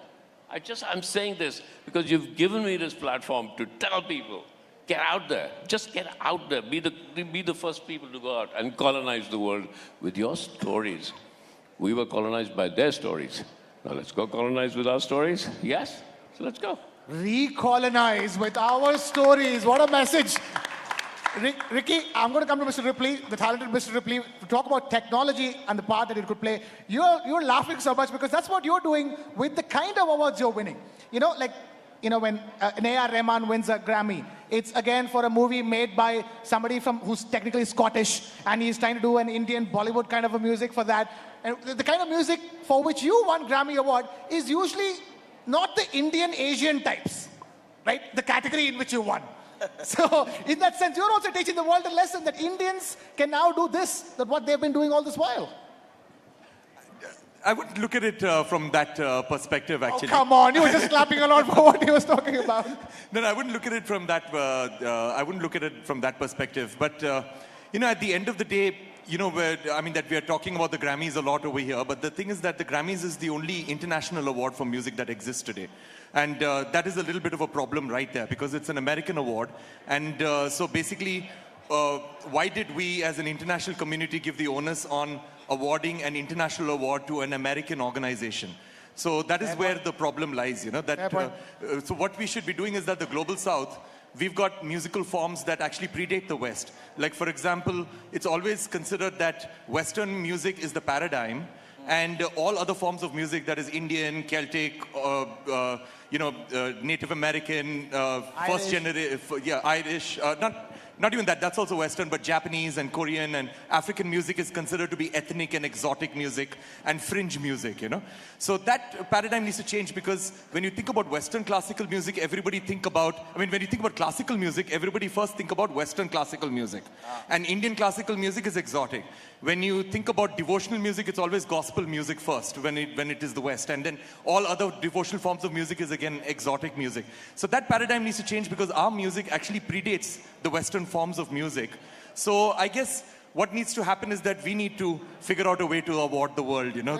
Absolutely, we need to own up to that. And set our own narrative. We need to own up to that, as Mr. Kapoor is also talking about. Mr. Ripley, so then Mr. Kapoor also talked about artificial intelligence. I'm going to take off from that, actually. Technology is important. In fact, you are, in the thick of things, bringing a very important piece of technology like direct-to-mobile to India. That changes the way Indians consume their own content. That's what Ricky is talking about. How many people know which album that Mr.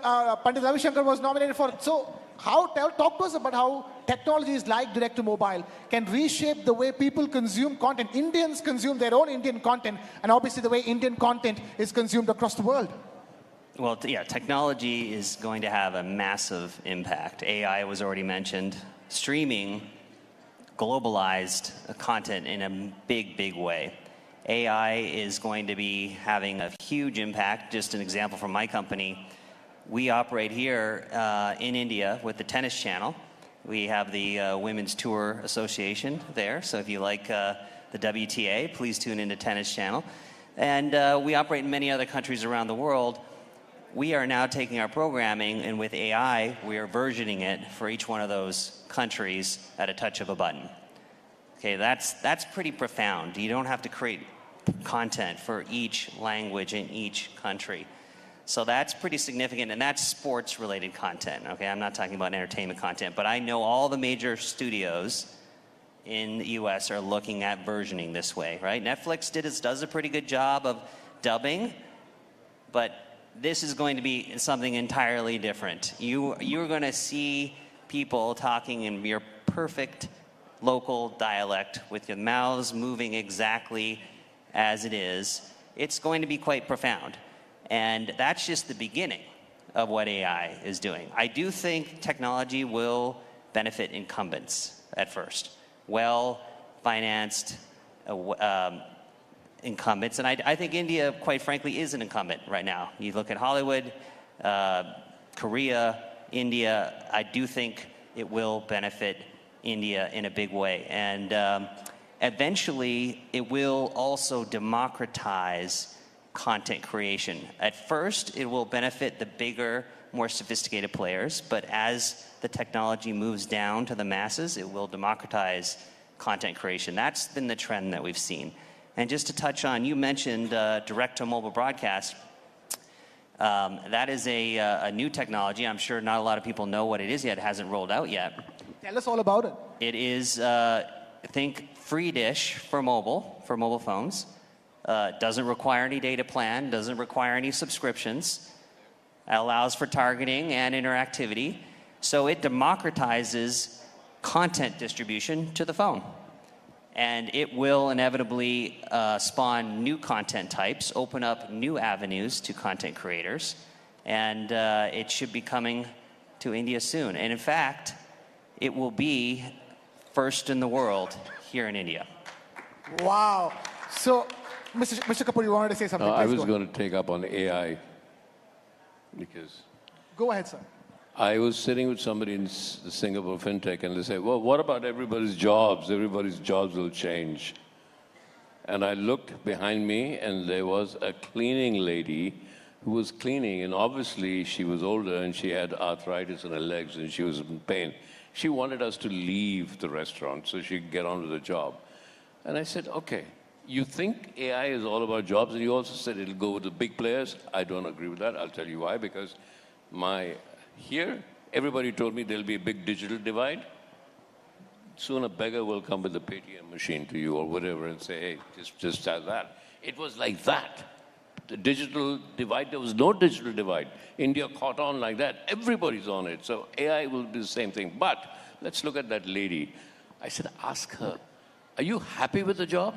She'll say no. Do you want change? She'll say yes. I said, that's 97% of the population of the world. You 3% are sitting on the top and saying, we don't want change because you're sitting on the top. What AI is going to give is that 97% of the people will have a chance to express themselves, to find different things about themselves, to find different ways of living, to expand their consciousness. And when consciousness expands, it moves like that.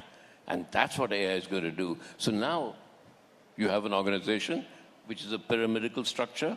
What are you going to do when the cleaning lady has exactly the same tools, the same knowledge through AI as the CEO does? Who's going to run the company? That's the existential change that is coming. Now, I'm a content filmmaker. I'm saying, I know where my competition is coming from a kid sitting in a slum somewhere saying, I can do better than this guy. And AI has given the tools to them. That's my competition. And that's the kid that millions and millions of kids in India are going to go out and make films, and they, through your technology and through streaming and everything, they have the ability to put it out to the world. We're on a roll. It's going to be an exciting world. It's an exciting world. Selva Ganesh, where is your next competition coming from? Considering the, you have direct to mobile coming, technology coming, artificial intelligence literally, invading all of our lives. Where is the competition for Selva Ganesh coming from? It's actually bad for musicians. No, just imagine, when I grew up, there was a cassette, right? So then it became a CD. Then it became now everything is on the phone. And now you cannot fool around. You can just say this. People say, no, you're wrong. It's there. I'll tell you who did what. So competition, do you think it was not there when the cassette player was there? It was there all over. So that's why I said you just work with your mind, with your heart. Music is more like that. So I go with my heart, what it says, and then I just do it. And so there is no competition for that. I would definitely say there is no competition. Right, so Indians should actually believe in the power of AI, in their ability to take their art to the world, isn't it? Yeah, so again, my view on AI is very simple. A few years ago, maybe about 24, 25 years ago, you could actually create the sounds of musical instruments, which we do now very regularly. You can create the sounds of musical instruments using a computer. You can play a keyboard and you can get the sound of a violin, or the sound of a khatam, or the sound of a sitar, or the sound of a piano. You can get all of these sounds. And the sounds were of such high quality that everybody said that this is going to destroy the livelihoods of musicians, and musicians are going to no longer be required, and composers can just create the music using the computer. But that did not happen. What happened was that the musicians who were the more generic musicians, who were not creative, they're the ones who went obsolete. But the musicians who were creative, and the musicians who would give a composer more than what the composer required, were the musicians who survived. And that is why you have musicians like Selva Ganesh, who are doing extremely well because they're extremely creative in what they do. And that is why everybody wants to work with them.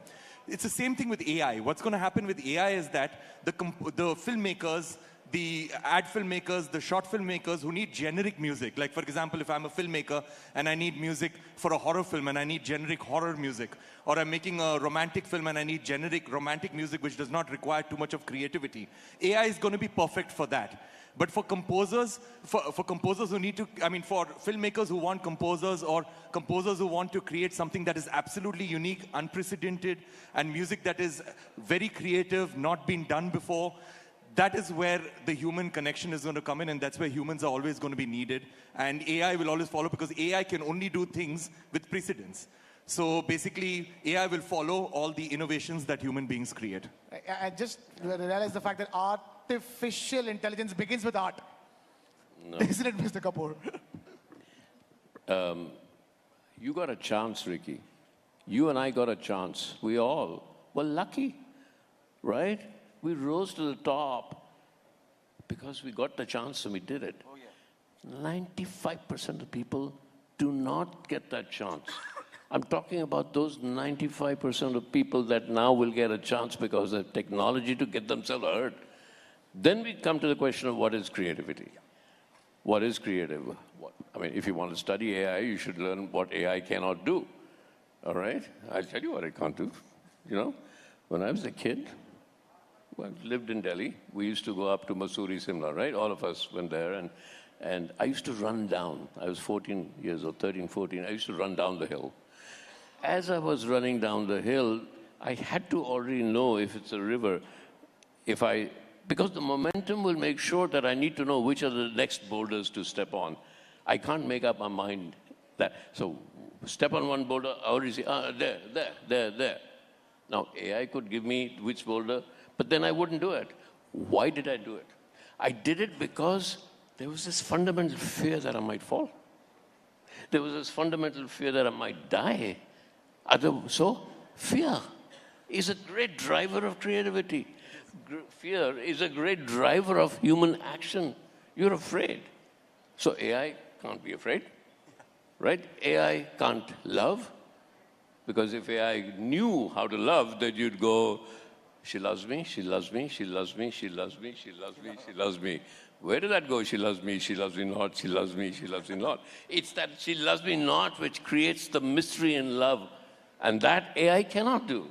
No fear, no love. It can give you the biggest love story in the world. Hey, I asked ChatGPT to give me a story on Masoom, the next generation. One day I'll tell you what the story is. It had a moral idea to it. Wasn't the story I'm making, but it's really good. But it's just read everything that's ever written and immediately 10 seconds gave me. But it can't love, it can't fear, it can't feel faith. That human quality is what gives you creativity. There. But then, hang on, 95% of people don't get the chance. How long? I mean, I could have not been offered Masoom. I would have been struggling still to make a film. Somebody said, will you make it? And Shabana said yes, and Gulzar said, they could have said no. If they said no, I wouldn't be sitting here. That's the point. AI, what that AI will do is they don't have to go to Shabana. AI will create a Shabana for them. AI will create somebody for them, right? You know which is the biggest brand in the world is made by Disney, Donald Duck. 100 years it's been going on. Now AI will make a human that will be going for 100 years. Who owns that? A kid in Dharavi? Who owns the copyright for that? It's huge. It's an existential change. And I'm loving it. So, you can see it. Right, I see Mr. Ripley nodding along. Obviously, the marketing might of Disney is another example of how Hollywood was able to push that brand across the India. But, we can continue this conversation for the next 1 hour, I think. And I didn't realize the fact that the conversation on art and music and entertainment is going to be ending up as a conversation about artificial intelligence, which will take an entire day, I think. But it's been fascinating talking to you, gentlemen. Huge round of applause for Mr. Shekhar Kapoor, Ricky Cage, Christopher Ripley, and V. Selva Ganesh. We need to wrap this session up, unfortunately, because we have indeed run out of time. Thank you so much to all of you for listening. Let's also quickly take the photograph as well. What a session that was, ladies and gentlemen. Artificial intelligence. Do you think Sora's going to be a sorry kind of a situation later on? Well, I guess we'll have to wait to find out, but I am dying to know what ChatGPT came up with when Mr. Shekhar Kapoor decided that he wanted to take its help to come up with a story for Masoom 2. Well, maybe we could urge Mr. Kapoor to put that out on his Instagram. Meanwhile, even as the photo ops are on, and we do give away a memento of thanks, a token of appreciation to all our esteemed panelists, Mr. Ripley, V. Selva Ganesh, and of course Ricky Cage, Mr. Kapoor. Many thanks to Krishna Kumar as well for conducting that session. All right, ladies and gentlemen, we are almost drawing to a close to this particular event, but... Well, we still have something special lined up for you. Before we, of course, let the gentlemen leave the stage, I'd just like to say, Mr. Shekhar Kapoor, we are indeed looking forward to Masoom 2, and I know I don't need to say this, but the story must come from you, not from ChatGPT, please. But all right then, ladies and gentlemen. Next up, very quickly, before we draw a close on day 1 of TV9 What India Thinks Today, our next Nakshatra Samman winner, ladies and gentlemen. And, do pay close attention here because this is someone who is a box office king, a star rather, Neha, who has captured the nation's attention. Before we move on, here's a quick snippet. Take a look.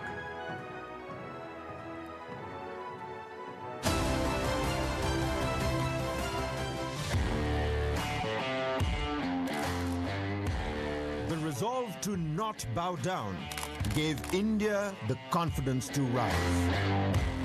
With Pushpa, the rise, and Pushpa, the rule, his character mirrors the India attitude of today. Something about me. When it's Saturday night, I need to blow off some steam. A box office sensation with a legion of fans across the world. He has allured millions with power-packed performances. An icon for Telugu cinema, he is now a voice of India's soft power. TV9 Network Nakshatra Samman goes to the trailblazing star, Allu Arjun. Big round of applause for Allu Arjun, ladies and gentlemen. Well, Mr. Allu Arjun is currently shooting for Pushpa 2. Therefore, he couldn't be with us here tonight in person, but he has sent us this message. Take a look. Namaste. This is Allu Arjun. I'd like to thank the TV9 Network for giving me this Nakshatra Samman Award. Thank you very much for this award. It's my honor to be receiving this award, and I'd like to thank Ram Garu and Barunji behind this. And I apologize because I couldn't be there in person to receive this award because I'm busy shooting for my latest movie, Pushpa 2, which is slated for release on the August 15th. And I'd like to dedicate this award to all my fans. It's their love and support that has gotten me this far. It's to all of you guys. Thank you for all the love. And once again, thank you so much for this honor. Namaste.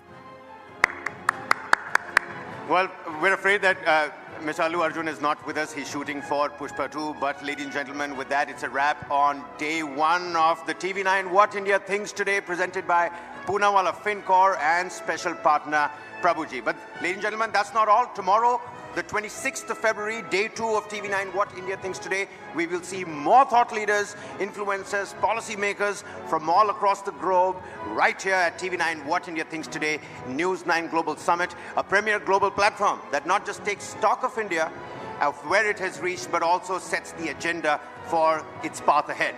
Indeed, Kabir. And tomorrow will be a power-packed day, ladies and gentlemen, with distinguished panels and discussions with the right stakeholders on subjects ranging from India, the global peace catalyst, and the promise and pitfalls of artificial intelligence, to the importance of creating equitable boardrooms and decoding what tailwinds for India mean for you, the Indian citizen. Union ministers will be in attendance, and let's not forget the big one, ladies and gentlemen, the unmissable keynote address at the summit, which will be delivered by none other than the Honorable Prime Minister of India, Shri Narendra Modi.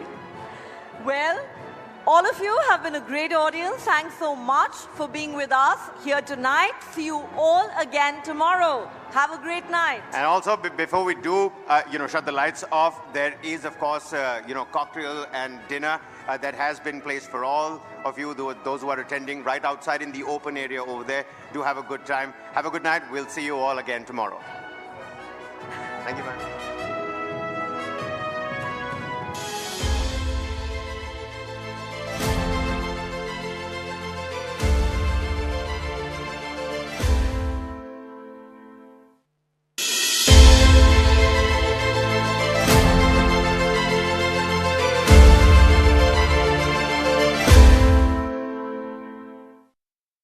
The Union Minister of Sports, Youth Affairs and Information and Broadcasting, Sri Anurag Thakurji, distinguished guests, ladies and gentlemen, welcome to the inaugural.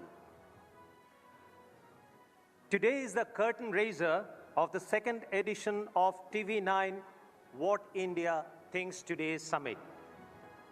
Over the next 2 days, we will be hosting several international thought leaders and cabinet ministers and industry captains discussing India's next big leap in the arena of geoeconomics and geopolitics.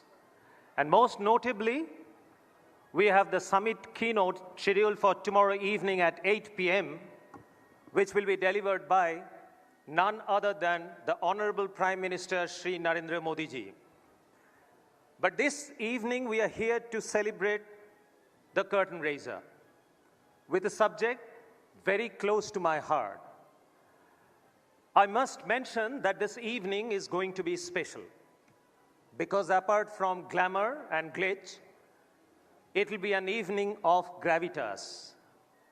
You must have already spotted in the hall many well-known faces from the world of sports and entertainment. They are here tonight for a purpose. They are here tonight to discuss a bold vision for India, not as an economic or military power, but as a soft power.